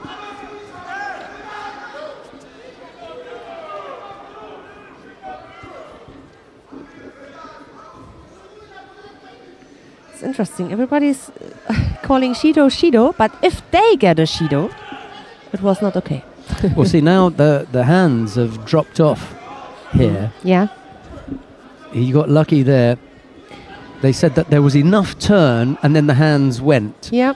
Normally, when you lose contact with the hands, you get it. But it was a genuine effort, and that was a genuine effort. Now he goes on to his front. Would have been a shame to get just pushed back and onto back, but it's a legitimate counter-attack, so can't complain. Good effort from both heavyweights here. Minute 53 into golden score. Tusishvili beginning to feel the tempo of having to battle against such a strong man like Garcia Mendoza. Whoa! Onto his front. Well, that was nice movement from a big fella with that counter, wasn't it? Absolutely, a good feeling. He showed us that he got a good feeling. Yeah. Left Almost Osoto grim. attack and almost caught him with the Nidan Kosodagari at the back here. Look. Here. See, goes for the both the legs. Just gets the hand down. Yeah.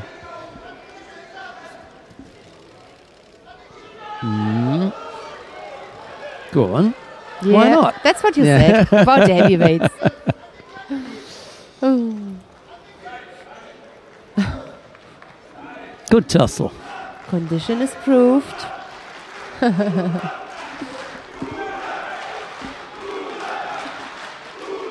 Guram.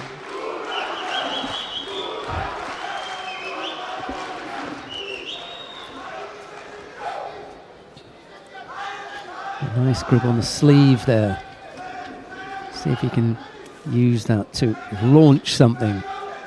Garcia Mendoza is a little bit flat-footed at the moment. He's got to get going. He does. He covers up as that is blocked.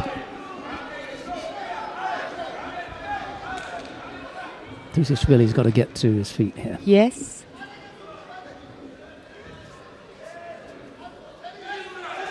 Come on, the last big attack. Both of them. See, another one of those, and I'd say I'm sorry, but Yeah, absolutely no yeah, feet movement. He Up just the went onto the get-wise. ground. Yeah, but he can't let that go again. Tusishvili now got to come up with something.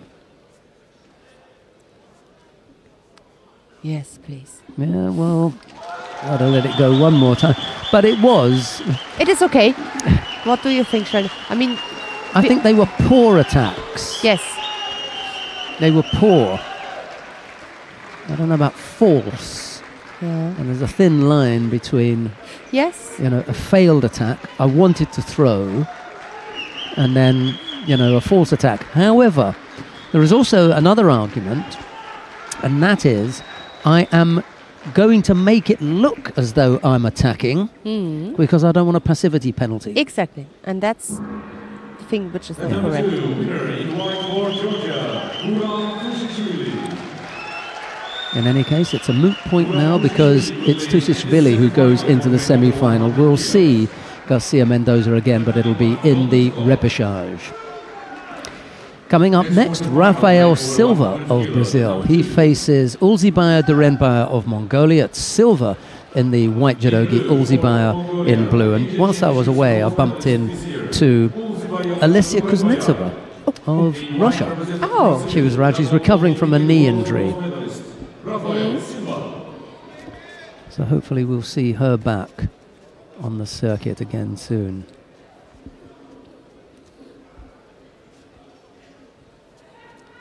This was the throw that they were talking about. Yeah. Nothing in that one. No. There must have been another one they were looking at.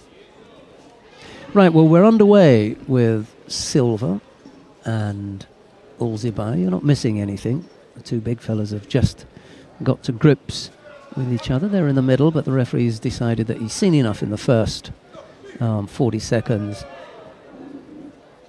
And he was about to penalise. No, he's penalised Silva, it is, Yeah. who's picked up the penalty. There wasn't a great deal going on. So both fighters were, not doing a great deal, but it's Silva who ended up with the penalty. Yeah. And Silva, with his countryman David Mura, got a big concurrent. But I think it's good. It's also good for Silva. If you are the only one, yeah, it depends. Sometimes it pushes you a lot more under pressure, but sometimes you got pressure which influences you in a good way. That okay, I have to be stronger than him to show that. And that's why I think it's good for Silva.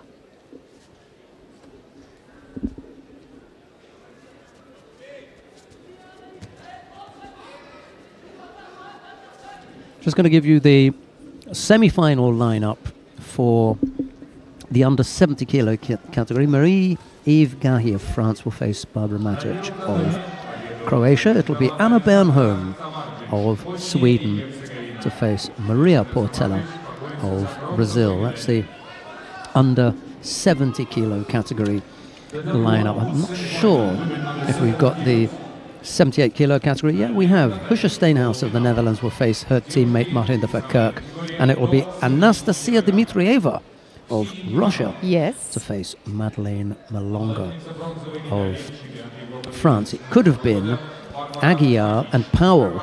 Yep. But instead, Dmitrieva downed Powell, and Malonga threw Aguiar beautifully with Uchimata for Ippon. Resort. On that too. That was a terrific piece Already of work. showed us.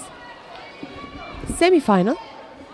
Oh, yeah, there's a semi-final. It is Yeah. Marie-Eve Gahi. Let's go down there. Yeah. Sorry, Mr. Silva and Ulzibaya. We'll come back to you at some stage. But let's take a look at Marie-Eve Gahi Yeah. of France. She's up against Barbara Matic of Croatia. And I think Marie-Eve Gahi is up there at number 5 on the world ranking list in the under 70 kilo category. Yeah. 1 place ahead of Anna Bernholm, Yeah. who's at 6. It could very well be that Bernholm could face Gahi in the final Absolutely. if Gahi beats Matic and Bernholm beats Portela. Yeah. But there is an English saying, there is many a slip between cup and lip. Yeah. A lot can happen from here to here. So it may only seem like a short distance, but a lot can happen. I hope that was explained to everyone at home. I must bore people senseless with those little pieces of useless information. Richard Britton thinks they're okay, I'm sure. At least we've got 1 fan, haven't we? Just got 1 fan out there.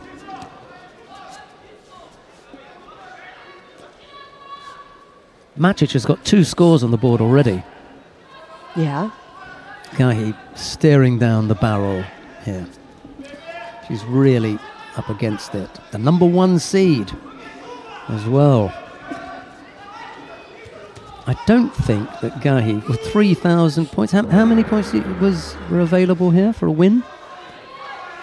1,000. Was it 1,500? Yes, 1,005 and the second 1,002 or 3, yeah, something like that. 1,005. She would have gone up to 3,000, 4,000. She wouldn't have overhauled Arai. And the only person that could have overhauled her was Marie-Eve Gahi, but she wouldn't have enough points even if she'd won. So it'll be Arai. Oh, it's 1,800. Wow. Oh, Mark Pickering in there. With any offers on 1,800? Sold to Mr. Pickering. Yeah. So we're lucky that we've got the IGF media manager listening in. Imagine if you said something really wrong, you know, he'd report you, wouldn't he? Yep. So better be careful. Better be careful what we say here. 1,800, our media manager tells us, and that 1,800 would have lifted Marie-Eve Gahi. Still wouldn't have made it to 4,890 was what she needed. And she's on 3,054, so that wouldn't have been enough, my math says. Just missing out by about 40 points. Yeah. Matic holding on to the 2 Wazari lead here with a little over a minute and a half left to go. The look of frustration on the face of Marie-Eve Gahi as she launches another attack. Maki Komi almost, attempted counter, but there was nowhere. It wasn't going anywhere. Yep.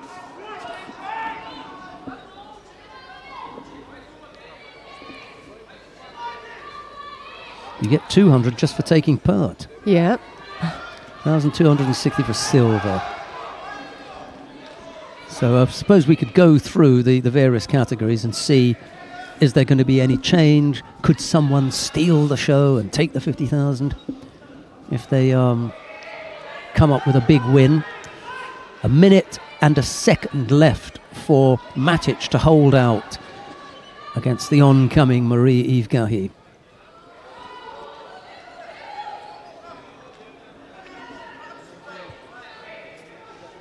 Odd seconds.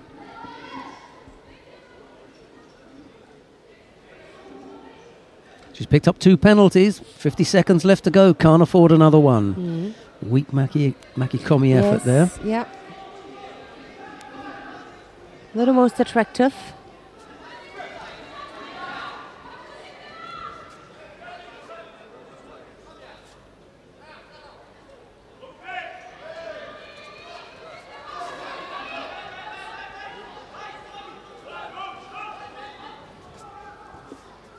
Close. Yeah.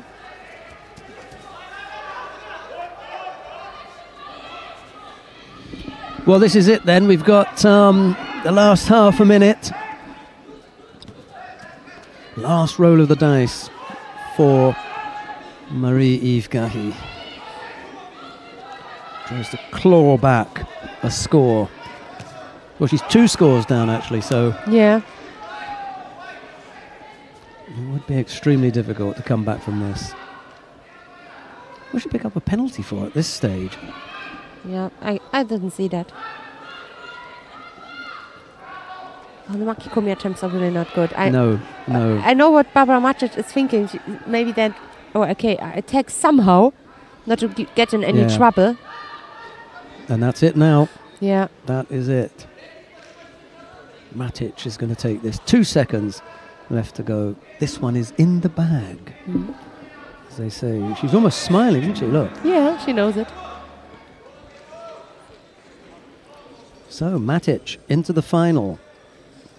Marie-Yves Gahi into the repechage. Winner on mat 2 in white for Brazil, Rafael Silva. And Rafael Silva has won his contest down Yeah. on mat 2. Ulzibai de Renbai are not happy about it. Победительницей на первом катании стала Барбара Матич, Хорватия. Барбара Матич выступит за финальном поединке. Nice Beautiful turn, counter, really yeah. good. And that's the thing. I was just thinking why I'm not so satisfied with her performance, because you see that she can throw. She can do really good judo. And there were maybe then 8 or 9 attacks in a row, poor attacks from her, only to rescue herself. Yeah, when she That's just not closed up necessary. shop, yeah. Yes, if Sorry. you want to belong then to the real big, successful fighters, you have also to deal with this kind of situation. Defend it in a good way. Repechage contest down on mat number 1 now between Alexander Kukolya of Serbia. He's up against Hussein Khalmozayev of Russia. It's Kukolya in the white judogi, Khalmozayev in blue.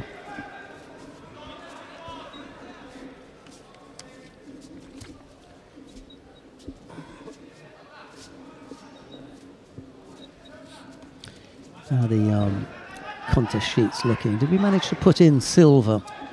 Yes, we did. Okay. And it's on top of that. 2:10 at the moment. Yesterday we were a little bit optimistic with regard to the finish time, 2:10. Yes, I remember. However, we have got semi-finals and repechage contests across the board. There are no longer any quarterfinals, so I think we could say that by 3 o'clock we should be done. You think? That'll be a good one, yeah. We could get a little bit of a break. Adrian Brody, the Oscar-winning actor, was in this venue yesterday. I don't know if you saw him. Yeah, he was one of the special guests here yesterday. It's possible that we may get to speak to him. They're trying to arrange that. Star of the award-winning film The Pianist. For those of you that like movies. Freddie, look, he lit up there, didn't he? He loves it. He's all over that one.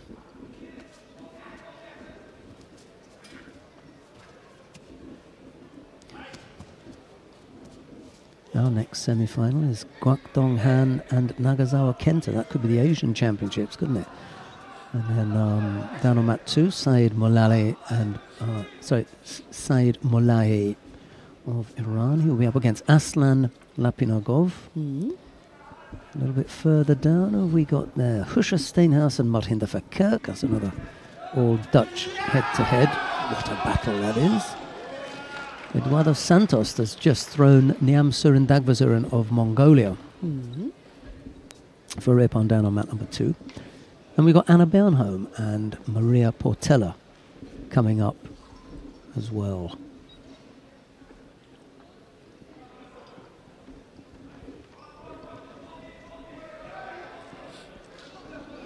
What's Kukolya's record been like? He hasn't been having the best time of it recently. He's had a string of losses. I'm just going to go and have a look and see. Well, when I say a string of losses, he lost to Guangdong Han in the quarterfinal of the Masters. And he lost in Tokyo at the Grand Slam.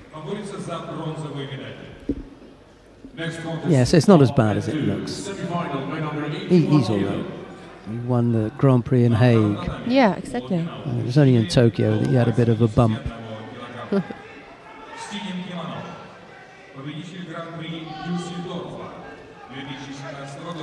So he's still up there.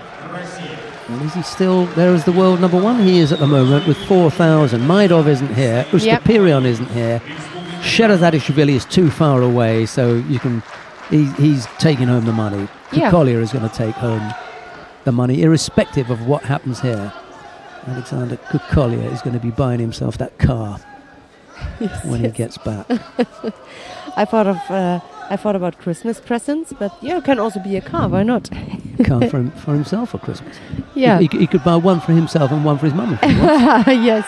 Oh, nice. Oh, that was nice. Yeah, it was. Absolutely. Round the back for the little Tanio Toshi, bringing Hussein Kalmuzayev down just to demonstrate that he has got some really nice throwing skills.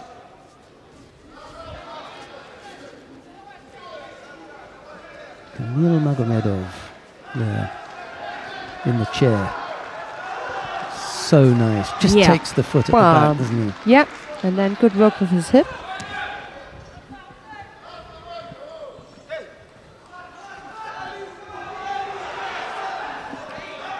Well, there's only 10 seconds left of this, so we're going to hang on and watch the rest of this because we've got Guak and Nagasawa coming up afterwards, so no need to move for this one. Yeah, you can burn another Shido right at the death if he so wishes. Yeah.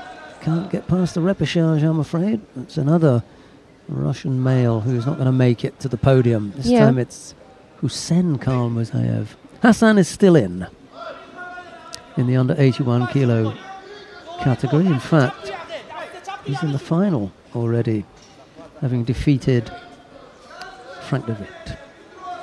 Yeah, and in the under 90 kilo category, Hussein was the only Russian.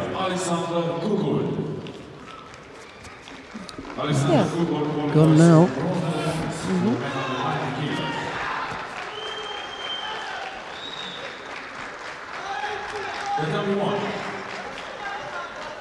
Semi-final, men under 90 kilo.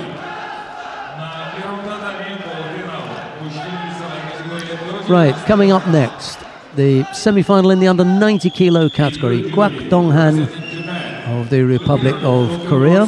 He faces Nagasawa Kenta of Japan. It'll be Kwak in the white judogi, Nagasawa in blue.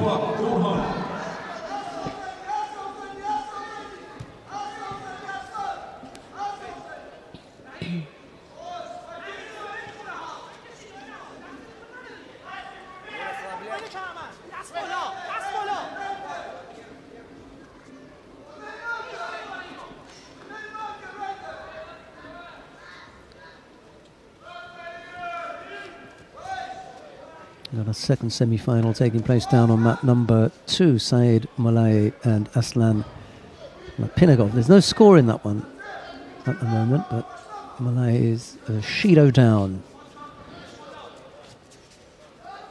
Just picked up the single penalty.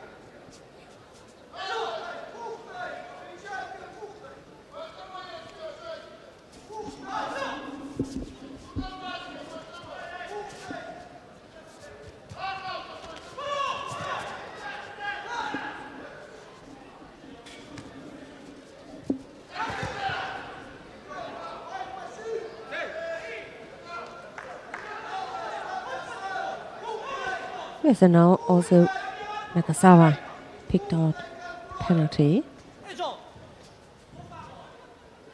Both still busy with to find the right grip or to fight for the right grip. If they have it, should be dangerous then. And exciting, hopefully.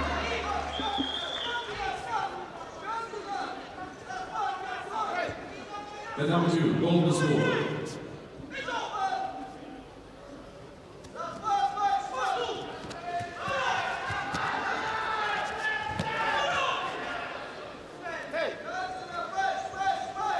Uchimata from Nagasawa.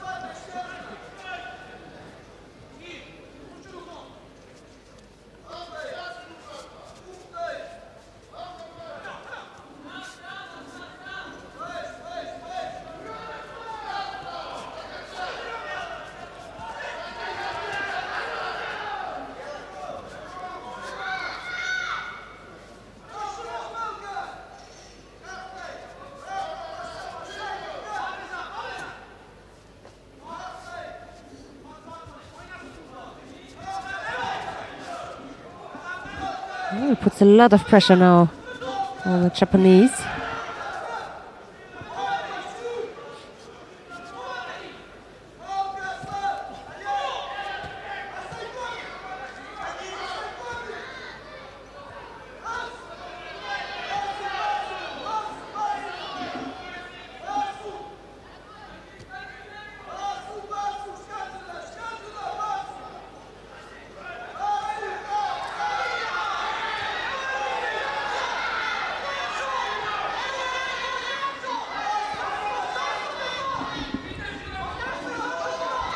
Both now 2 penalties. None of them able to throw, huh? This is a really tricky fight. You see the tactic from both of them. I mean, tactic is so important. Not to do any mistake in getting the grip and having a better position for an attack. Oh. So which one is the most at fault? Surely it must be Nagasawa, because at least Guak was looking and he had a hand on him at some stage. Yeah, always making a step Nagasawa forward. didn't have a hand on him. Yeah. He didn't get to grips. Yes. Yeah, he didn't get to grips with it. Oh, hard. It is hard, but you play that game. Of course. You know, you don't want to get involved in letting it out of your hands. You have to keep control of your own destiny, and he put it in the hands of the referee and the judges, and they said, we don't think you're working hard enough. Yep. You know, you're not doing enough, I'm afraid. Oh, yep. Oh, dear. So Inoue Kose not happy Yeah, he's not. with that performance. But okay, it's another lesson. Which semi-final? Should we move to mat number 2? Watch the semi-final, Sheldon? What do you Well, think? the thing is, they're already 2 minutes 40 seconds into golden score. Yeah. So we don't know how long that one is going to go on Yeah. for. Now, normally I'd say yes, but, you know, we're going to watch the back end of a golden score, Yeah. and then we're going to end up watching a repechage contest anyway. Because they had to change again the mat. And there's another repechage contest. This one's got Stevenson and Chen Mio in. You know, I'm going to run the risk of that contest ending down on mat number 2 And as you said it, now. by the way. With Aslan Lepenigov going to win that one. I think that's what's going to happen there.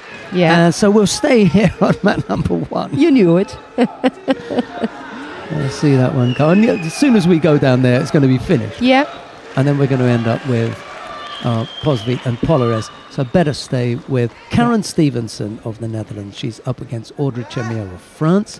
Stevenson in the white judogi, she catches Chemio. Well, this How? is it. Really, this is. And now we're going to see how deep Chemio can dig, because she's got to come back from this. She just lost to Verkerk. Yeah. And now she's got another Dutch fighter in front of her. This time it's Karen Stevenson, and she's Wazari down. Let's see where this one is going. Yeah. Yeah.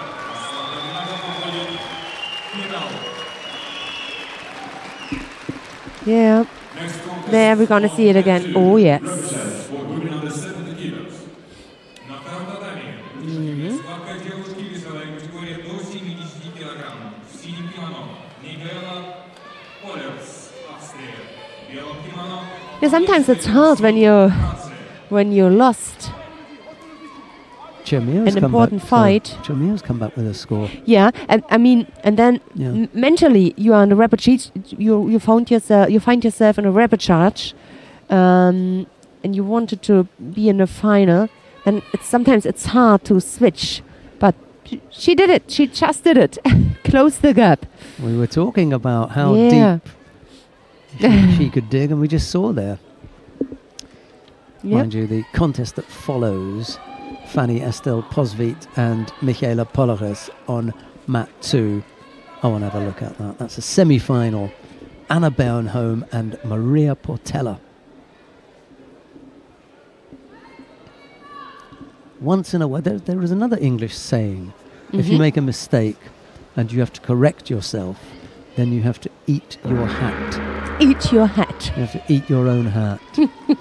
And Bernholm is making me eat my hat every week. Now you have to tell us why.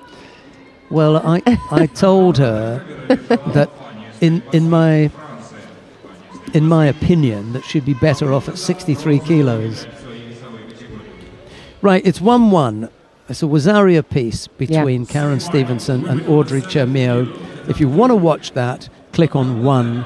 But we're going to go to see the semi-final between Anna Bernholm of Sweden and Maria Portela of Brazil. It's Bernholm in the white judogi, Portela in blue. And we're just seeing how Fanny Estelle Posvit finished off her opponent. Here we go then. But Sheldon, isn't it sometimes nice to have some surprises, to get being surprised? I mean, in this case, you told us, because you said to her, better to stay in the under 63. Well, yes, but I would have rather that it didn't happen publicly. Yeah. And it was at an interview that Bernholm brought it up. She said, Sheldon, do you remember when you told me not to go to 70 kilos? And I said, yeah, not now, Anna. Not now. Wrong timing. Got to be careful down there. No. It was across the chin, and Bernholm had to hold on there for the referee to call mate. Portela is a tough little cookie, isn't she? Yes.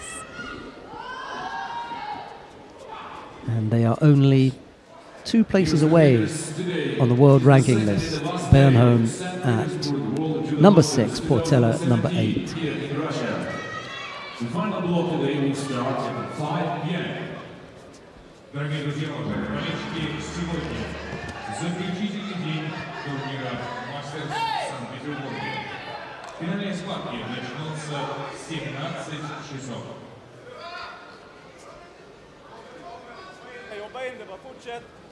Yes, just be careful to keep up with the tempo. And just guilty there of falling off the pace for a moment. And she picked up Bushido.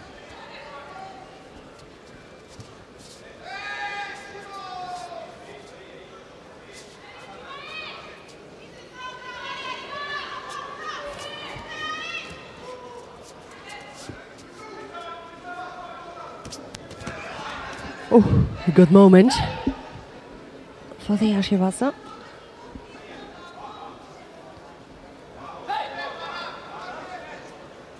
Difficult to break the balance from Portela. She's so short. Difficult to get underneath. I fell into that one.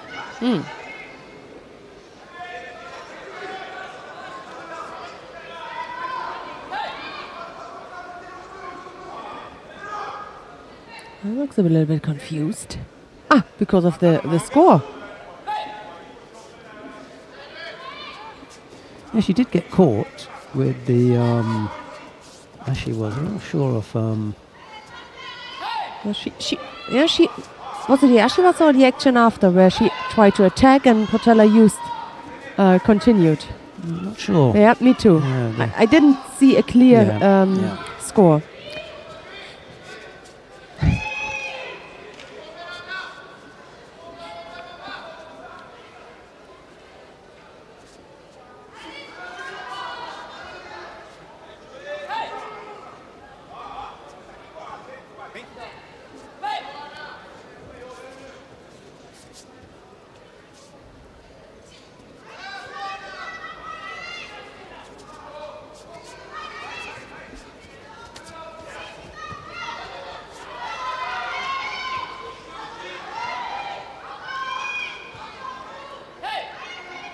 Yeah, wouldn't go on the ground now.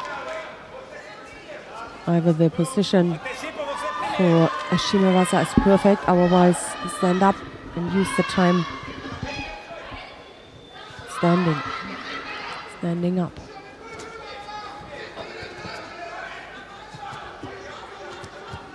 Failed one.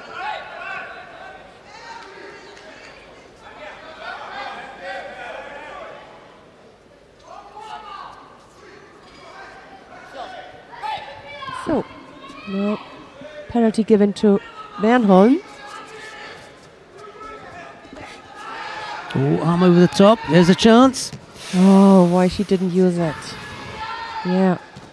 And again, Sumigaeshi. Yeah, a little bit more. Just a little bit. Yeah. Now, she's really good at that.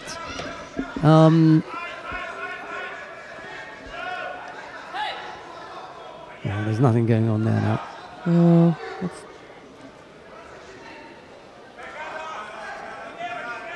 The Uchimata Harai Goshi are efforts that Bernholm has got pretty good at, but it's the Sumigaeshi that catches people. Yeah. Almost caught Portela there. This one has gotten away from her, unfortunately. Yeah. Portela is going to take it. Just a little bit of, you know... I've seen Judos before for the blocking. A positive score Both sleeves. was taken by Portela. It's Portela who goes into the final. We'll see Bernholm again, but it will be in the bronze medal contest. And she'll be up against Alexandra Samadzic of Bosnia-Herzegovina. Is that right? Okay. Yeah.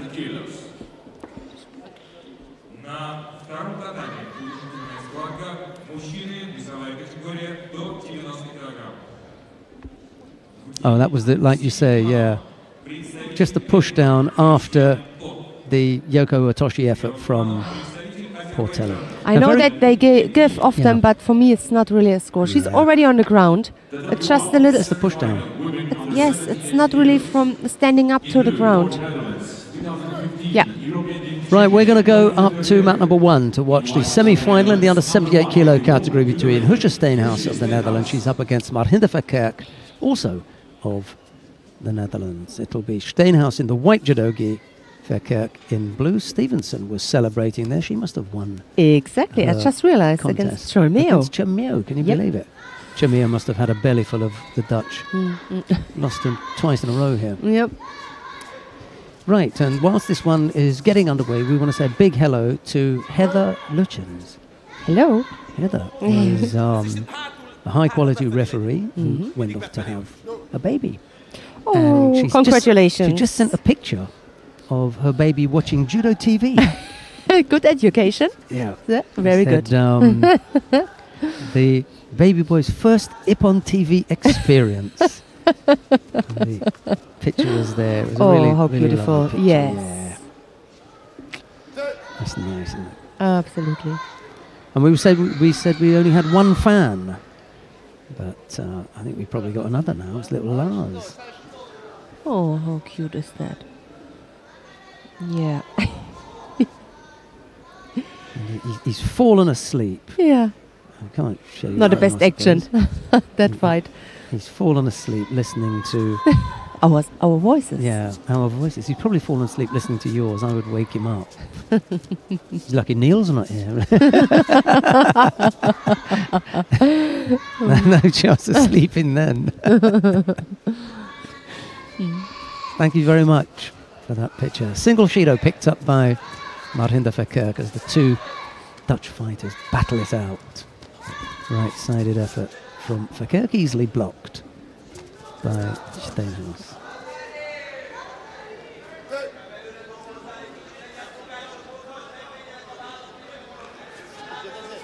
And now it's Husha who picks up a penalty.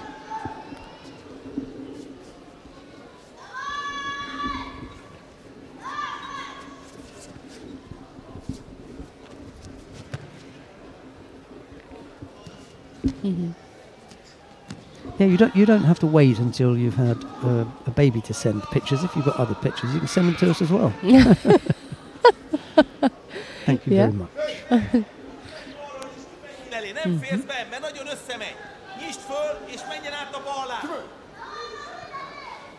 So 2 penalties already against Marhinda Verkerk.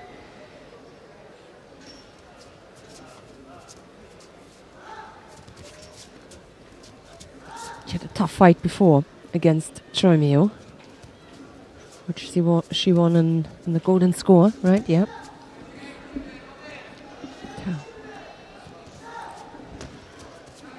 Just a little break, nothing seriously, just some tape. And while they're fixing the tape, it gives me a chance to say another hello, a big shout out to Susan Howell. Thanks very much for your message. I bumped into your daughter today, and she was not best pleased at her performance. She was, pretty upset, and she gave me the most cursory and dismissive of hellos as she walked past me in the corridor, and I'd completely forgotten the state of her, emotional state. And I said, "Well, hello to you, Happy." Oops, Fettnäpfchen.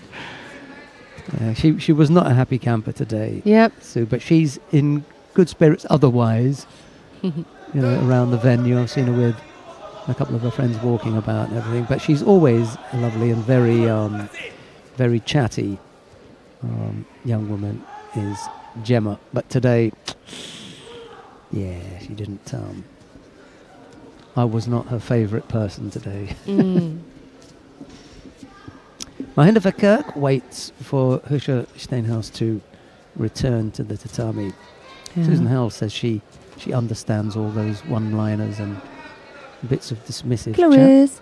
Clarice in the middle there. Seated next to her in the baseball cap was the silver medalist from the under 52 kilo category yesterday, Amandine Bouchard. She was up there, Jean-Pierre Gibert and Patrick Roux in the Russia tracksuits. They've both gone over to coach in Russia quite some time ago. Yes. Now. And then we've got a couple of fans from Azerbaijan cheering on Mamadli Mediev, who's in the repechage contest against Top Christian on the adjoining map. But we're back here now with the semi-final between Steenhuis and Verkerk. No score yet. Marhinda Verkerk has picked up 2 penalties. Husha Steenhuis just the one. We've got a minute and a half left to go.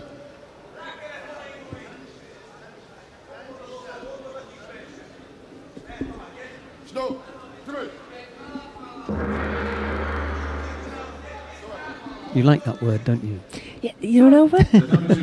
Adjoining. I heard it. I hear it every weekend. I never used it before, but of course, on the adjoining mat. Nice. Daneben. Daneben. Der anderen. On the adjoining mat.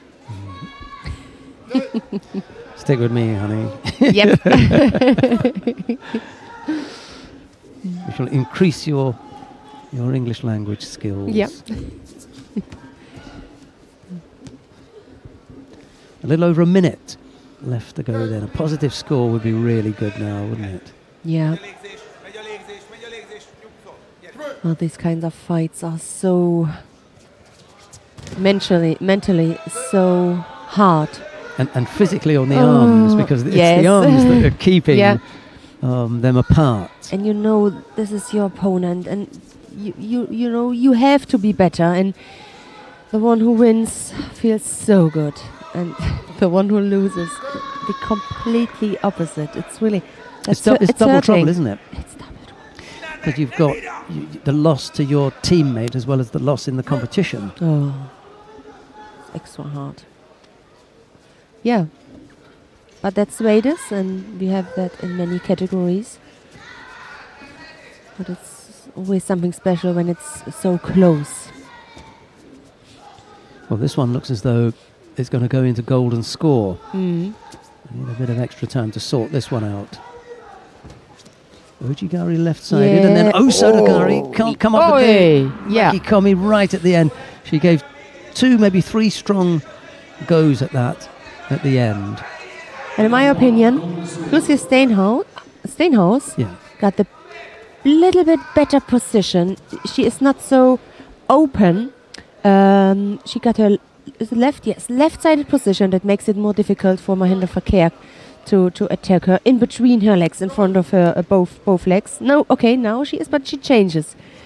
But Mahinder Verkerk is very open. Of course, you have to be like that when you want to attack. But it's also a good possibility always to come up with the Ojigari, you see? And as soon as the left shoulder is a little bit in front and dominates from Steinhaus, she looks, it's just a looking, a little difference. She looks a little bit more dominant. Verkerk into golden score again. Oh, yeah. Oh, and these attacks, she wants to, but if these attacks fail, you run the risk of being penalized for, yeah. Who won, by the way? Did you see that, children? No, huh? I will check it. Todd Christian. Totti. Totti won that one, yeah. Good, Totti. We have 4 eyes. And in white court Spain, winner of Abu Dhabi Grand Slam this year, Petersburg.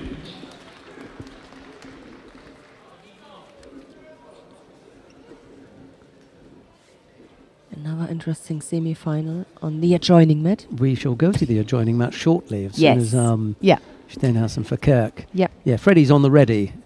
Ready like Freddie. Freddie's on the ready. Freddie's ready. I think I made a joke. Yeah, it's good. So the first one. This is getting worse. Andy Grandy we had before. Oh, Andy Grandy earlier on, yeah. Minute 20 odd into golden score. Minute and a half already, and we will go down to pick up the contest between Sherazadishvili and Viniashvili as soon as this one is over. This for a place in the final, mind you. So is Sherazadishvili and Viniashvili, but there's a little bit of bite in this one. It's a bit personal, isn't it? Couldn't be more opposite, but we will come to it when we're gonna see them. Yeah. Opposite couldn't be bigger. That's what I wanted to say.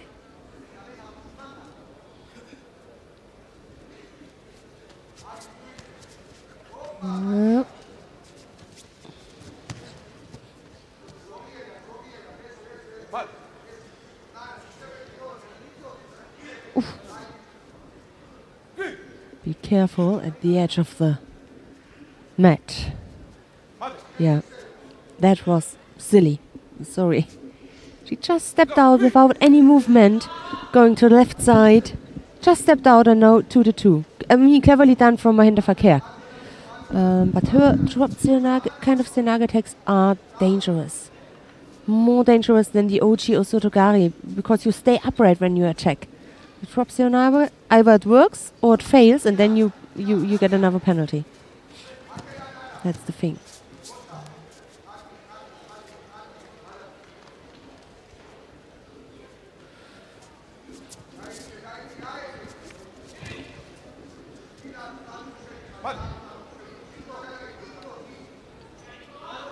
Big battle here between Steinhaus and Verkerk. Yeah. One of these is going into the final of the IGF World Masters. Yeah. And given the opposition on the other side, Dimitriev and Malonga, you know, you got to favour this half of the draw. You got the number 1 seed in there to begin with. Powell was the number 2 seed. She's out. Aguiar was the number 3 seed. She's out. Tromeo. So, you know, the best that you've got down there is Dimitrieva and Malonga. Malonga wasn't seeded at all. Oh, now I like Mahinder Verkerk more. Yep. Three good attacks. Got to look at the winner coming from this one. It could be that Verkerk will take this, you know. She is now stronger for me. Can you imagine if she wins this and goes on to win the title? Ooh, There it you is. see. Yeah. Yep. This time. She knew that, yeah. Oh, look. Bit of a hug as well. Yeah. Verkerk, you know, as hard as she is, there was still enough to say, okay, Yes. I know that hurts, you know.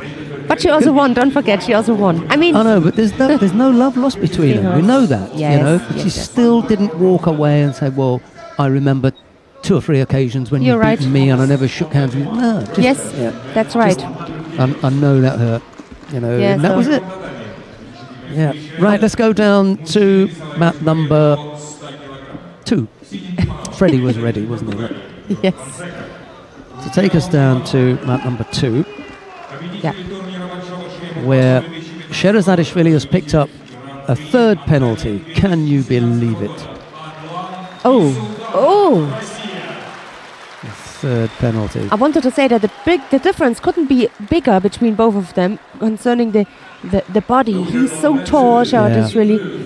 Easy to get above Gviniashvili, and Gviniashvili is so short, easy to get close to the hip. And if he's once at the hip, that's dangerous. Yeah, so he is. Where's the sheet? So Becker Yeah. into the final. Yeah.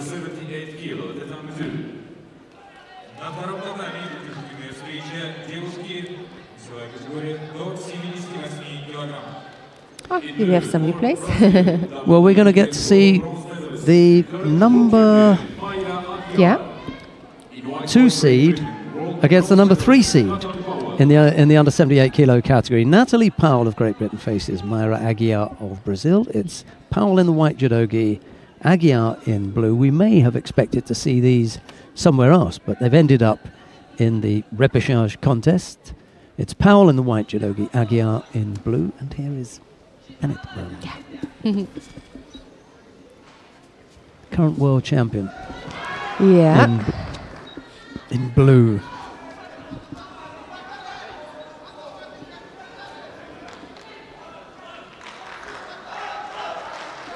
Okay, both at the very beginning. Penalty for being passive.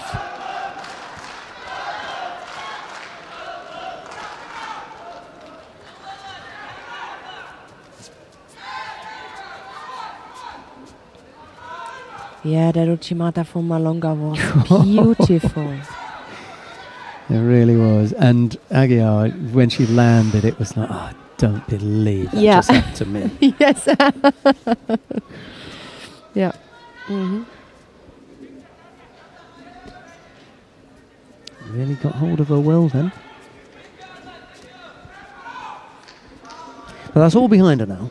She's got to take this contest first. Yeah. Give herself a chance of being on the Masters podium. Powell it is who picks up a penalty as well as Aguiar, and they're both now with way over 2 minutes left to go. They've both picked up 2 penalties, so this is a poor effort, to be honest. 4 penalties in 2 minutes between them. Yes.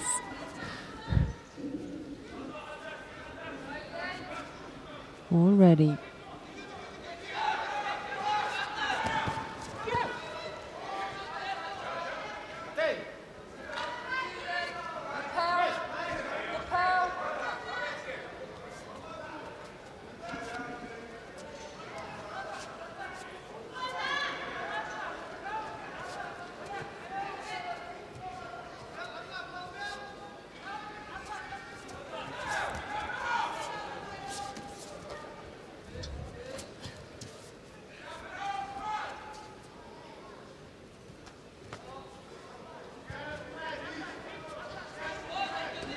Well, I think one time we discussed it if both can be penalized. And I heard that it is possible. It is indeed possible. Oh, okay. That, I think the person to do it would be Bernd Achilles. He's the refereeing commissioner here, and he's just the kind of man who'd say that. Listen, you're both no good, off you go.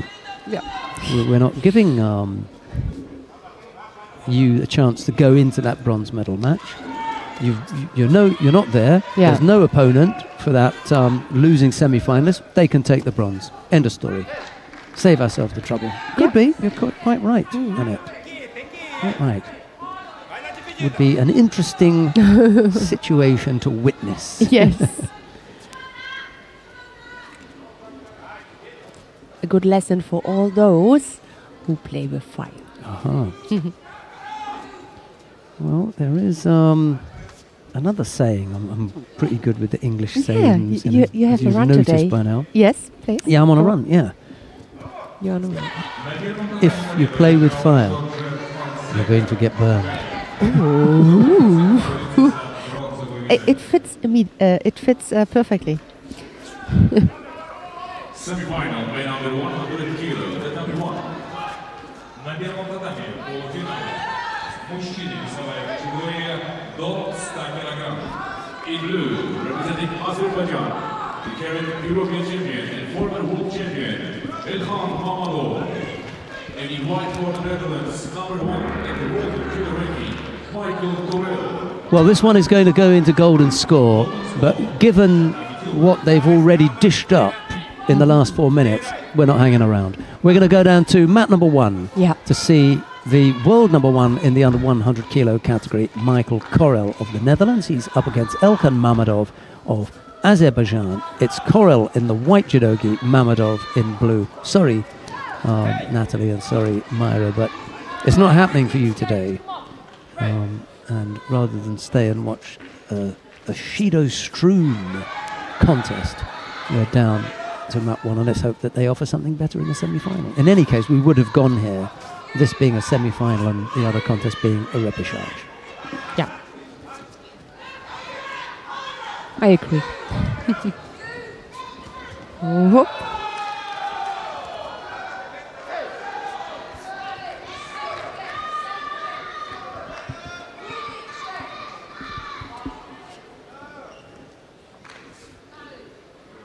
Could be a decision now on mat number 2, by the way. I have to tidy up the judogi.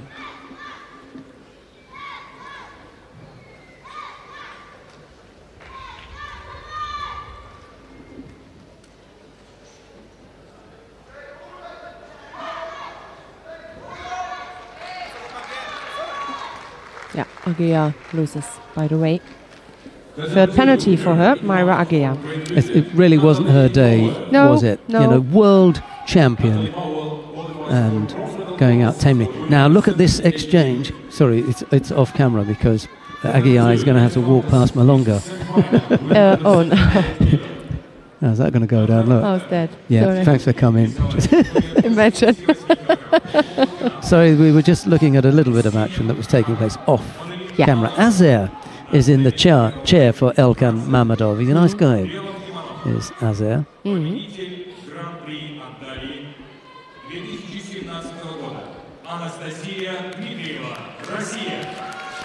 Well, we spoke about Malonga. She walked past in the background in that shot. She's up against Anastasia Dmitrieva of Russia down on mat number 2, if you want to see that one. That's a semi-final in the under 78 kilo category. Just stepped out there, but with 1 foot, and he came straight back in, did Michael Correll, so not going to pick up a penalty.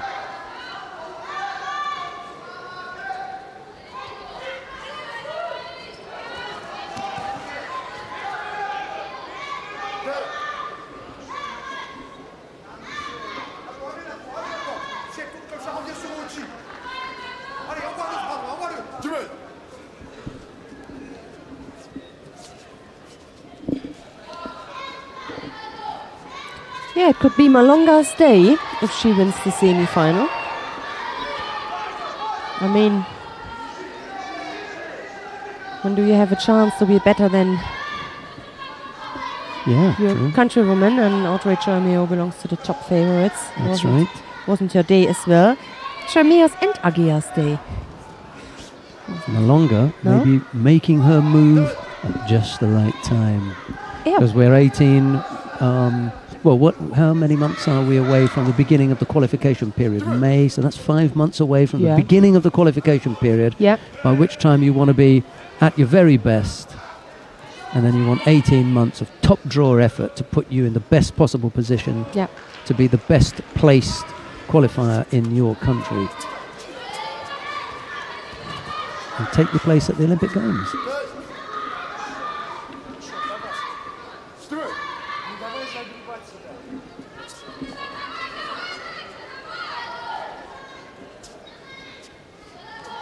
Two penalties apiece from Korel and Mammadov.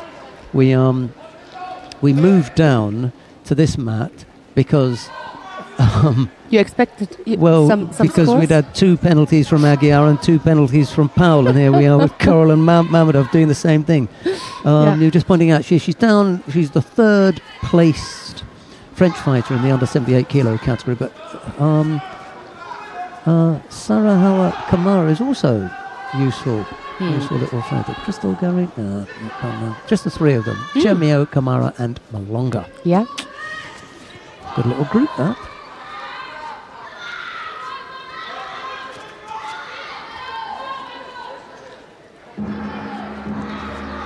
Well, that Uchimata from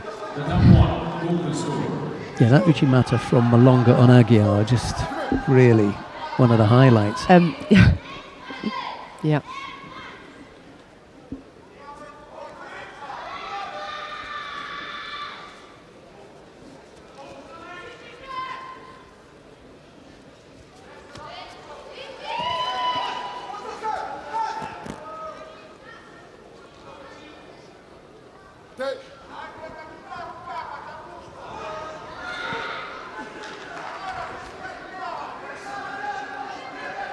Ждешь, пока она возьмет.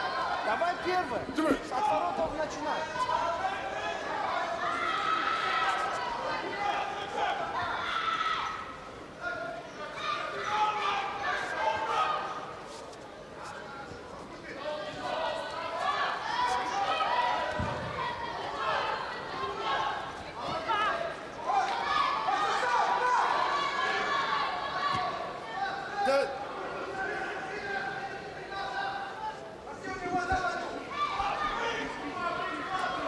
So almost 1 minute gone on golden score. Already 2 penalties each.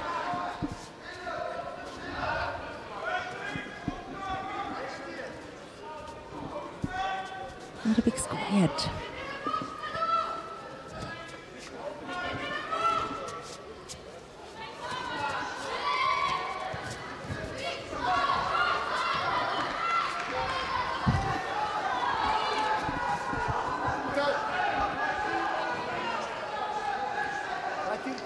Давай, давай, давай.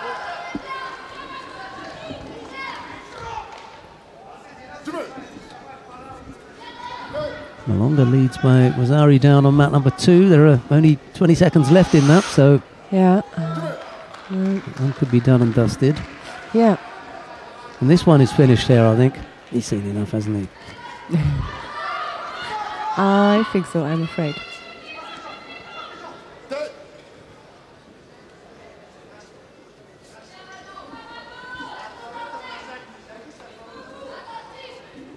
Сразу.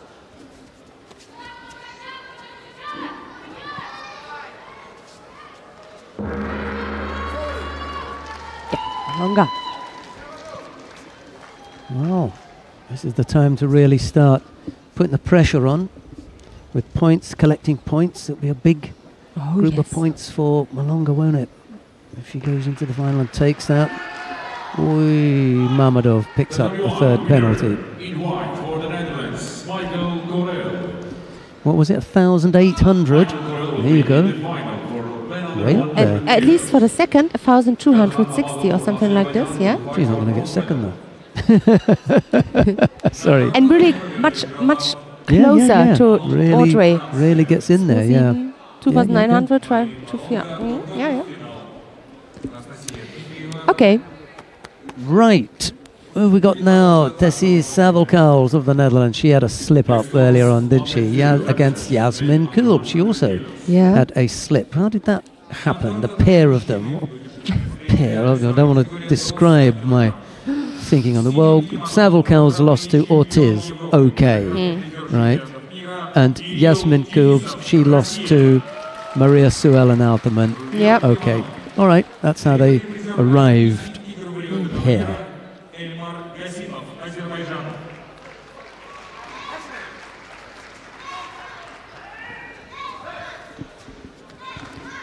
Yeah, I'm just going to check with our media manager, Mark Pickering, the IGF media manager, about the state of things in the under 78 kilo category.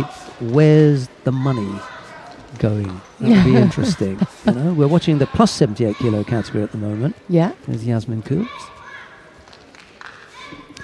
But as for the money in the under 78 kilo category, I'd be interested to know who it is that is best placed for taking that prize. I'll just bring up the under 78 kilo category. At the moment, Husha Steinhaus leads. Natalie Powell is in second place, and it's 4,843. So 4,800 to Steinhaus and 4,300 to Natalie Powell. So would a Powell win see her overhaul Husha Steinhaus at the top of the tree?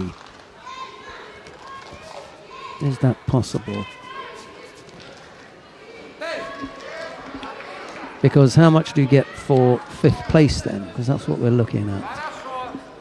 Fifth place will give Husha Steinhaus some points. Would there be enough points for Powell, if she takes the bronze medal, to overhaul Husha Steinhaus, who would then be finishing in fifth place? I don't know. But that's what we're asking our media manager. He's a really bright guy, you know. He really is, yeah. He'll know the answer to that.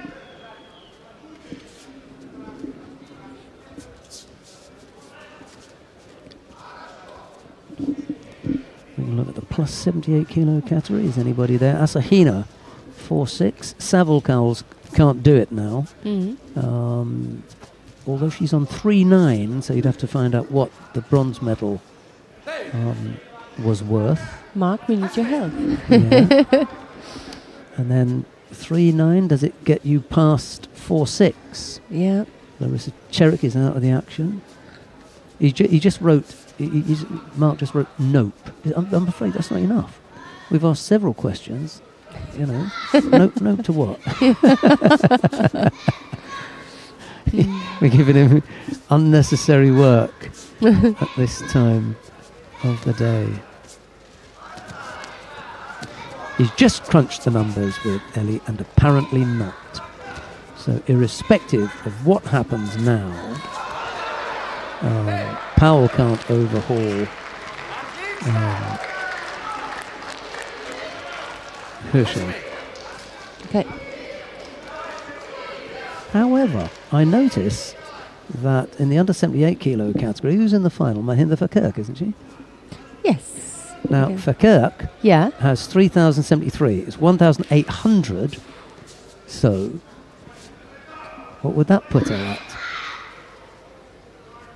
At the top.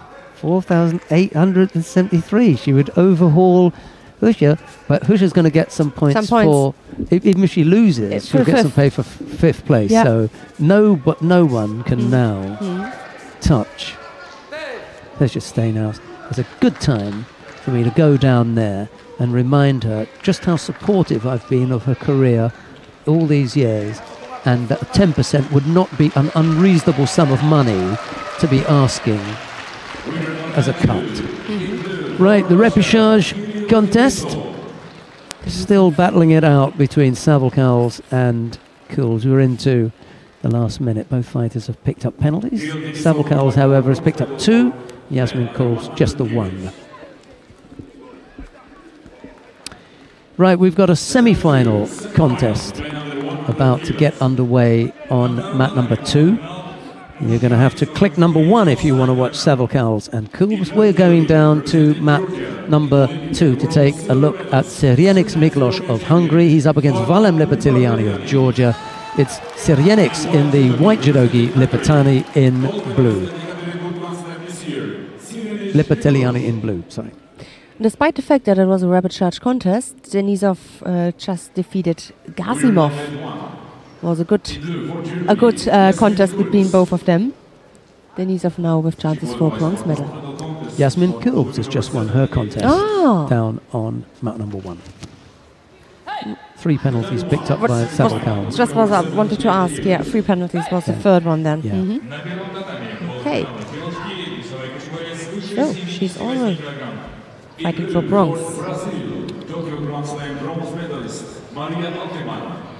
And in white for Cuba, London Olympic Games champion and Rio Olympic silver medalist Idolis Ortiz.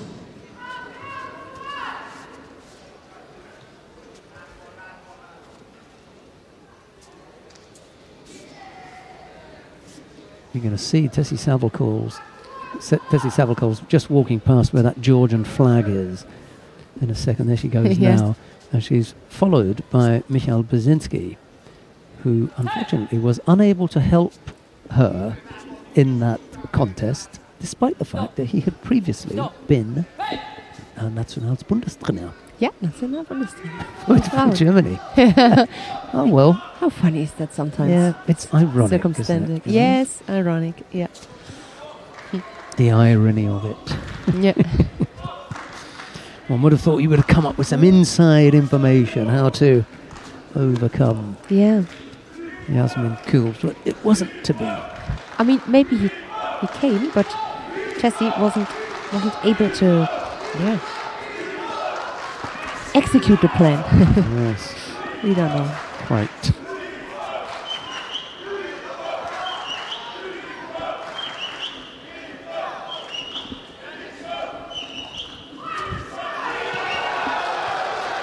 Big attack here from Vala Mkhitaryan. On the board, yeah. Yep.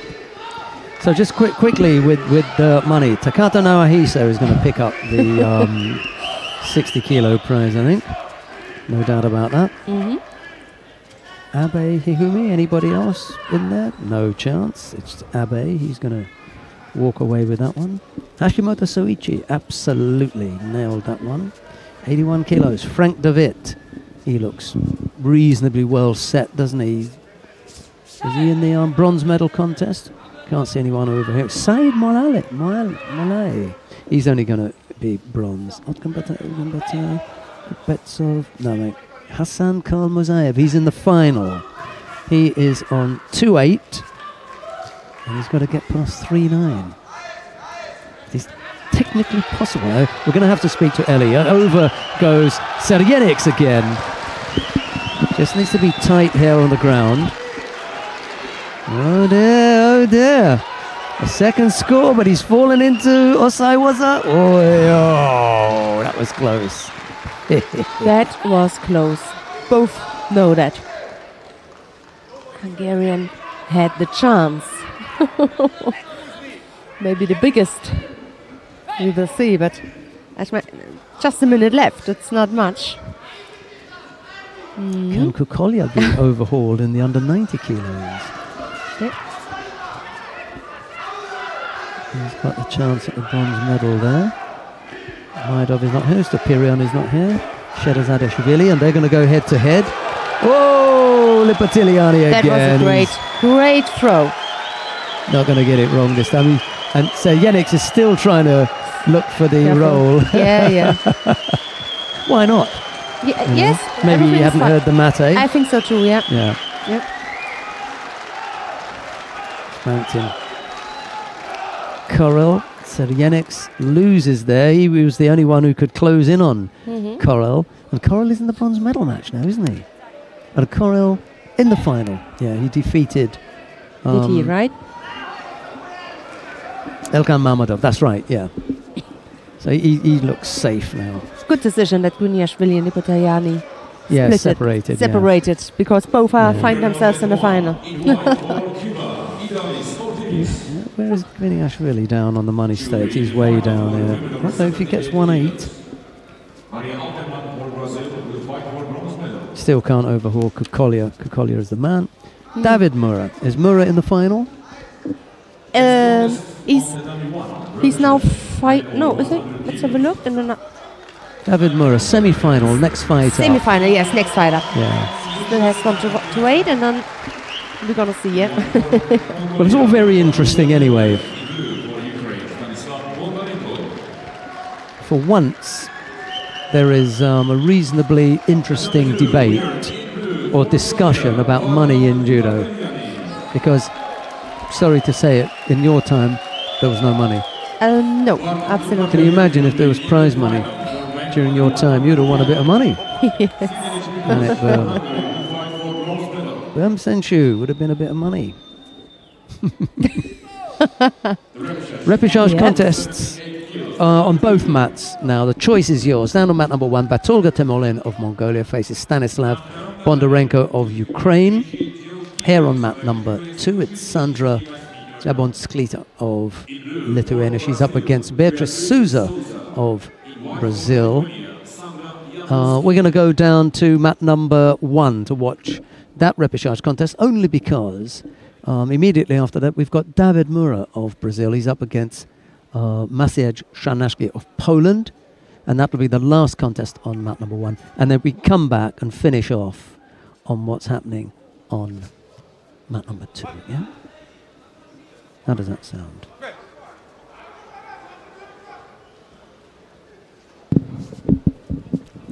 Sounds as a plan. That's a plan then. Okay.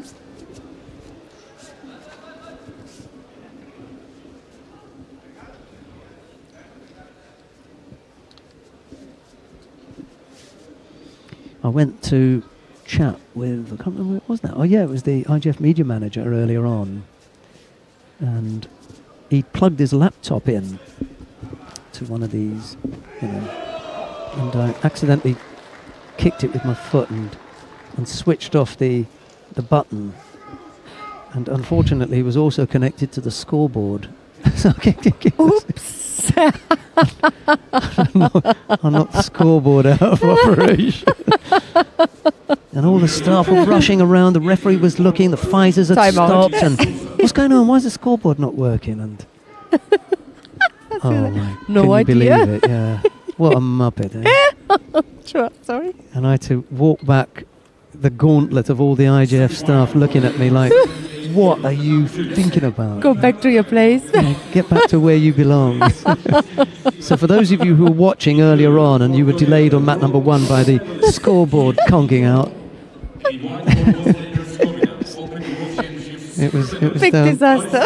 down to me. Look, even the coach has heard that one. He's laughing. Yes. Look, he realises how funny that was. What a muppet. You almost deserve the title Muppet of the Day. Yeah, yeah. Elisabetta Frattini gives out that title to people. Muppet of the Day. And today I got crowned as Muppet of the Day. Lucky the chief wasn't here during the final block. Yeah. Better you stay next to me. That, ladies and gentlemen, is a true story. I did that today. Behind the scenes. The whole year without trouble, Sheldon. I know, and then right at the last event. competition, yeah. Don't worry, they've put me somewhere else to sit somewhere else later on, all on my own. There's nobody around there. It's just a seat in the middle of the stands, and it's all cordoned off. There's nobody around, just in case I go to touch anything electrical.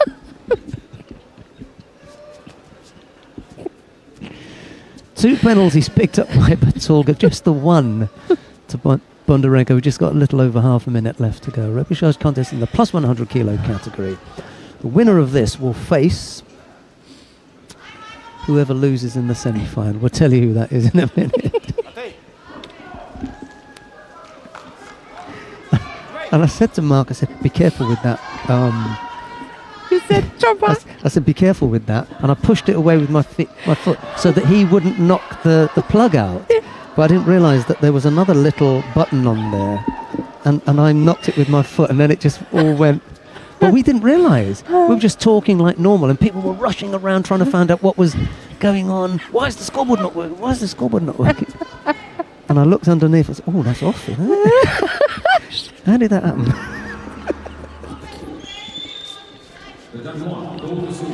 Golden score between Batulga and Bondarenko. Live TV. That's what happens when it's live. You know? How can you little men cause so big Much problems? trouble. Oh my God. I'm sorry. Yeah.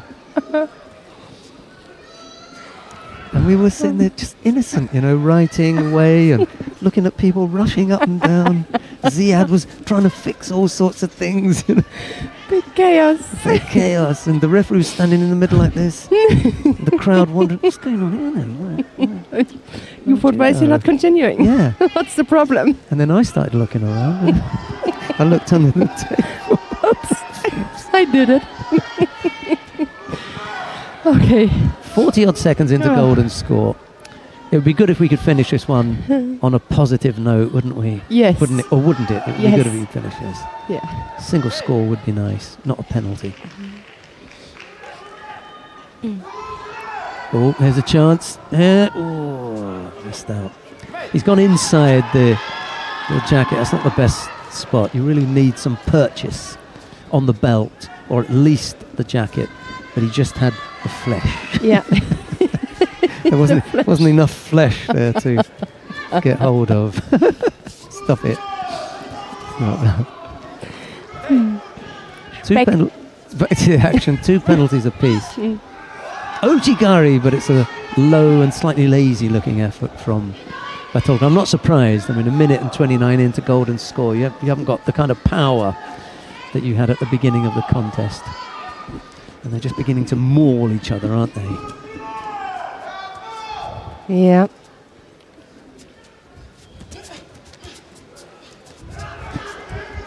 We're really waiting for the David Mura Maciej Shanashki contest, which is coming up immediately after this one. Oh, look at Ojimata just collapsed in a heap at the feet of Bondarenko, and now he's struggling to get to his own feet. Vasily Smolin says, okay, tidy up your belt, pal, before we start.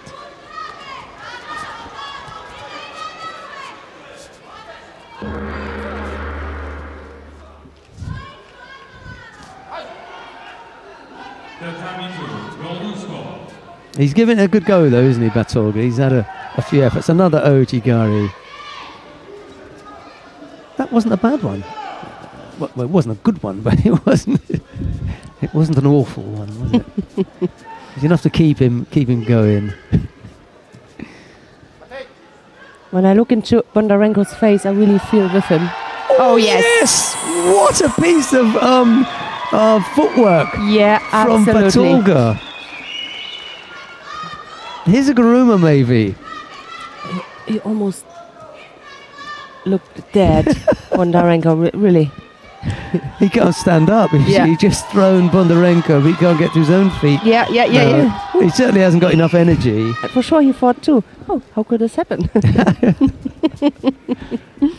Yeah, look. Stanislav Bondarenko, where did that come from? Yeah. And Kim Min-jeong has just thrown Larissa Cherik in their golden score period in their semi-final. It'll be Kim Min-jeong in the final. So there you go. Batolga it is who takes it. A good battle, yeah. A good heavyweight bash. He'll go to the bronze medal contest. Okay, so we have now got the last of the contest on map 1. Yep. It'll be David Mura. And he just brings him with one hand as well. You see, he just hangs on to him with one hand. Look, there's the little step. With his left leg. The shape like is Sasai. He catches him high up, but it's Sasai Tsurikomiyashi, isn't it? It's that action, and I'm going to go with Sasai as opposed to Hisagaruma. He catches him well. David Mura in the white judogi. Oh yes, score. Maciej Shanashki in blue. And as Annette said, there's a score on the board, and here's Annette with the commentary on this one. It's Mura in the white judogi, Shanashki in blue. Yeah, and an elite here for Mura. He really had a great day so far.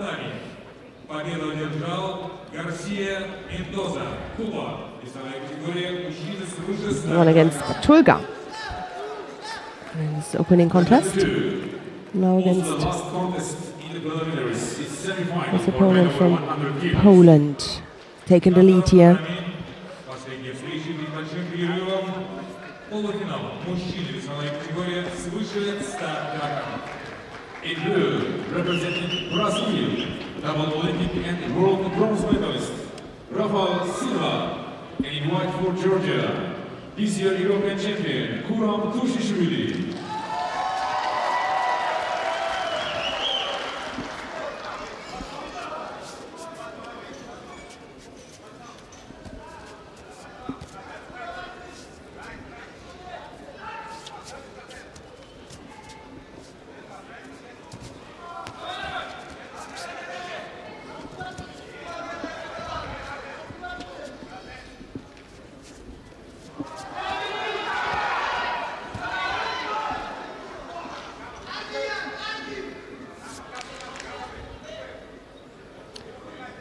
Yeah, so a single score for David Mura at the moment. I wonder if we are going to see Mr. Brody again today. Maybe he will take part at the awarding ceremony, give one of the... He presented he's here. he presented a medal yesterday. Mhm. One of the medals, so he may be persuaded Yep. to come down again, you know. He's really knocking him over here. Second score by David Mura.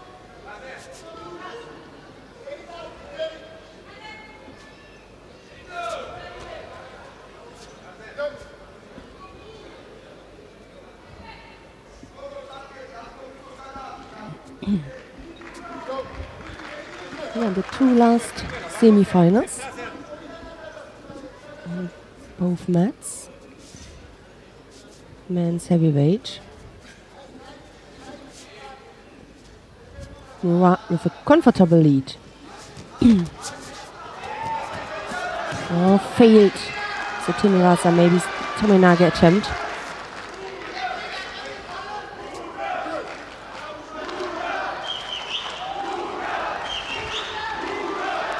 Now, David Mura leads here with 2 scores and a minute and a half left to go. He looks as though he's in reasonable control of this one. There is a second semi-final down on mat number 2, and that is Guram Tusishvili of Georgia. He's up against Rafael Silva of Brazil.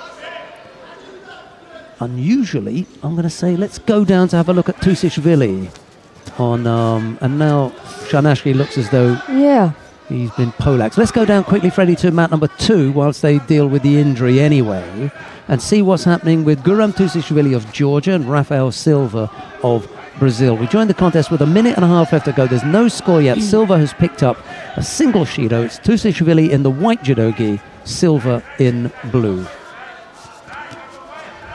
Yeah, what a task for Guram Tusishvili that is, to move the giant. Break his balance.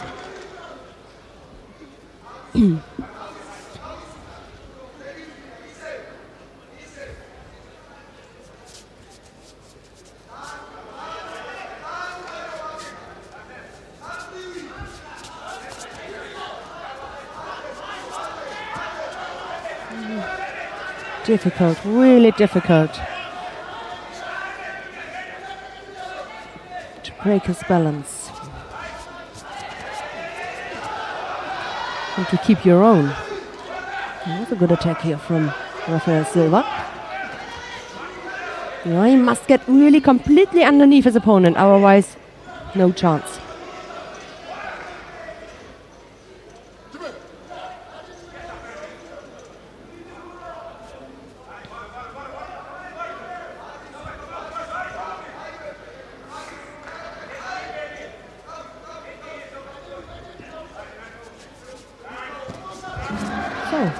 First semi-final is decided. David Mura indeed did hang on to that 2 Wasnari lead, and he goes into the final. He'll face the winner of this contest that we're watching now. There is no more judo up on mat number 1. It's all down here on mat number 2. This is the last contest, so stick here. Don't worry about going anywhere. This is it. Is Silva going to pick up another penalty here? Oh, it could be. We will see. Because Tushishvili has just been that clever at Yes. attacking and Yep. you know, keeping him out of the attack. In the final for men over 100 kilos, Maciej Sarnacki for Poland will fight for bronze medal. Dear friends, this was the last contest on tatami 1 in the preliminaries. Дорогие друзья, это было последнее перед финалами события первого. Yes. Yeah, so Tushishvili takes it. Rafael Silva, rather, you know, amateurishly, allows himself to pick up a third penalty. I don't think he allowed himself to pick up a third penalty, but he wasn't careful enough. Yeah. He didn't pay enough attention, and he collected a third penalty. Right, now there weren't a great deal of highlights in there, so just as well Freddie cut to us because there were no highlights from that one. It was 3 penalties, unless you want to see the referee rolling his hands around. Now, Annette Berm, you've been keeping the sheets up to date. Tell us who we're going to see in all 7 Finals? of the finals, and then I'll tell you what I remember about each of the weight categories. We'll do it that way around, shall we? Perfect. So, in the category under 70 kilos, we have Barbara Matic of Croatia. She's up against Maria Portela of Brazil. Matic had 2 good scores against Gahi, Yes. and then she kind of shut up shop, and it didn't look that attractive at the end, but she'd done the hard work. Portela overcame, you know, a tough little one with Bernholm because, you know, Bernholm pushed her, but Yep. it's Portela and Matic then. Okay, Yep. right. So in the under 78 kilo category, it's Marhinda Verkerk of the Netherlands, and she faces Madlena Malonga of France. Well, Malonga threw beautifully. She threw the world Yes. champion, Mayra Aguiar, for Ippon with Uchimata. Absolutely beautiful. That was in the quarterfinal. And then Aguiar went on to lose her repechage contest against Paul. Paul and Steinhaus are going to go head-to-head. The number 1 seed, Steinhaus, lost out to her teammate, Marhinda Verkerk. So we'll see Verkerk, who's really been battling hard. What a battler she is against Malonga. Okay, nice. Absolutely. Yes, and women's heavyweight, we're going to have Idalis Ortiz, the Cuban, and she's up against the Korean Kim Min-chong. Another chance for Ortiz Yeah. to pick up honours right at the end of the year. The money, however, is going to go to Asahina Sara. I don't think anyone can overcome her. We were Yeah. looking at who might be there, but that's something that the IGF media manager will have to tell us about. I'm sure he's working on it feverishly now. Let's have a look to men then. So we in the under 81 kilo category, we have Hasan Khalmosayev, the Russian. He's up against, it will be an all-Russian final. He's up against Aslan Lapinagov. Well, we saw one all-Russian contest early on. It was Alan Kubetsov against Hasan Khalmosayev. We moved from that because they tend not to be the best, you know, or most attractive contest. We moved to watch Molay and Santos. And during that time, we were still keeping one eye on the Kubetsov Khalmosayev contest. It went into golden score, where they were just bashing each other. And we thought, okay, well, this is a good one. So And we're we looking went back forward to watch seeing the it. final then. So we look forward to the final because hopefully Khalmosayev and Lepenigov will give us something memorable to watch. The Russians, by the way, have not picked up a male medal, Yeah. or didn't pick up a male medal yesterday. Today, it's absolutely guaranteed. And it's going to be a gold and a silver. Yep. They'll get gold and silver in that weight category. So men under 90 kilos, it is the Korean Kwak Dong-hang, and he's up against Beka Gwiniashvili of Georgia. Guak is going to have to be extra clever to get past Viniashvili. He really is, you know, a powerhouse of a fighter, very, very dangerous, and he looks in good form Yes. today. Guak, however, is one of the cleverest fighters on the circuit, and you Yes. don't win the under 90 kilo category world championship title by luck. So Yeah, we will look see. forward to that one. Yeah, under 100 kilo category, it's the number 1 seed, Michael Correll of the Netherlands. He's up against Valam Libertaliani of Georgia. Coral has had a tough time of it today. You know, sneak past a few people, Lipitiliani, what can you say about Lipitiliani? He's just, you'd love to see him throw.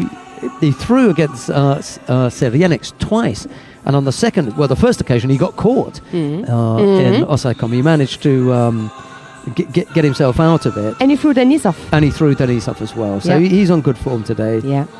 Probably be looking at Lipitiliani. Coral, however, is going to end up taking the big money. So, and men's heavyweight, we're going to see David Moura of Brazil. He's up against Guram Tushishvili of Georgia. The third Georgian in the final. Yeah, well, Tushishvili has already seen off the challenge of Rafael Silva, the Brazilian giant, and Garcia Mendoza, another big fella from Cuba, and then Anton Krivobokov. I am absolutely certain that if you put together the combined weights of Krivobokov, Garcia Mendoza, and Silva, Tushishvili will have had the heaviest and the hardest of all routes. That's an interesting statistics, right? But he is. They're all the big guys. They're the biggest guys. Yeah. Silva's got to be the heaviest, and we've got the weights here. Silva weighs in at 164. He's the... Krivobokov is heavier, and Tushishvili beat him first fight up, so that's it then. The only other one is Garcia Mendoza, the Cuban, and he's down. Oh, he's a lightweight, 133. And have a look. I always wanted to know Guram Tushishvili, how his weight is 110. He is the lightest. The lightest. The lightest has beaten the heaviest. Nice story. Right, that's all the action we've got for you from the first part of the day. We'll be back at 5 o'clock. It's 3 now, but from Annette Berm and myself, it's bye-bye for now. Thanks also to Freddie. Thank you, Freddie. Yeah, and it will be separated in the afternoon, so it was a pleasure, Sheldon. Yeah, that's it, mate. That's it. In fact, it will give me a chance to say bye-bye. Bye-bye. Bye-bye.